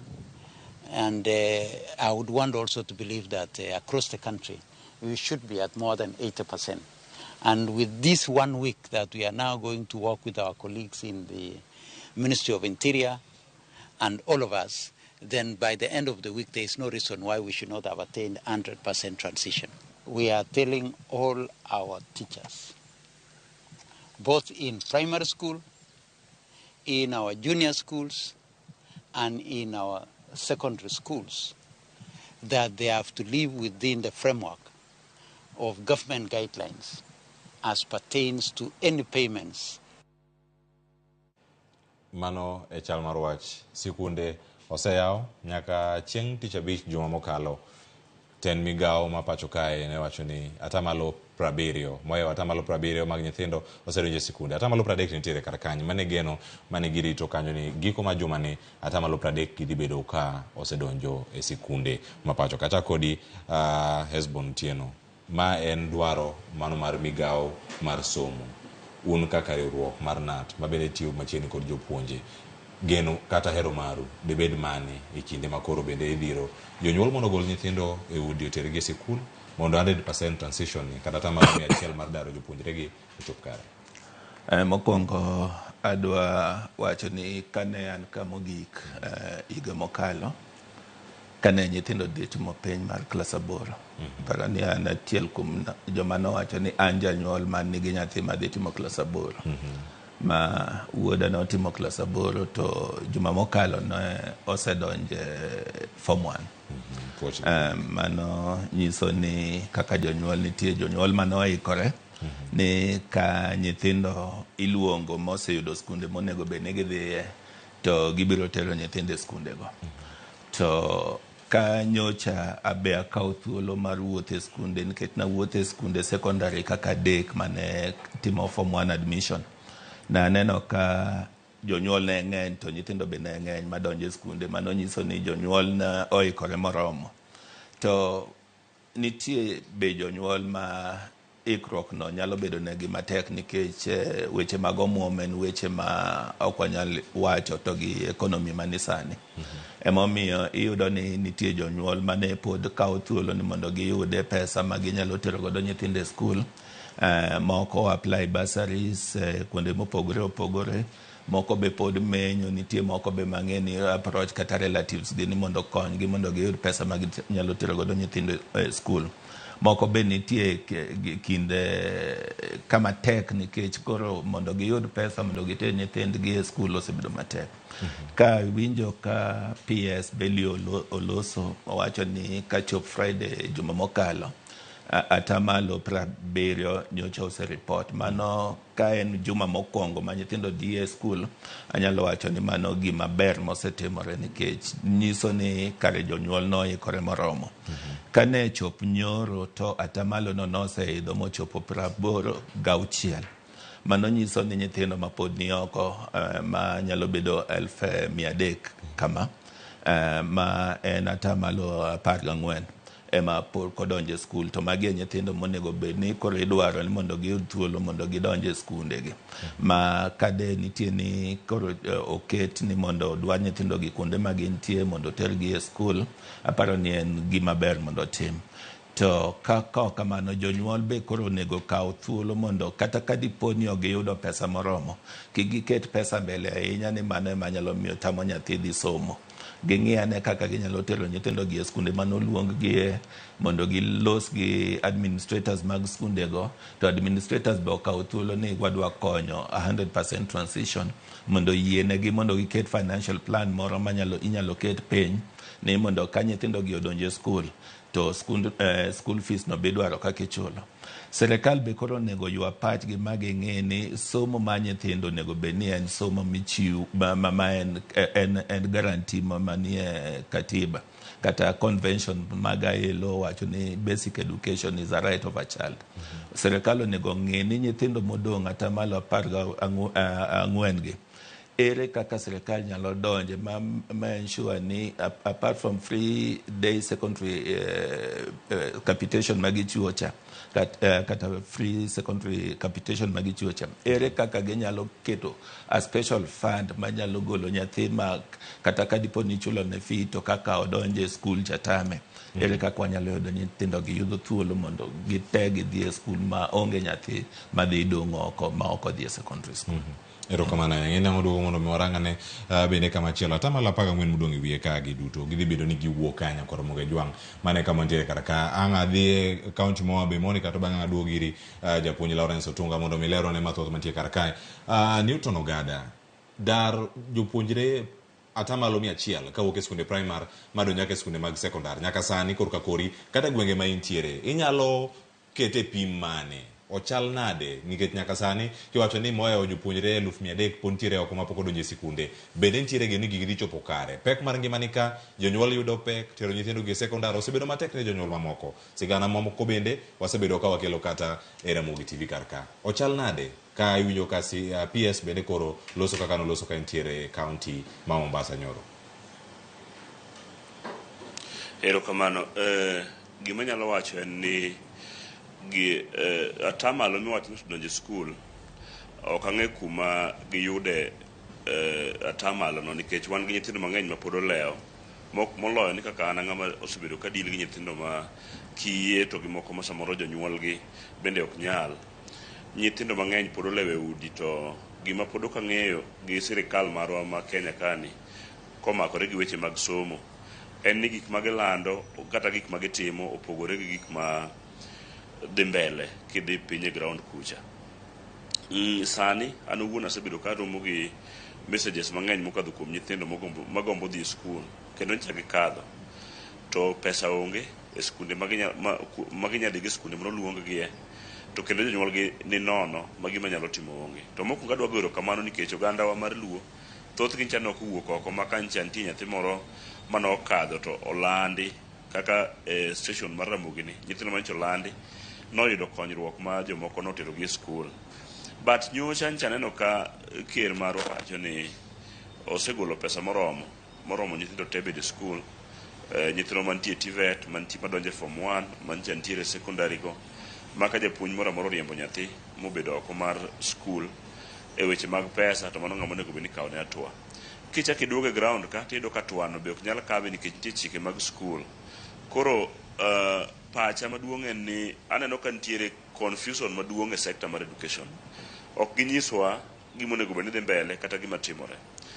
King'iyo iyudo ka nyathi monyuol Kenya en ja Kenya kendo migepe te mag piny owacho migawo ka migawo nitiere gima onego kaw motimo ne ja Kenya. Mano gimomiyo wachulo tax. And tax wani iyudo ka wachule to nego bed ni ng'ade odhi e migepe mopogore opogore machalo mag somo. King'iyo pesa mane ichiwo kata mar basari en Sh5,000 mar county, 10,000, 5,000, 10,000. Kitero nyathi e skul manoluonge dwaro mar donjo skul, an awuoyo out of experience nikech an awuon an gi skul. Then mar ariyo nyathina bende odhi e skul machielo kuma ncho luonge. Mondo nyathi odonje skul e form 1 ka en nyathi madhi board tibro yudo ni ibro tiyo gi Sh50,000 kata Sh60,000 mondo nyathi odonji. Ei Kenya ka kata e Homa Bay County kama koro wawuoye ni ibro yudo ka parents man gi nyithindo mabecho manokadho ok nyal afford chulo Sh50,000 gi wiye mondo nyathi odonje skul compared to gi pesa ma sirikal ogolo ma giwacho ni gichulo e skul. Koro an mana gima nyalo wacho e migawo ni onego watim improvements mana ka jalony machielo osewacho ni onego bed ni sirikal ma Kenya kawo nyithindo ma Kenya ka mekgi nikech gin nyithi Kenya to kendo gidwa ni giyud somo makare. Mana pani gima nyalo wacho to e Homa Bay County ka to pod wantiere gi around 45% mantie oko mapok odhi skul kaluwore gi dwaro kata kwayo mosechopo irwa to gi nyithindo mondo ka koro ok nyal dhi skul sani kaluwore gi pesa monego bed ni gichulo. Erokamano ahinya Newton kuom lero kendo kwan ma ichiwo kar kanyo itemo wacho kanyo ni kia kama ten migawo ma pacho ka ogole atamalo 70 margi atamalo 45 ma iwacho ni nitiere kaunti ma Homa Bay kanyo tigole kanye usetimo nonro koso jogi nitiere oko to ka gintiere oko kanyo itimo ang'o e kaunti mondo mi jok ma kamagi wuogi kata kopogore gi telo mamalo kama gineno ni kwan ma kamagi bende odok oidho malo atamalo chopo kata 100 kata 90 gi wiye kama untie sani 45 mabende ang' ilernwa nonro ma kamano osetime kanyo koso ranga miwa mana lerwa ma kamano kato bang' odog e studio. Achako wuoyo kawacho ni an owuon atiyo gi nyithindo ma ok nyal ma gin nyithi kiye to kendo moko nitie mawuok kuom mier moko ma ok nyal. Mar ariyo an gi skul applications mosekel e skundwa ma pok okaw bende nitie mang'eny compared gi mowacho nodonjo. Mondo iyud atamalo mar 45 kata mar 100 kata mar 70 ma sirikal oyudo ni en nonro ma nyaka itim kaluwore gi jok mobiro iri. Ka ji 200 biro iri to ji 100 ji 80 emoyudo konyruok, which means ni jomodong' oko pod nitie mang'eny to jok modong' oko gi bende ka waseng'iyogi to nitie kata ma pod chopo irwa kata kawuono gokinyi nitie ma pod dhi officers ni gin school fee otamogi ok ginyal donjo and gintie gi marks. Koro mae gima kelowa ni kichak idhi kata mana ir jotelo mamoko gidhi nyisi gima wachone ni kata idhi mana ir ng'ama chielo odhi koni the same. Koro kwang'iyo average mar jok mosedonjo gi jok mapod nitie oko iyudo ka nitie mang'eny mapok odonjo molo kata jok mosedonjo. Kane chake ng'iyo skunde moko machalo skundewa madongo ma Homa Bay County ka iboyudo ka samoro nyithindo mancha gimiyo thuolo mosedonjo ok rom gi mancha gimiyo to moko be pod nitiere oko. Koro watemo mana wacho ni according to gima nie ground opogore gik milando ji mang'eny nyithindo mang'eny pod nitiere oko maka nitiere migawo moro ma sector mar education nyalo kawo to onego bed ni giseketo joma ng'iyo joma ne ok odonjo skul mondo ging'e gi kama ot gi the number ariyo mane pok odonjogi gin sector mar somo osetime ang'o kata gidwa wache ang'o kata wadwa konyogi nade koso gin wawegi ni gibedo abeda kanyo nikech koro thuolo dhi ng'adogi kech thuolo be nitie sama kosechopo to koro nyithindo ok bidhi kawe skul. Kamano erokamano ahinya Newton Ogada jalony weche mag somo otwe kod achiel kachiel ka nitiere kaunti ma Homa Bay olerwa kanyo makare kotene kod sikul mabende otayo kachiel kod nonro mabende osetimo kacha kotene kod nyithindo donjo sikunde mag sekondari. Aduogo e studio ka antie kod japuonj Lawrence Otunga mabende en jakom mar ruok mag jopuonje mag nasari e piny Kenya mangima jakom mar Kunopet olernwa en bende kaka onene manyalo bedo ni en okang' machielo mag jogi madonjo e sikunde mag sekondar kata kaka janyuol kaka jatelo wacho ni sekta ni mar somo bende ni gimoro madhi chopo kare omenda osechiw kendo kane ichwalo kar kanyo ote manogol kod jaloso e lo kar jot ma jatend piny Kenya Hussein Mohamed kane higa chakre kar tarik 3 kanyo gino kane otelo ne skunde kiyawo omenda maromo bilion 31.34 osechwal ne sikunde ma pacho kanyo wacho ni nyaka sani omenda gi nyalo bedo ni nitiere kar ka daro mag jopuonjre bende nitiere kar ka ng'eni Hezbollah make matute weche mag capitation gi kata kamano minyalo wacho wi dar mag jopuonjre kata mag tero jopuonjre sekondari bende osechopo kare atamalo 70 nyaka sani bang' juma mokwongo osechopo 86 kamano. Erokamano. Anyalo wacho ni nyithindo makoro modonjo form 1 sani gi higni moko madhi 10 ochiko 10 chien ne gin nyithiwa e nursery ne gin nyithiwa e ECD mane wakonyogi maber ma gidhi e primary ma sani koro nyo gitieko class 8 kendo koro gidonjo form 1. To gima nyalo wacho maduong' en ni ikruok ber kiketo chon. Jonyuol bedo kod ikruok, sirikal bende bedo kod ikruok nikech ywak nyobet koa kuom wajumbe ka giwacho ni pesa mar basari mikonyo godo nyithindo madhi e skul nyolewo. Koro kata sirikal bende chuno mondo nyithindo odonje e sikul e atamalo 100.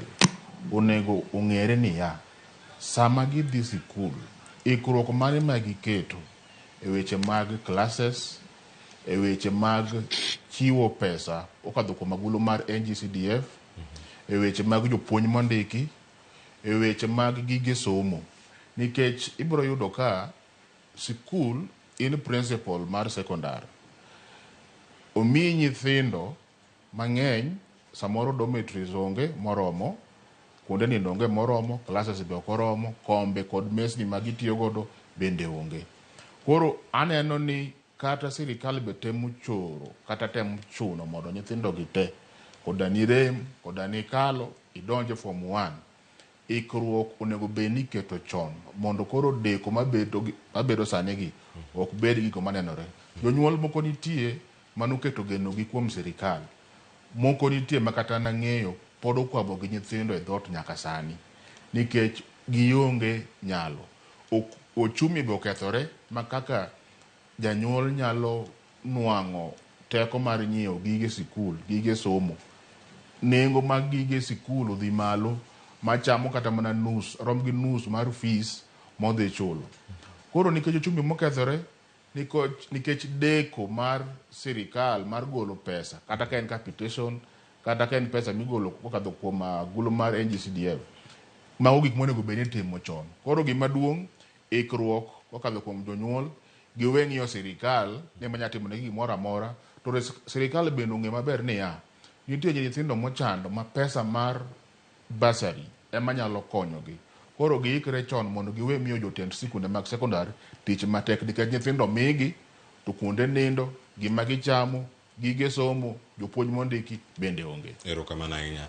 Ang'e ni nitiere paro ma pod donjo kar kanya koro mujono koni kwachako chenro tudri kodwa kero na ote machuok ma en 2-3 yor ma ote machuok e namba wa ma en 2-3-6-0-0 kikonwa ni yudo wa e yo machalare to penjo mari kara dwaro mari debed mane. Nitiere ote madonjo ka kawuok kuom Apollo Dipo kapok abiro iri. Ang'e ni penjo ni ang'e duoke ma Apollo Dipo oro kar kanyo. Onya bedo penjo kata en mana paro ma bende ochwalo nwa kae to bang'e wadhi okang' machielo sigana mamoko ma pod waluwo odiochieng' ma kawuono. Nitiere ote ka wanyalo yudo kanyo. Ote gi gin 2 ma kodonjo kar ka. Apollo Dipo wacho kama: 100% transition oseketho weche mag somo e pacho ka. Wach nyathi dhi e form 1 gi marks 125, wach malich ahinya. Mano paro mantie kanyo. 100% transition, idwaro nyathi mochwiny chuth kadhi kocha koso dhi e yo machal nade. Wakawa ne ote machielo ma ulose weche mag 844. Mano Hazian Bonpa nyinge ma Facebook pek Bonpa Ndama mano nyinge podi. Wacho ni 844 orumo e primary schools, omiyo nyithindo go nowinjo ochop lek lekgi koluwo teko sirkal. Ote gintie kar ka. Achako di Esbon mondo miyangi miwa pachi ka wach mar transition midwaro ni mondo bed 100% ni bed ang'a winje kuom Newton kapok wadhi e okang' machielo bende kachiel koda ka Lawrence Otunga. Achako di. Adwa wacho ni 100% transition ok en gima rach to onge rocho morocho somo kata matin. Nikech somo ok en kalo penj ni mondo ng'ato yud kata marks 400 kata 500. Somo en donje klas mondo mi lony minyalo wuok godo oko midhi inyal bedo ni inyalo medo kata gine mbi moro e society kamidonje. Nikech nitie ng'eyo ming'eyo. Kalo penj ok onyiso ni ine ming'e gik moko te manotim e skul, to kata rem ni yudo 125 marks ok onyiso ni onge gimiya godo e skul. Ya kaka wiyi ok omako gimoro. Ma bedo gi 100% transition tiende ni nyithindo mang'eny onego bed ni dhi e secondary school as much as possible. To kata nyathi moyudo 125 marks ka ok odonje secondary school to nitie kama odonje minyalo kwan ni nyathini ok obede ot onge gimotimo. nitie kuonde ma nyathini nyalo dhi, onyalo dhi e village polytechnic pod transit, onyalo dhi e technical training institute manie machiegni pod transit. Ikwano ni nitie kama odhiye masombe manotime kiwango mar primary ni otere atua moro ma inyalo puonje tich moro monyalo lonye iye. To ng'enygi to ni mondo gidhi e secondary mondo gimed somo, mano be en part of 100% transition. To mano bende kama jok moko penjo mos kumadi, nitiere oganda ma oyie mana ni nyathi kosetimo penj kama nyako dhiye en skul mano mar sekondari. Mago nitiere gwengewa kendo gintie nyaka sani kodwa. Miyo jogi moyudo marks maromo 125 kuom ranyisi kaka Paul Odipo leronwa karka, gin jogo ma dong' adong'a e kor gweng' kata village polytechnic wacho nego bende gidhiego, gikia ni gin mage monego bende gintiere. Bende osechwal paro ni ne jowa ahinya mondo mi ong'e ni adier kata ka en rem e primary nitie kama pod inyalo chomo kod marks miyudo. Ing'e ni weche gi nitie everywhere, kata ka nitie barasa mar chief to kata ka dipo ni nitie kata lendo mag kanisa, weche gi nitie everywhere. Ni sani transition ok onego beda ni transition dhi e secondary school. Emomiyo sirikal be otiyo matek ni mondo constituency ka constituency gitemo ni mondo giyud technical training institute mochake iye kacha. Village polytechnics to ne nitie chakre chon ma nyithindo mane ok nyal dhi e secondary school ne nyalo dhiye. Koro onego bed ni ji ong'e ni nitie kuonde ma nyithindo gi nyalo transite molo secondary school manitie. Lakini sani gima sirikal temo timo ni nyithindo te kaka jaloso mar ariyo wacho ni mae giko 844 system, yani 844 ma nyithindo gi te ok onego bed ni nitie nyathi malal. Mane momiyo sani mijing'o nyaka kete transition ni nyithindo te motimo klas 8 mokalo nitie kama gidonje. Ng'eny gi odonje secondary schools manitie kadipo ni gin gi thuolo mondo gidhi gisome secondary school, to matin modong' polytechnics manitie gi be okawo gi mondo nyathi ka nyathi oyud kama donje, nikech wang' ni onge nuoyo, onge dok chien, nikech 844 watieko godo. Koro mago chenro monego bed ni nitie mondo ji ong'e. To nitie gima ne watemo wacho ni atamalo 86 kata 70 ni yudore kanye. Sani wan e piny molony manigi gik moko miluongo ni digital, ma kata kadwa ng'e ni ka school for example kuma nyocha tere wuoda, kwadwa ng'e ni nyithindo mane giluongo te be ochopo, register makacha yot, mi kwan nyithindo modonjo to gi nyithindo mapok odonjo. Koriw Kenya mangima public schools tinyalo ng'e ni nyithindo donjo kwan makama to makama pok odonjo manoluongi. To private schools be nyalo nyiso, nikech gin be gin gi kaka gikawo data, ginyalo nyiso ni nyithindo modonjo private schools secondary school be gin atamalo machal kama, nikech gin namba machal kama. Koro ng'eyo yot mondo wang'e ni to kwan michiwo ni ichiwo mayot. Emomiyo ka ni penjo kata wacho mabe 45% mane Newton owacho cha. Nitie research matimore e yo mayot tinde, ok ni nyaka idhi e pap. Data nitie ma kata ka en momi nikech ang'eye wase interact kode. Komi kaka gikepo e skul kama entiere, nikech en be okonyo nyithindo. Onyalo nyisi ni e skundwa kama wasekonyo nyithindo kata 30 kata 40 kata 50 mosedhi e secondary school. Koro yot mondo wayud data ni nyithindo mage mosedonjo e skul to gi mage mapok odonjo. Koro 100% transition to en gima nitie pathways mopogore apart from secondary school manyalo kawo 100% transition. Erokamano Lawrence, gida medo gimoro kapok okawo yweyo. Anyalo wacho ni anto 100% me sirikal temo dhiro ni onego bed kuom hero mar ng'ato. Nyathi kaka owache no ni nyathi ka dwa dhi e form 1 to dhi, kata kodwa dhi e polytechnic to dhi.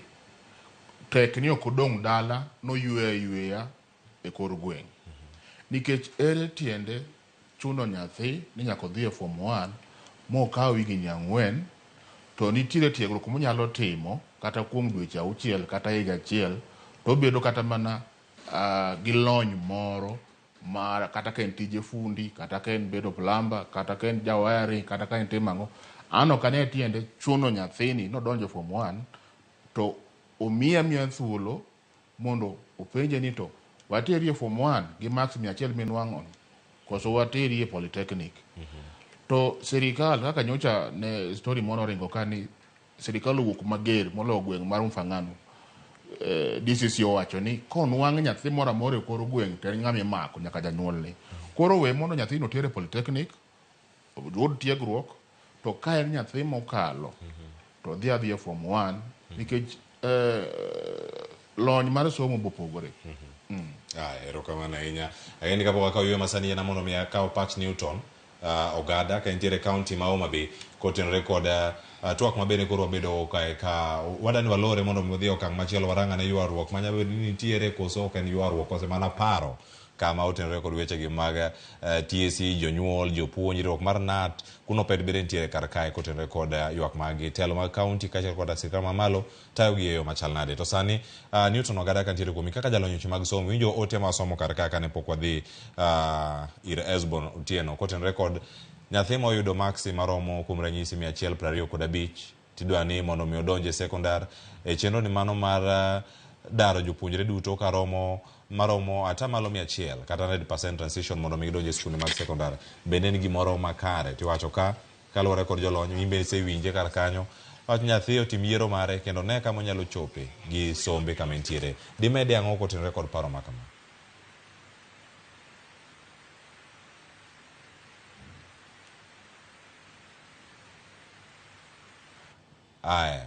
Cho 100% transition en ni wan gi nyithindo manoyudo max 100, 150, 120. Inyalo yudo ka samoro gimomiyo nonwang'o max matin no en ni dala mowuoke kodhi skul. Iyudo ka ne onge gik moket mabecho mag somo manyido kata ka buge moko noonge go, seche moko mana kata taya monyalo somo go motimogo gi revision be noonge godo. But en nyathi mariek ma samoro kodhi kama koro onyalo yude gik moket makare mag somo to onyalo somo kendo chako kadhi. Iyudo ka norem kaluwore mana gi chandruok ma samoro njokale ma omiyo ne ok oyudo max maber. Koro ok wanyal ng'ado bura ni gite nyaka gidhi mana technical school, but onego bed ni wang'iyo background to nyathini ang'o manomiyo ne ok okalo penj. Koyudo ka ne en chandruok madala nikech kaka wuoyo ni asebedo ka awacho na tie kor gweng', nitiere kuonde moko ma kata kom ma nyathi nyalo bede ka somo onge. En ng'ama chiew to wuok dhi skul ma samoro kata mana buk nyawadgi moro ema konyego kata kalam.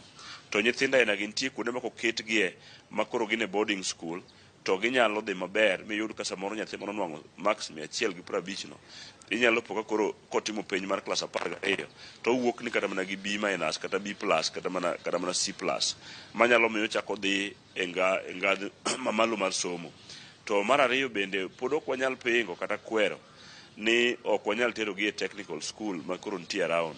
Kendo agoero kamano ne paro manobiro mondo ne ger these institutions e kor gwenge manyalo miyo ng'ato nyalo somo gimaromo nyalo chako timo kodhi mbele. But chandruok montie go e migawo mar somo kaendi ma bende waseneno, iyudo ka these technical schools mancho ger e kor gwenge kae be kichako idhi tiyudo ka samoro pok gibedo equipped in a way ma giikre ne transition.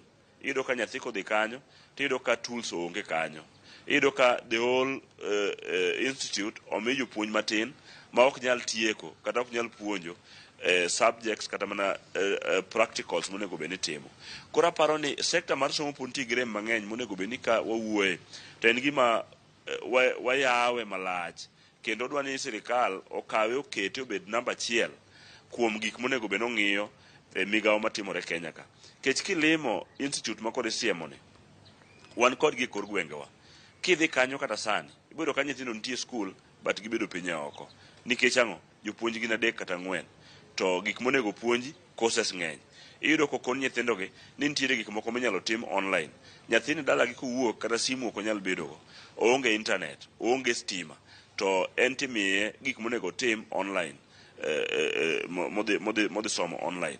Koro do gik mang'eny pod ok oket, migawo mang'eny pod ok oikore e migawo kwa mar somo ni. Koro an akwayo mana piny owacho ni mochung' ne weche mag somo ni ging'iyane kaka wanyalo kawo pacho mondo waketie migawo gi.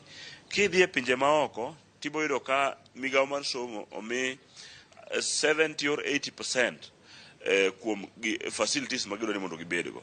Makoro 20 or 30% ema samoro nyalo koso. Mamano tinyalo timo kaka in. To kibiro Kenya ka, tido ka, for example, ne wantiere gi this new curriculum, CBC. Ido ka onge classroom mar nyithindogi. Onge materials moket na nyithindogi. Joma donje form 1 gi, ido ka boarding opong, ma samoro nyithindo moko onge kata mana kitanda. Koro kata kwa wacho 100% transition, to kuonde mag somo gi pok waiko manyalo kao 100% transition. Koro aparo ni kata wawuo mana ndalo 2-3, to gima nyaka watim ni nyaka wadog back to that docket mondo Minister mar Education onyiswa mpango magin go gi pesa magitengo mondo wang'e wachako gi skunde adi, tang'o modhi upgrade mondo mi higa manyien kik wachako bed gi chandruok machalo montiere godo sani. Erokamano ahinya mano paro maliw kawuok kuom jalony weche mag somo mabende wamedo twak godo sani kapok akawo kata yweyo masani nitiere paro mapod medo donjo karka. Ang'e ni sa ochopo mano ka wantiere sani ka onego bed ni warango yweyowa kata wakawo yweyo mokwongo mano kama wantiere karkae. Wakawo yweyo masani ka waduogo ang' asom ote mabende osedonjo karka. Ikete mana karka chenro mar Mbako Romo e Ramogi TV.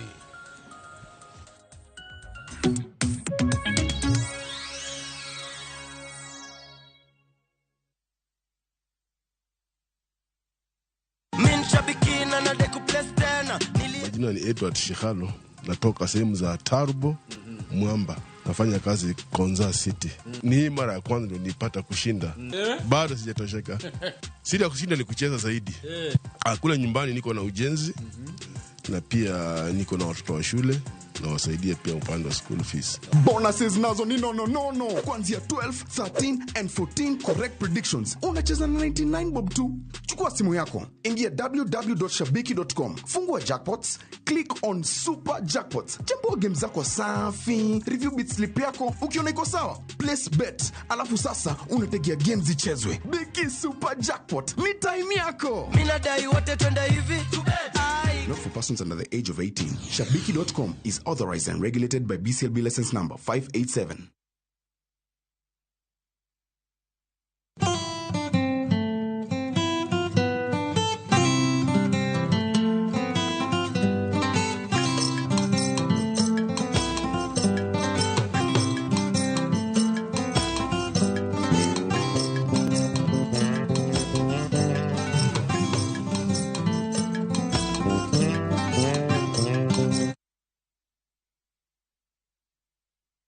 Transfer season ndio hii. Huyu ndiye atanijua. Sirudi, alifikiria itafika. Imefika. Yaani mimi nifanye kazi hii mwaka yote. Advance ananinyima. Kunilipa ananilipa late. Transfer season imefika. Na mchungia Jayden wake anakunywa maziwa. Mimi nanyonya strungi. Naamuka asubuhi 5 AM, madirisha nang'arisha. Floor nimepangusa. Pato ananinyima pesa yangu ya mapema. Watu wengine mshapata off. Mimi niko hapa hata Sunday nafanya kazi. Haukali ananipimia hata makalanje siwezi kula. Round hii mutajua transfer season ni for real. Hata si kwa mpira peke. Dial *811*272# to get transfer season.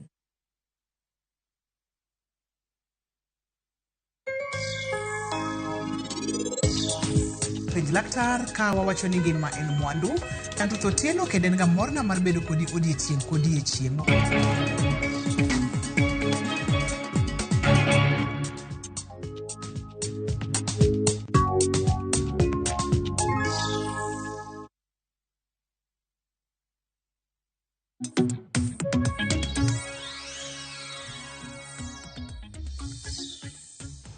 Machiegni nyako Ramogi jwang' e chenro mar Mbako Romo kenden mor mara ni pod ikete kar kae chenro mar Mbako Romo, chenro mamedo kolo gik mathoth ahinya matimore e kindwa kaka oganda, kendo wamiyi thuolo kendo duol mar loso kodwa achiel kachiel kod oganda mamoko mago nage kamoro amora ma wantiere e gwengewa ma Kaluo, mantiere bombe madongo ma pacho kae kod bombe matindo, kaachiel kod mago maneno ka okalo e yor mbui mano ka wantiere kod mago mokalo e mbui mar Citizen Digital, mbui mar YouTube, X kachiel kod mano mar Facebook kama uyudo nyaka jogo mawuok e pinje ma oko. Arwakni machiegni kendo e tielo mar ariyo kendo ma achiel mogik mantie kar ka warango kendo wago sigana kodi achiel kachiel ka warango chal mar somo. Asigo ni kanyo wadhi kao ote kato bang'e waduoga kod paro mamoko mapod ntiere chenro kinyi ma kawuono. Ote madonjo kar kanyo e Facebook mar Ramogi TV. Ruth Nyathi Ochieng' wacho ni sirkal thiro somo mathurka 100% transition okrach, lakini onego sirkal koro chwal pesa maromo mondo sikunde kik bed gi midhiero. Watch free education to onge kenjwa ka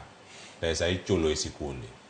Erokamano Ruth Nyathi Ochieng'. Odhi nyime kowacho ni piny owacho kende wacho ni bech gige somo omedore e kiwango mamalo mambele ka thoth jonyuol gini wacho ni gini dhi baro ndasi. Thoth jonyuol gini dhi baro ndasi kaluwore gi pek mar ngima gi yuto matin. Awinjo twakano moja. Erokamano ahinya Ruth Nyathi Ochieng'. Odhiambo Joseph Kombo wacho mar Alego Agulu Cleophas Mosnawelo anto asiro wach mar 100% transition nikech omiyo nyithindo te dhie form 1 kendo puoch gi pak ne sirkal kuom parono.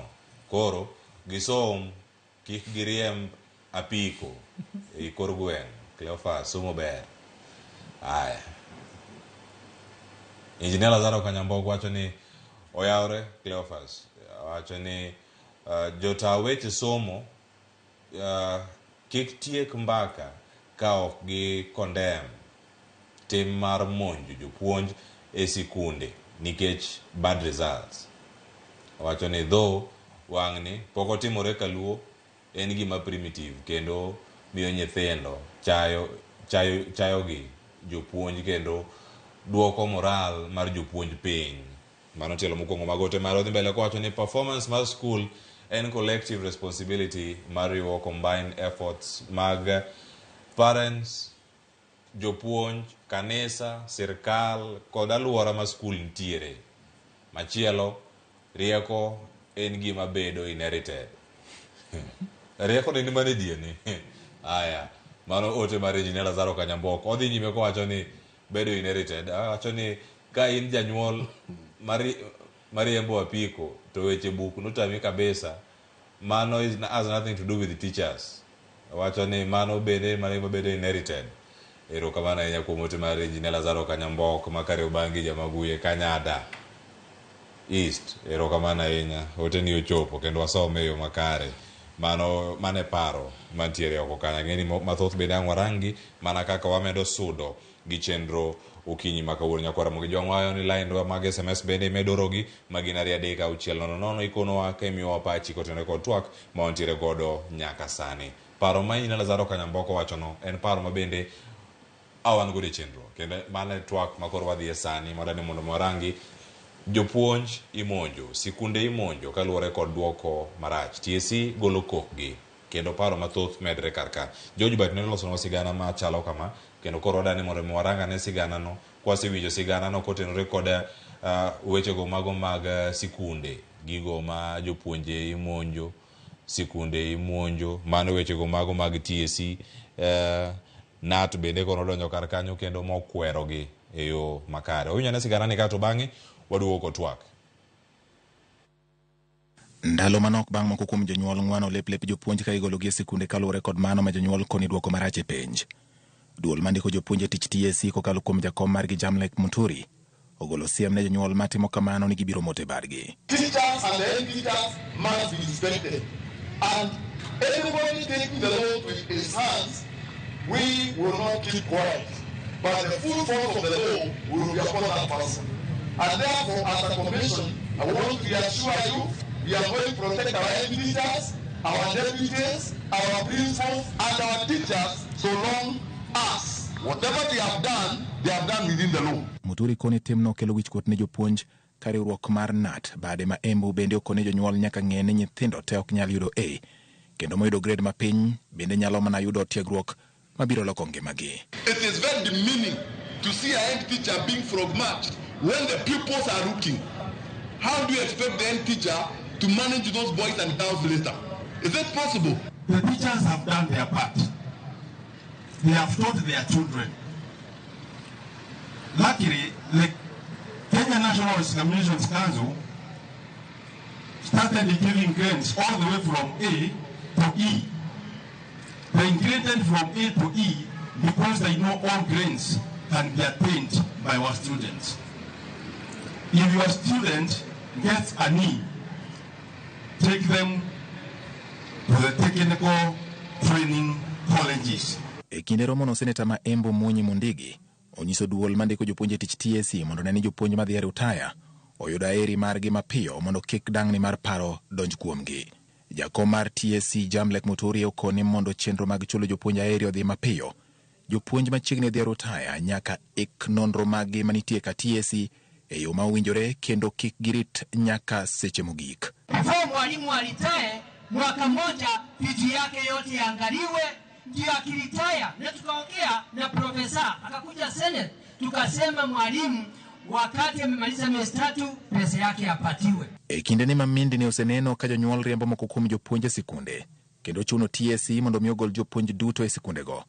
Jonyuol ojiw mondo luw chike pone gin kod ng'ur e wi japuonj moro amora kar kawo chike lwetgi. When I got employed, I was a young person. Therefore, I gave the name of my father and my mother as the next of kin. When we opened, we found that the name of my late father was still the next of kin. So you can imagine if I went to heaven, what would have happened? So please, can you also update your TSC records?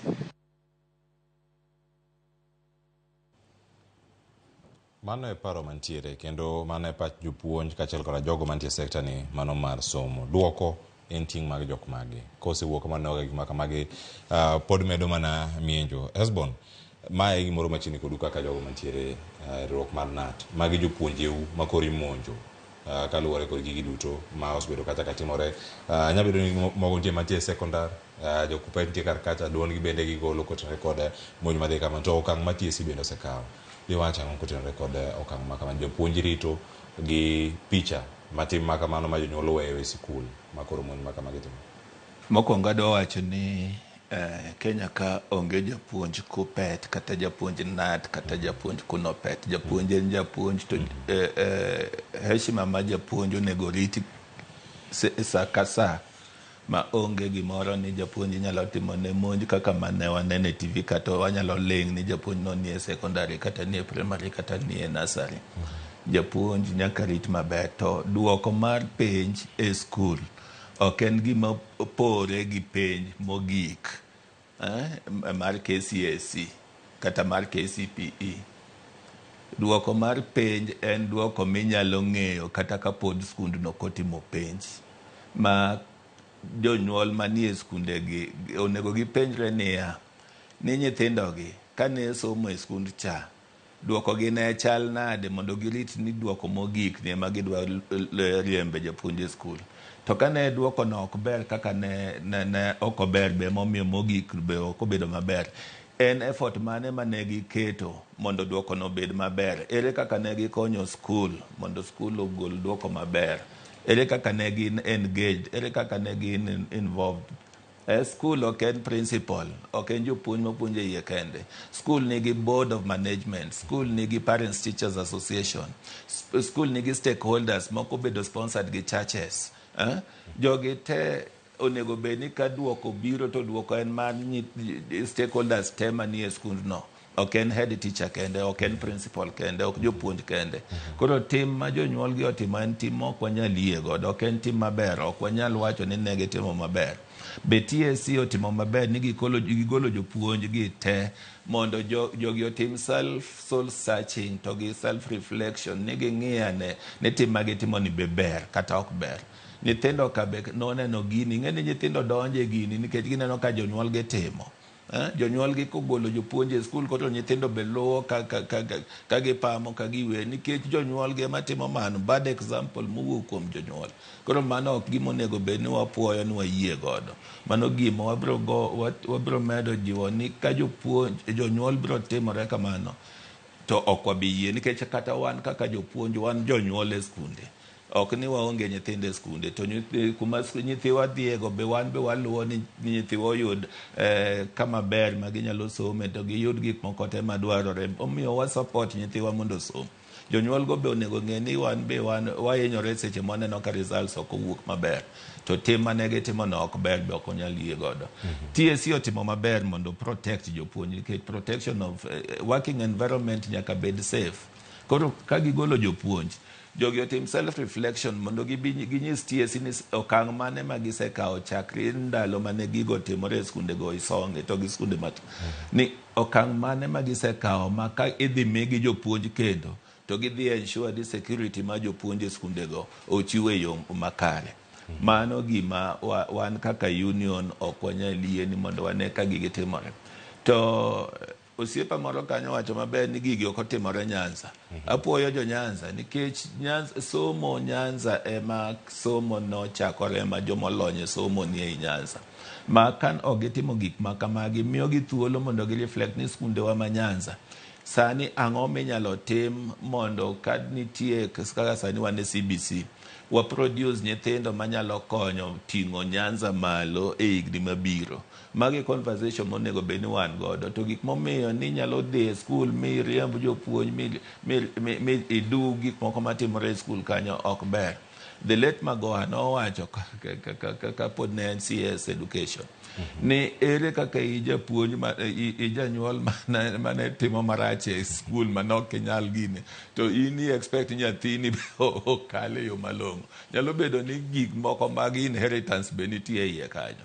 Onegi understand environment ma nyathini some to jopuonj oti matek omi nyithindo somo madwarore e skul kikonyo gi jonyuol mobedo represented gi Parents Teachers Association, kikonyo gi sirikal mobedo represented gi Board of Management e skundno, kikonyo gi stakeholders te manie environment ma skul nitie kanyo kata kadnisni be ni kanyo mondo nyithindo mondo wane ni nyithindo nyalo somo maber. To gima notimore no en gima pod wamedo kwedo to be ok wabi yie ni gima kamano timre e skunde wa. Erokamano ahinya. Kapok adhi ir Newton mede wiye ka jopuonj siwinjo kanyo ka kolera ero kama ne kom chiwo ler machalo kamano Hesbon ne japuonj en japuonj obed mago mantiere mane mbalariany mantiere secondary ka mane primary mane nursery gi duto gintie. Attack mitimo ne japuonj achiel en attack ne jopuonje duto kama gintiere. Chenro machalo kamae kani winjo kata kani nene kotimore e ripode ma bendo osebedo ka wakele wang jowi kae. Omi paro machalo nade sekta mar somo gi jokanyo mane sekta ni monego bed ni tiyo kanyakla achiel kuom gi magin jonyuol koro ero monjo jopuonj ma bende gin jokanyo sekta mar somo. Erokamano. Amba nyalo riwora kod nyawadwa ni gima notimore e skul ma kamano onego bed ni wadhi mbele gi kwedo. En gima ok onego bed ni timore kendo. To anyalo wacho kendo aka jatend mar Ramogi TV to gi Ramogi Radio nitiere wach moro ma be nyotimore Siaya ma apani kutudru gi reporter maru man Siaya bo wachonu ma japuonj nodhi monje sikul kendo anyalo paro kiwacho ni Mr. Onyango must go ma ng'ato haya japiko dhi monjo japuonj e sikul Siaya nyoro kaen. Gima kamano onego watamre kendo wariwre mondo wakwede nyaka chieng' nikech sikul kokalo ok en wi head teacher kata korem ok en wi principal kende. Tanyalo wacho kendo niya mondo nyathi okal dwaro riwo paro teko kod mwandu manitie manyalo miyo somo bed maber. Jonyuol gi moko nitie machulo kuor kuom jotelo mag sikunde. Samoro nyithindgi noriembne fees to giwacho ni weya nyithindo gi orem. Obro neno mach gi lum. Moko nitie mokana principal ni weya duoko mar penjo duogi. Wan wabro ng'wane to wasembe lela kuting'ne betni. Aneno video kanyo ka japiku ting'o panga kiriembo japuonj e sikul beti gi rungu. Koro magi ma wakwedo tanyalo wacho niya CBC no nyalo biro mondo koro weche mag ywaruok mag duoko mag penj gi koro rum. Kendo CBC bogolo gimoro ni skunde bedo categorized kia national, kia extra county, kia day. Wewe sikul obed sikul. Ok ni nyithindo monwang'o 100 ka e kor gweng' iketo gi kamoro achiel. Monwang'o 400 gi wiye iketo kamoro achiel. Koro monwang'o 100 gi koro idwa chuno japuonj man principal ni nyathi monwang'o 100 samoro ne en gi resources te mwandu te madwarore kano timo penj mar klas 8 nyalo mare otem gi yore te to yudo ni ok onyal nwang'o gimokalo kanyo to nyathini idwa ni mondo odhi onwang' odhi okal makok okalo to in japuonj kata in janyuol ma samoro bende ok obedo kod thuolo mar chopo kata mane klas 8 kata form 4 kata mar timo penj ikawo kidi gi rungu gi beti idhi monjo japuonj e sikul magi manyaka wakwedi kendo en gima rach kabisa. Erokamano ahinya japuonj Lawrence Otunga ilere yo makare kendo koro kata sani bende kiwacho gigi pok otimore gwenge ma Kaluo waseno mana ka duoko emikwedo duoko mag penj mano wuok mano kacha sikul mano mar Ruba Boys e kaunti ma Migori ne gibago ng'anyo mano jumbe mokalo ka gikwedo duoko mano wuok mar penj mar KCSE tiende nang'o kwa winjogi ka gik maka magitimore. Newton Ogada jalonyo weche mag somo wadani watudre kodi achiel kachiel sani mondo miwa ne paro ka otenore kod monj ma imonjo sikunde jopuonje kaluwore kod duoko ma jonyuol kachiel koda ka jogweng' paro ni ok en gino makare mabende osemiyo TSC ogolo kokgi kendo koro giramo ni gidaro jopuonje mondo mi jopuonj bende oyud arita e yo makare. In gi sikul gik makamagi katimore nyabende otimore sikul moro mabathe mopogore gi mari ka chieng' moro chopo korka kori kata kochopo e sikundi ni makoro gichope dibed gi paro machal nade mondo mi ogeng'ane masiche ma ponono de kwa sekta mar somo to hinyo jopuonj. Erokamano gima nyalo wacho ni ncho timore ncha ok en gima ber kendo en gima onego wakwed okang' mabor nikech japuonj mapuonjo nyathi ok timne nyathi penj. Nyathi ema timo penj kende kata yudo marks moromore kaka osepuonje. Ndalo mane wadhi skul ne nitiere jok mane biro supervisors mane biro bedo e klas ka japuonj puonjo to ne gikawo marks maging'e ni japuonj mapuonjo kanyono gik mopuonjo kanyo be gin gik monego puonji according to gik monego bed ni puonjo e seche mipuonjogino. Kendo nanyalo paro ni nitie rating e kor tam e kor dwe nitiere test mitimo ne nyathi mondo ne ng'i ni to puonj mane osepuonjego kuom dwe achiel be nitie gima osemako nisetnwa penj kaluwore gi gima osepuonji e kuom dwe achiel kata kuom jumbe 2 to kwatimo penj ni to kosenone to japuonj chak duogo to wabedo gi revision maka nitie kama ne ok iwinji to japuonj chako bedo kodi machiegni kendo nyisi kako ne giwinje. Gima nyaka wang'e ni e sekta mar somo ka wan gi jok ma iluongo ni slow learners. Gin jok ma ok gikasore ahinya, ok ginyal mako gik mopuonj te, kato wantie gi quick learners. Jok ma kipuonjo to mako gimoro kendo nyaka ang' yud ni okadho penj. To jogi duto gintiere skul. Aseyo paro mar jonyuol manodhi e skunde kendo ting'o japuonj maduong' kakalo go rangach ne ok opuonj nyathigi mokadho. Penj mane ji dhaw ne en penj mar klas 12. Klas 12 wantie gi higni 4 mondo nyathi ochope klas 12. Janyuol onego bed ni higa ka higa skul ka skul nigi odiechienge miluongo ni academic day ma jonyuol dhi e skul to ging'iyo kendo gibedo gi nyithindegi to gi class masters mek nyithindogo mane osebedo ka puonjo nyithindogi ma gifweny ne nyathini nigi rem e gima chalo kama gimiyo bedo gi rem ni en mae gi mae gi mae. To iyudo ka janyuol ok odhi e skul kuom higni 4 ok ong'iyo report form mar nyathine kuom higni 4 ok ong'iyo midterm test kuom higni 4 kae to orito ni mondo nyathini endi odhi okadhi e hike mar 4 kotimo penj. Aparo ni jonyuol mancho timo gigi ne ok gin jonyuol man gi weche lony kata gi paro kata gi ng'eyo mar somo. An nyathina en achiel kuom nyithindo mane timo penj e higani to kana dhi skul sama dhi skul tajiwe ne nyathina ma iyudono mane marks mari moromo gik mane isomo. Kik ithagri ni nyaka iyud A kata nyaka iyud ang'o.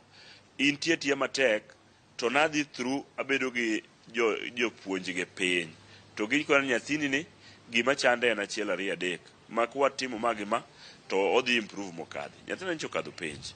Koro gima miyo atemo wacho ne nyithindwa mantiere skul gi jonyuol wanyalo bedo mamor ka wachikore ne wariembo japuonj skul. Nyathi ma samoro iriembo na japuonj ni inya tere mondo ogonwa kamoro ma samoro kadho penj kato dhi obedo japuonj. kato chieng' moro imbe koro ibedo piny neno ka nyathini mani puonjo bende chak iriembo ting' e wich nene nyithindo kokadho penj. Sama pok wakawo chik e lwetwa kaka jonyuol, ok wapar ni japuonj cha bende en janyuol, to kendo en jaod miyo moro, en wede jomoko ma sami ting'e no nyaka wedege, nyaka chiege, nyaka nyithinde bende nene ka wuon gi noting'i kalo godo rangach nikech nyathi ng'ato ne ok okalo penj. Aparo ni nyaka wakwed ma e okang' mamalo. Mar ariyo, kadok kuom jopuonjwa, puonj ok en tich miwacho ni somo puonj mondo idhi ti. Puonj en luong, nikech gik ma jopuonj kadhe mondo gipuonj nyathi makadh penj oingo msara michulogi, kendo ok wanyalo wacho ni msara michulo jopuonj oromo mondo gipuonj go nyithindo gi sacrifice. But jopuonj kaendi bende mana ka wan gi jonyuol maricho ma nyalo dhi kawo japuonj mating', eka wan gi jopuonj bende ma samoro bende ok becho, gikawo tijno gibiro gibede class for few minutes to onge, ineno kowuotho e laro kucha. Kata kitieko lesson mari mani puonj nyathi, taparo ni onego bed ni pod ibedo gi time again mar ng'iyo ni kisenono penj mag midterm test and end term test, ting'iyo ni nyithindagi ma ok okadho ni en a slow learner, ang'o eka nyalo konye mondo mi owinj gima puonjo mondo chieng' moro kal penj. Koro nitiere gik mang'eny ma samoro wanyalo yiengo kuom jonyuol to wachak wayiengo kuom jopuonj. Iyudo ka skul pok okalo for the past 5 years. Higa mokwongo orem, nyithindo rem te, otero nyithindo 2 university. Higa mar 2 otero 1, higa mar 3 ok otero, higa mar 4 jonyuol chako penjore ang'o mosetimore momiyo maendi pok otimore.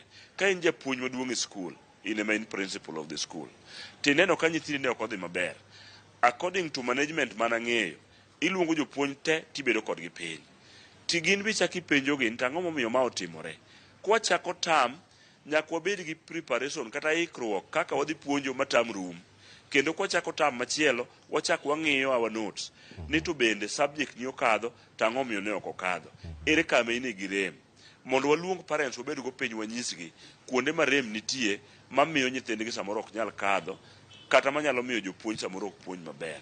Gini en gima oriwo jonyuol to riwo jopuonj, kae to chako riwo nyaka ministry mar education, nikech ka pesa odeko ne school like high school mane ji gomegi, mane ji goe kokogi, e higa mokalo ncha pesa oleo ma jopuonj koro chako manyo kaka nyalo pidho nyithindo madhi timo penjgi. Ana witness ni japuonj moro maduong' nobiro ira ni koro gidhi timo penj to pesa pok obiro to nyithindo be onge gi chiemo. Apa ni nchu witness ka skunde mang'eny nyithindo ncha gomo nikech chiemo onge, mane chuno jopuonj madongo gi ni kar mondo ng'i kaka nyithindo somo to chako dok kiri nyaka ir well wishers, jok manyalo konye mondo nyithindo some e skul. Koro aparo ni rem mar nyithindo masani en gima oriwo jonyuol, nikech jonyuol ncha ok participate so well, to en gima ochako riwo jopuonj mane ok obedo piny mondo luong jonyuol obed go piny onyis performance mag nyithindgi, kato chako riwo ministry mar education mancha ok omiyo skunde pesa in time mondo mi jopuonj oyud thuolo kata mar puonjo nyithindo ka nyithindo nitie gi chiemo ma ginyalo chamo to gik mang'eny mane nyalo dwarore e skul. Koro aparo ni en gima notimore mok ber to ok onego chako timre kendo. Ahero ga wacho ni wa learn by experience. Kama nosetimore, wachako higa ni ang'o madwa tim manyalo miyo wagero skundewa mondo chieng' moro chako bed gi midhiero machalo gima notimore ni. Kik wiwa wil ni pod wantiere gi higni 3 mondo wawuog e 844. Wantie gi form 2, form 3, form 4. I mean form 1, form 2 and form 3 to gi form 4 masani. Gin pod gidhi through the same. Gin nyaka wang'e result ni wuok machal nade madhi qualify nyithindewa mondo dhi e university. Koro aparo ni kapok wachako wabedo gi machalo kama, ana katimo my management e skunda en nabedo piny gi jopuonjga, wasiko wang'iyo kama ne nitie rem, kato waluongo jonyuol biro to wanyise kuma nyathine nitiere gi rem, kato kwa kalo kanyo to wang'eyo ni ka wadhi kalo penjni. Koro aparo ni en ne wajiwre uru ka jo oganda Luo ni wan gini kik timre skundewa, to jonyuol nyaka bed achiel kuom management mar skul mondo ging'e ni skul chal nade.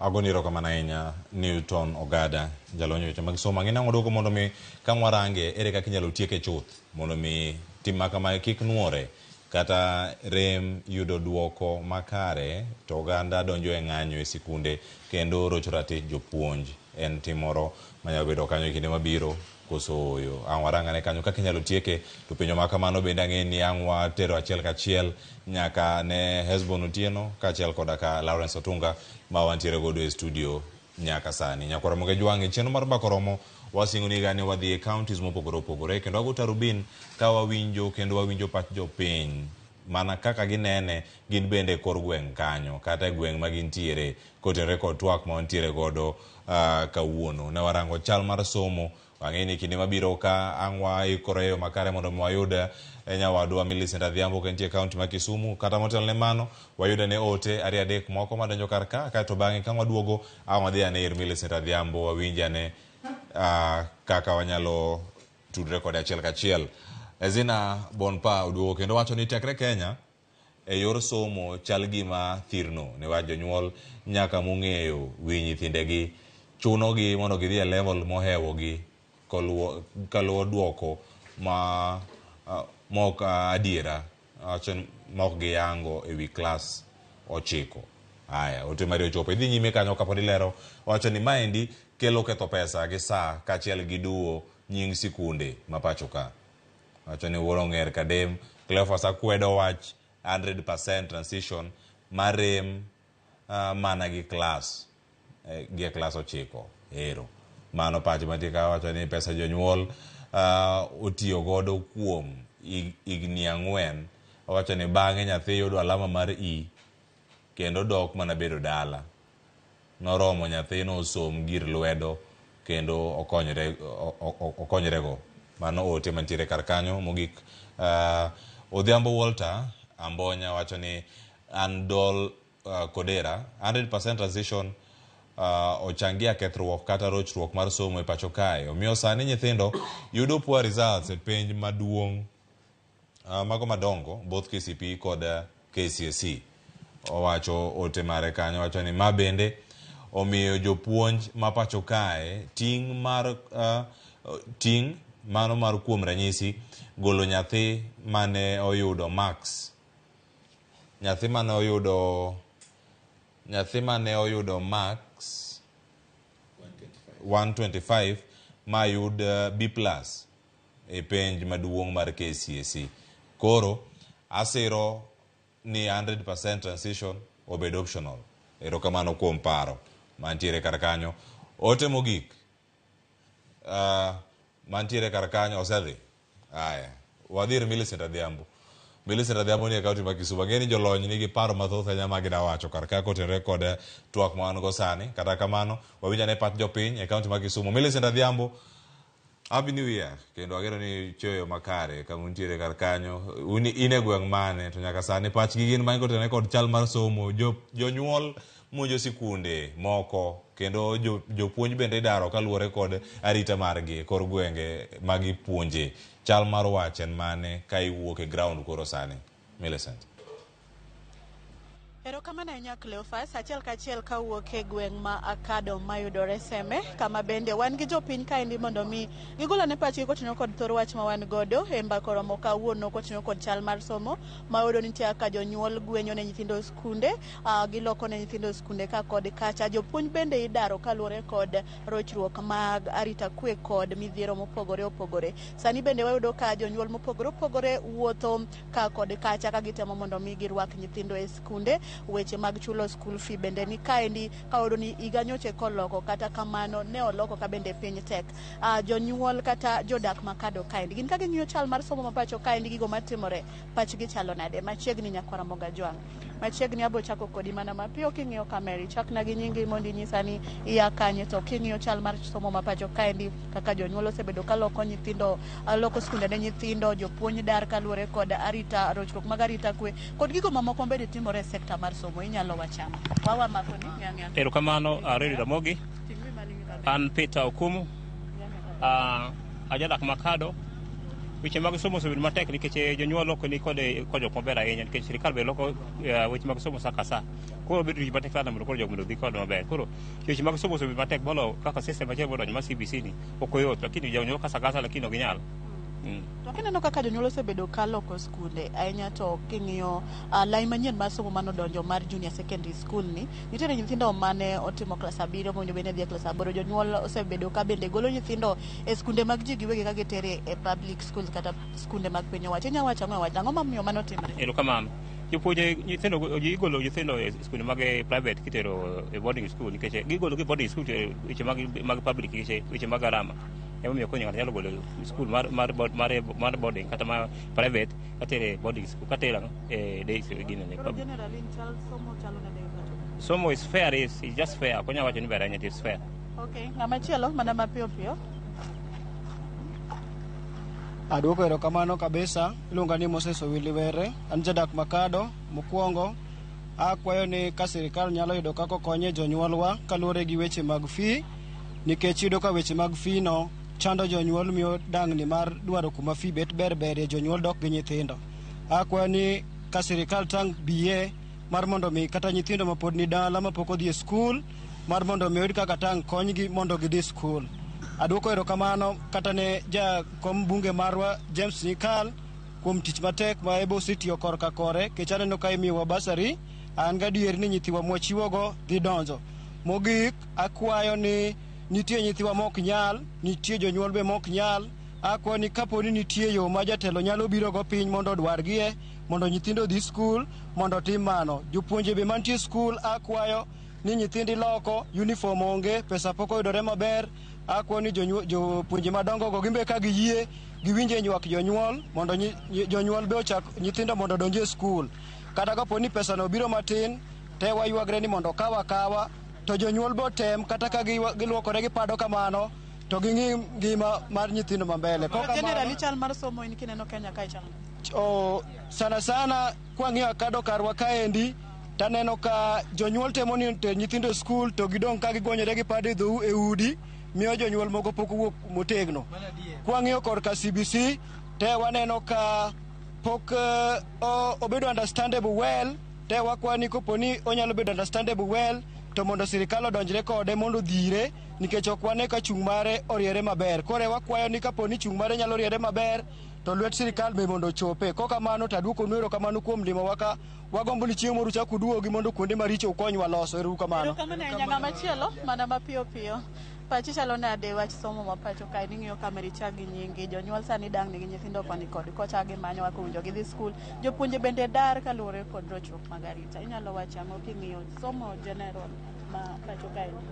An gi nyinga iluonga ni Karen Aumo Chieng'. Korka somo kaka an janyuola winjo matek nikech kata nyathina onego bi dhi e skul, noluonge skul ridre pok odhi skul kaluwore kaka an ok anyal.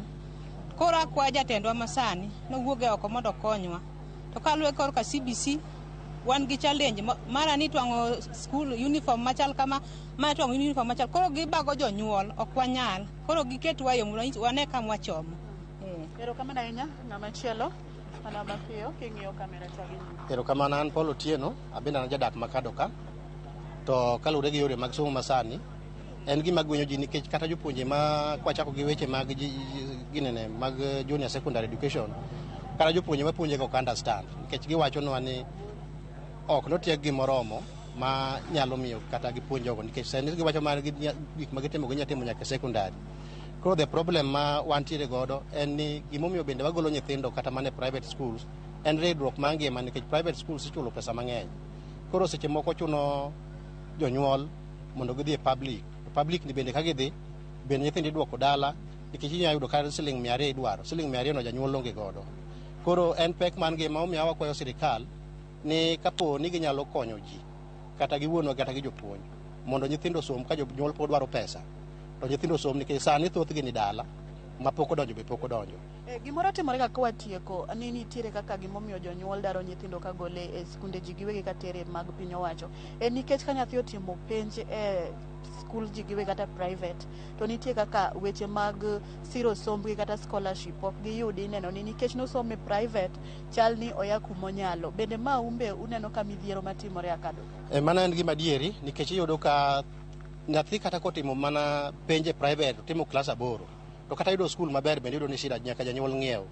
Then e yo machielo yudo ni gin jomoko manyalo ma seche moko ginyalo tero nyithindgi e skunde moko maber. Mano gin gima waneno ka en gima timre adier. To mano ba adier nikech wayudo ni samoro nyathino dhi e private kano sire bende kata en nyathi kich ma skul mano ni mondo puonji. Koro kaka jonyuol ma ukale sida ma kamano kwayo mane munya kwayo piny owacho e seche ma gichiwo sir mag somo kata scholarship ne nyithindo duto. Gitime marom kaka gitimo ne piny owacho koso winjo range nade. Gino nego tim marom nikech nyathi en nyathi to nyathi en ma ji te to somo bende en achiel. Koro ka gitimo sir to gitim sir ne ji te mondo mi nyithindo gi koyud gik machalre te. Erokamano nyanga mogik mana mapiyo chako gi nyinge mondo mi apachi koting'o kod mwawuo chal mar somo pacho. Nyinga en Paulina Uma Molo. Ajadak Makado kae. Kawuoye wach somo, sirikal onego konyo wach somo kabisa. Molo somo mane kelo manyien mar CBC ok understand wan jonyuol. Junior secondary school magikelo no nyithindo dhi mang'eny, teachers gin 2. Onego miwa jopuonje mapuonjo nyithindo. Klas achiel ok nyal puonj gi japuonj achiel to nyithindo nitie 100. Mano nyithindo moko ok winj gi mispuonjo. Koro akwayo ni ka ukelo somo no endo to ukele mondo jonyuol owinj gi misomo kanyo malong'o. Kwayo elewa ni en somo bila mane nikech jopuonje mokwongo tin nyithindo ng'eny. Mar ariyo en uniform. Uniform okelnwa ma okikore mopogore opogore. Gi sani sirikal nyawacho ni nyathi nyalo dhi gi uniform manyosomo gi primary. Mamano be en weakness kuom janyuol. Janyuol kise accept ni nyathi odonjo e skul gi uniform no, it will take time mondo janyuol otwang' uniform cha. Koro akwayo ni ka sirikal nyalo provide uniform ni schools to gikonywa mondo janyuol oyud yot nikech en uniform en riembo ma wang' ka wang'. Skunde moko nitie ma nyithindo nyaka nye pok obet e klas. En riembo nyathi dhi to duogo. Koro sirikal omany kaka nyalo konyowa mondo nyithindwa osom e yo mokwe. Mana kamano Cleophas kaka iwinjo mago paro mopogore opogore kowuok kuom jodak kod jonyuol Makado kiwinjo ka giywak ni bagni pod nitie mang'eny ahinya to kotenore kod somo mar junior secondary school ka giwacho ni pod ok giwinj tiende makare kaka ipuonje kata kaka owinjo be ni chenro ma idwa ni nyithindegi oyud godo somo ok giwinj ok gine ka luwo lai mowinjore. Kopogore gi mano biwinjo ka giywak ni pod midhiero nitiere kata pek e tero nyithinde skul gino ma bende gigodho duondgi piny ne jotendgi mane giyiero mondo mi ochop irgi oriw lwetgi kanyakla mondo gine kaka ginyalo jolo nyithindogo otunde skunde mopogore manoluong. Ka kamano kionge penja duokoni mondo adhi nyime kod luwo chenro mane okela kado kaendi ma bende ang' nwakel ne oganda seche mochopo mag kagi kacha ang'ich welo kod oimore. Ka kamano to aduokoni e studio mondo idhi nyime kod thoro wach ma wan go. Cleophas an kuomi. Agorero kama nyamile senta dhiambi bago twake yo makare. Ngene jogo mane kia ka Makado nitiere koro ngena Kado nitiere e Seme sub county ka hotele kanyo kod Mheshimiwa James Nyikal. Ero kama ya kuom luoro piny kendo chopo kanyo oganda mantiere kodi kanyo poch gi pak kendo ero kama nya kuoma bago no twak machalo kamano ka orango chal mar somo nyakwara mo gi jong waloko tanga kendo wadani waranga ne kama chielo ma opogore gi sekta mar somo wadano dhe ne kaunti ma Mombasa.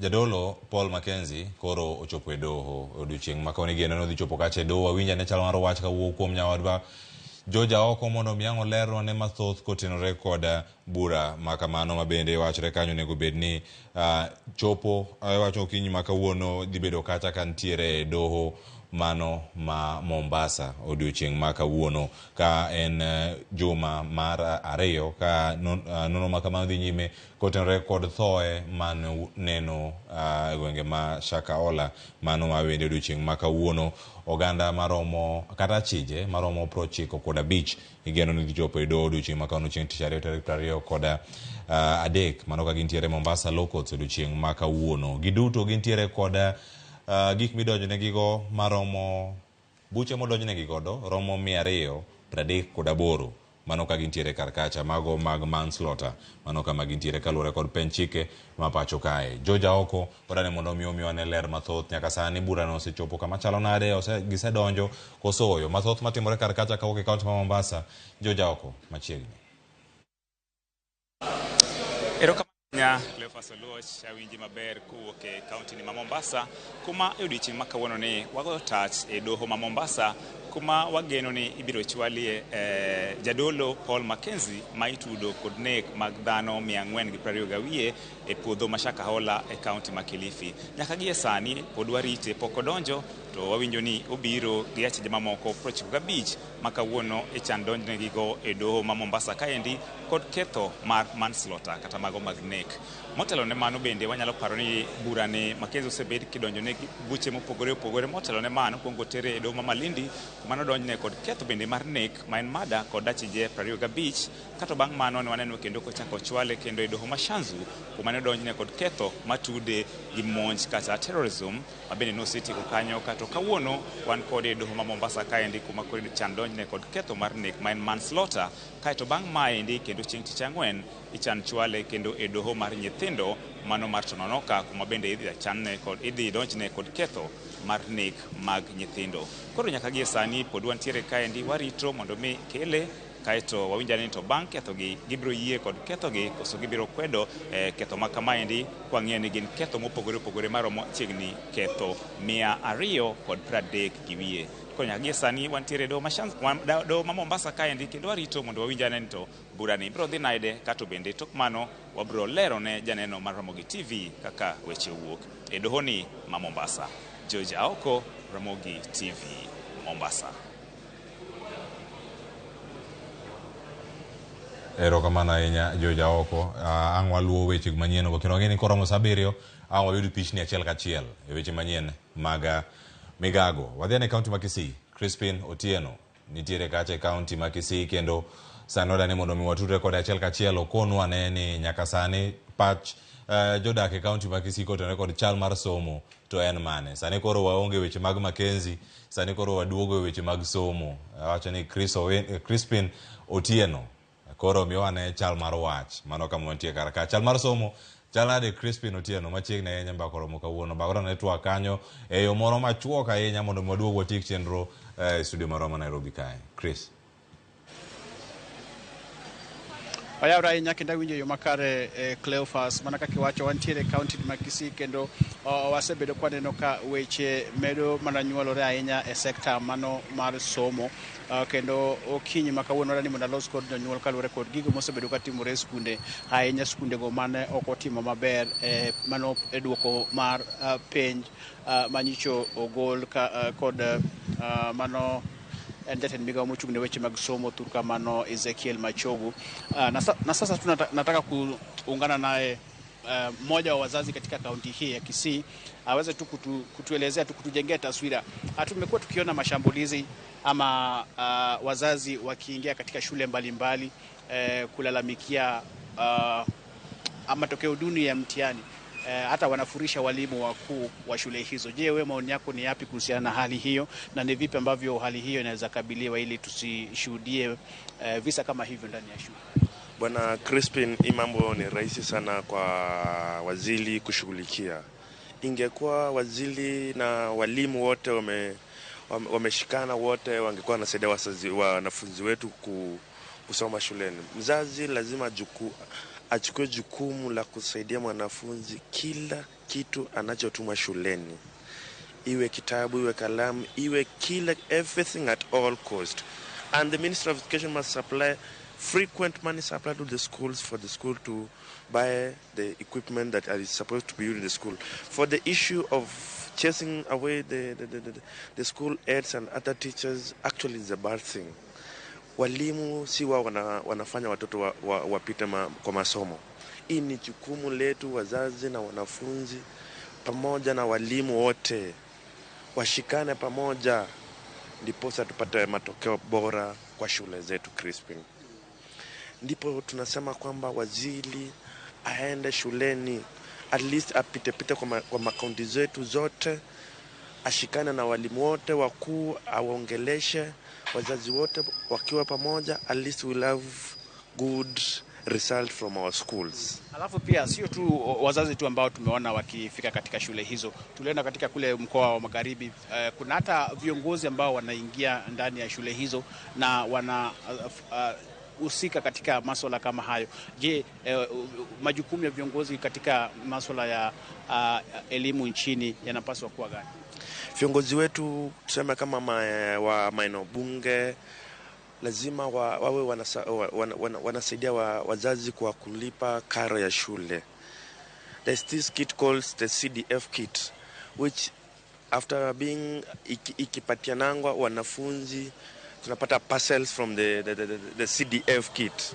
Hizi parcels lazima ziwe zinakuja mapema, ndiposa wanafunzi waziwa wanafukuzwa shuleni kila siku. So kwa viongozi wetu wote tunawaomba kwa mabaselis muwe mnazipatiana mapema kila muhula unapoanza, at least muwe mmeweka kitu kidogo kidogo kwa shule zetu. Cleophas manaka kiwinjo no mano gin moko kuom jonyuol ma loso kodwa e kaunti ni makisikalo rekod kaka weche osebedo kacha. Labda mna loso kod janyuol Mogi Kani, wewe pia tuambie maoni yako kuhusu mashambulizi ambazo tunaona katika shule mbalimbali. Wewe ungehisi masuala kama haya yangeshughulikiwa kivipi? Mimi kwa majina naitwa Justin Ogachi. Mimi ni mzazi. Hii masuala ya mambo kama kukimbizana, kuna mashule watu kama wasisi wazazi tunaanza kufukuza walimu kwa shule, tukiwaambia sasa nyinyi hamjafanya hiki na hiki, ndio maana watoto wetu hawajafanya vizuri mambo na mtihani. Inafaa sisi kama wazazi tukae chini tuongee na walimu, kama kuna mtoto ako njia nyingine aelewe vizuri kwa shule, tujue njia tunafaa kuweka. Sisi kama wazazi na walimu tuwaongeleze huyu mtoto vizuri, baadaye tunaweza pata amefanya vizuri hata shule. Asante. Huyu anaitwa Justin Ogachi, na vile vile tutakuwa tukizungumza janyuol huwa kuna ilongo ni Kennedy Obocha. Mago gin moko kuom gigo magenero ni mondo mi otim gi sirikal kaachiel kod telo mag somo e skunde mopogore opogore mondo mi duoko bed makare, kendo mondo mi kik wane ka tulo muoch ahinya ne skunde ma ne ok otimo maber e piny maduong' ma higa ni kata higa mokalo. Kwa kama nang nawe gi kanyo, aduoko kendo iri Cleophas studio. Agonero kama na Chris kuom leronwa chal mar wache county mano ma Kisii. Nyakoro Moge Jwang sani koro wachopo kama koro denwa tiek twak kama wantiere karka yena moda chake county ma Homa Bay ka antiere kanyo kod Newton Ogada jalonyo weche mag somo. Ang'eni ang' olernwa wach mage weche mage mogik kotenore kod chenro gi duto. Ahinya mada ni mul sani kimia wach mari mogik Newton Ogada ka wantiere achiel kachiel sani. Ilernwa nitiere chenro mopogore opogore bende ma jopuonje mag riwruok mag jopuonje mag ECD bende koro rito winja ahinya ni jod bura biro bedo kariwore kod governors ekwedo paro mantiere report maraput nochiwo wechego mag somo ni weche mag somba nasari bende koro nego bed ni dok kata dhi e sirkal mamalo dibede gi paro machal nade kotenore kod mal nyaka sani gisebedo kacha kitayo gi county to ng'ur gi ywak bende osebedo chenro machalo kamago. In gi dakika achiel mondo mi imiwa wach mari mogik kotenore kod wach makamano kato bang'e waduogo e studio mondo mi watieki. Erokamano. Wechewa mag ECD en gima dwaro dakika mang'eny kata seche mang'eny mondo watwagi nikech nyaka sani pok omi jopuonj gik monego gipuonj nyithindo mag jo ECD, and mar ariyo nyaka sani kaka wawuoyo ni nitiere rem mang'eny jopuonj mantiere ECD go endo bende pod ok otiegi kaluwore gi somb puonj nyithindo ma jo ECD go. Gik mano kel chenro mar CBC onge kata achiel mosebiro e skunde, kendo kata king'iyo practicals ok nyal tim, onge gima inyalo tim e ECD.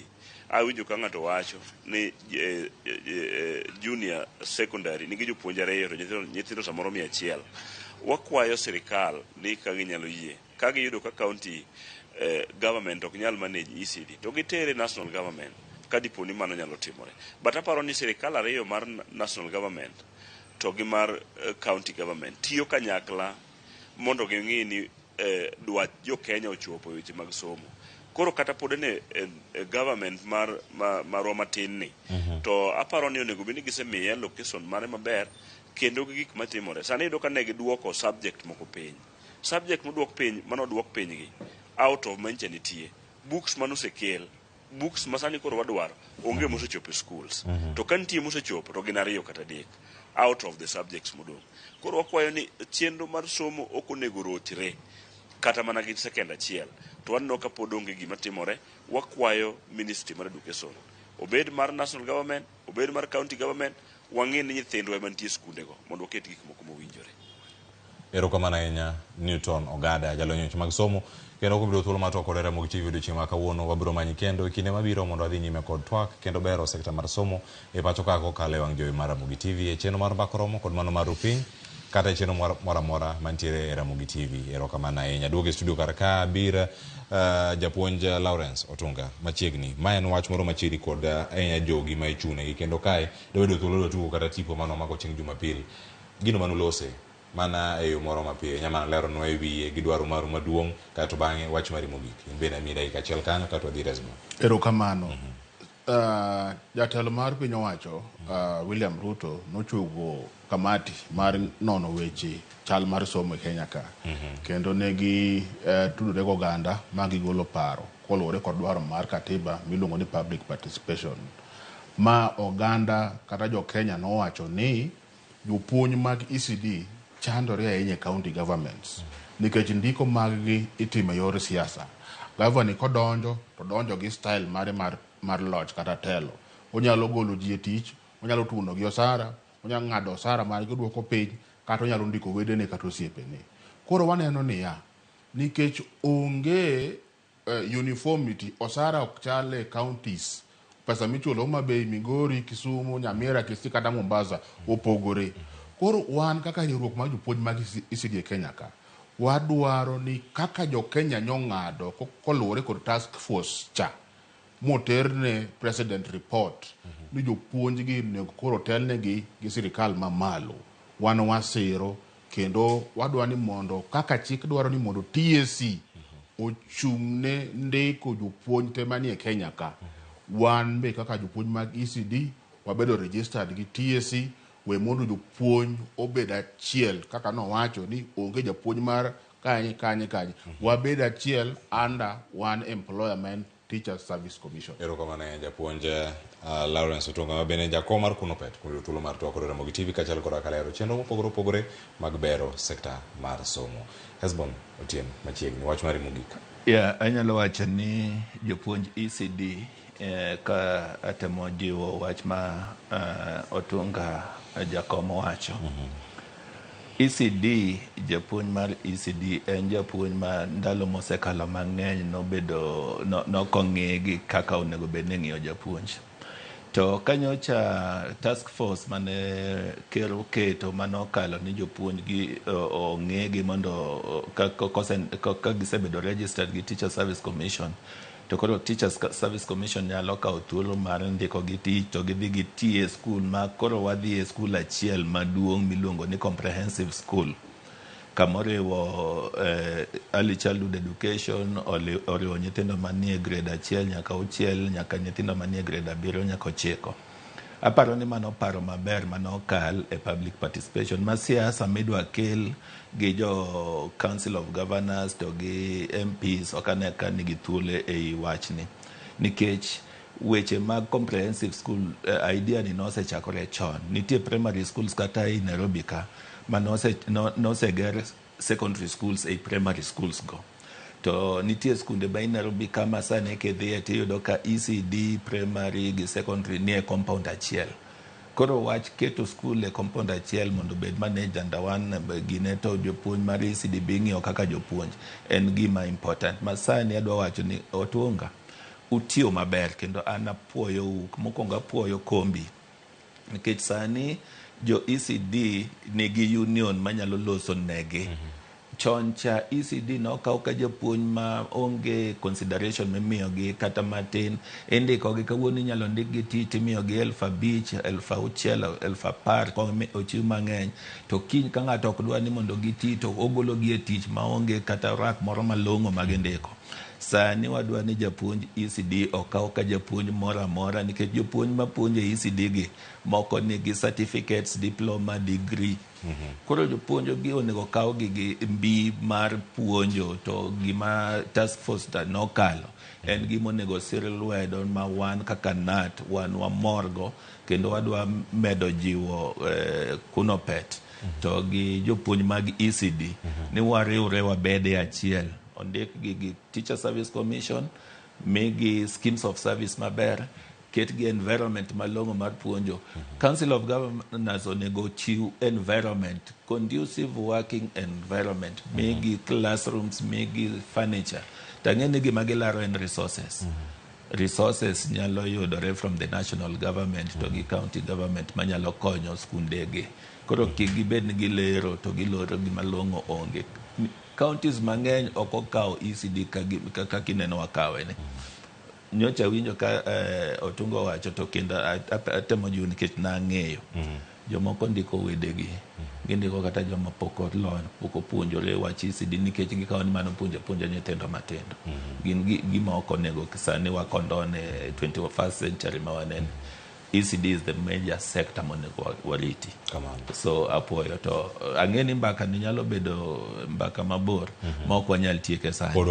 En gima onego bed ni wawacho mondo wajiw jopuonjgi mondo megi kargi moromo kaka jopuonj ma Kenya ka. Erokamano ahinya. Mano jalup jagoro maduong' mar NAT Esbon Otieno. Erokamano kuom biro Ramogi TV kiny makono kachal koraka Lawrence Otunga jakom kuno pet. Mano jopuonj nasari e piny Kenya mangima. Mano kama wantiere kar ka kachal kodaka Newton Ogada mani kodwa e kaunti ma Homa Bay. Erokamano ahinya kuom bedo kodwa achiel kachiel. Nabedo kata e chenro okinyi ma kawuono ilonya wada jowetewa Joyce Duor kachal kodaka Sharon Ong'ao. Mano kelo chenro motelo ne mar mbako romo. Nyinga Cleophas Oluoch jakisumo kanyakwar mokeo nyaka sango oriti masane.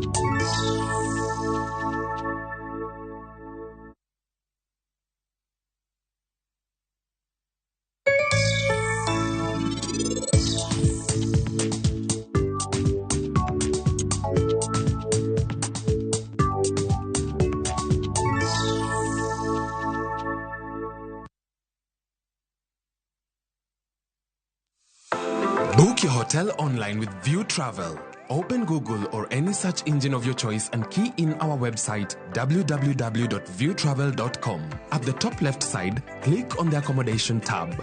Choose over 900,000 hotel options to suit your vacation needs. You can also choose from over 1,000 location beach, bush, cities and more. Contact us on www.viewtravel.com or 0703-254-254. Viewtravel.com. Dream, explore, discover.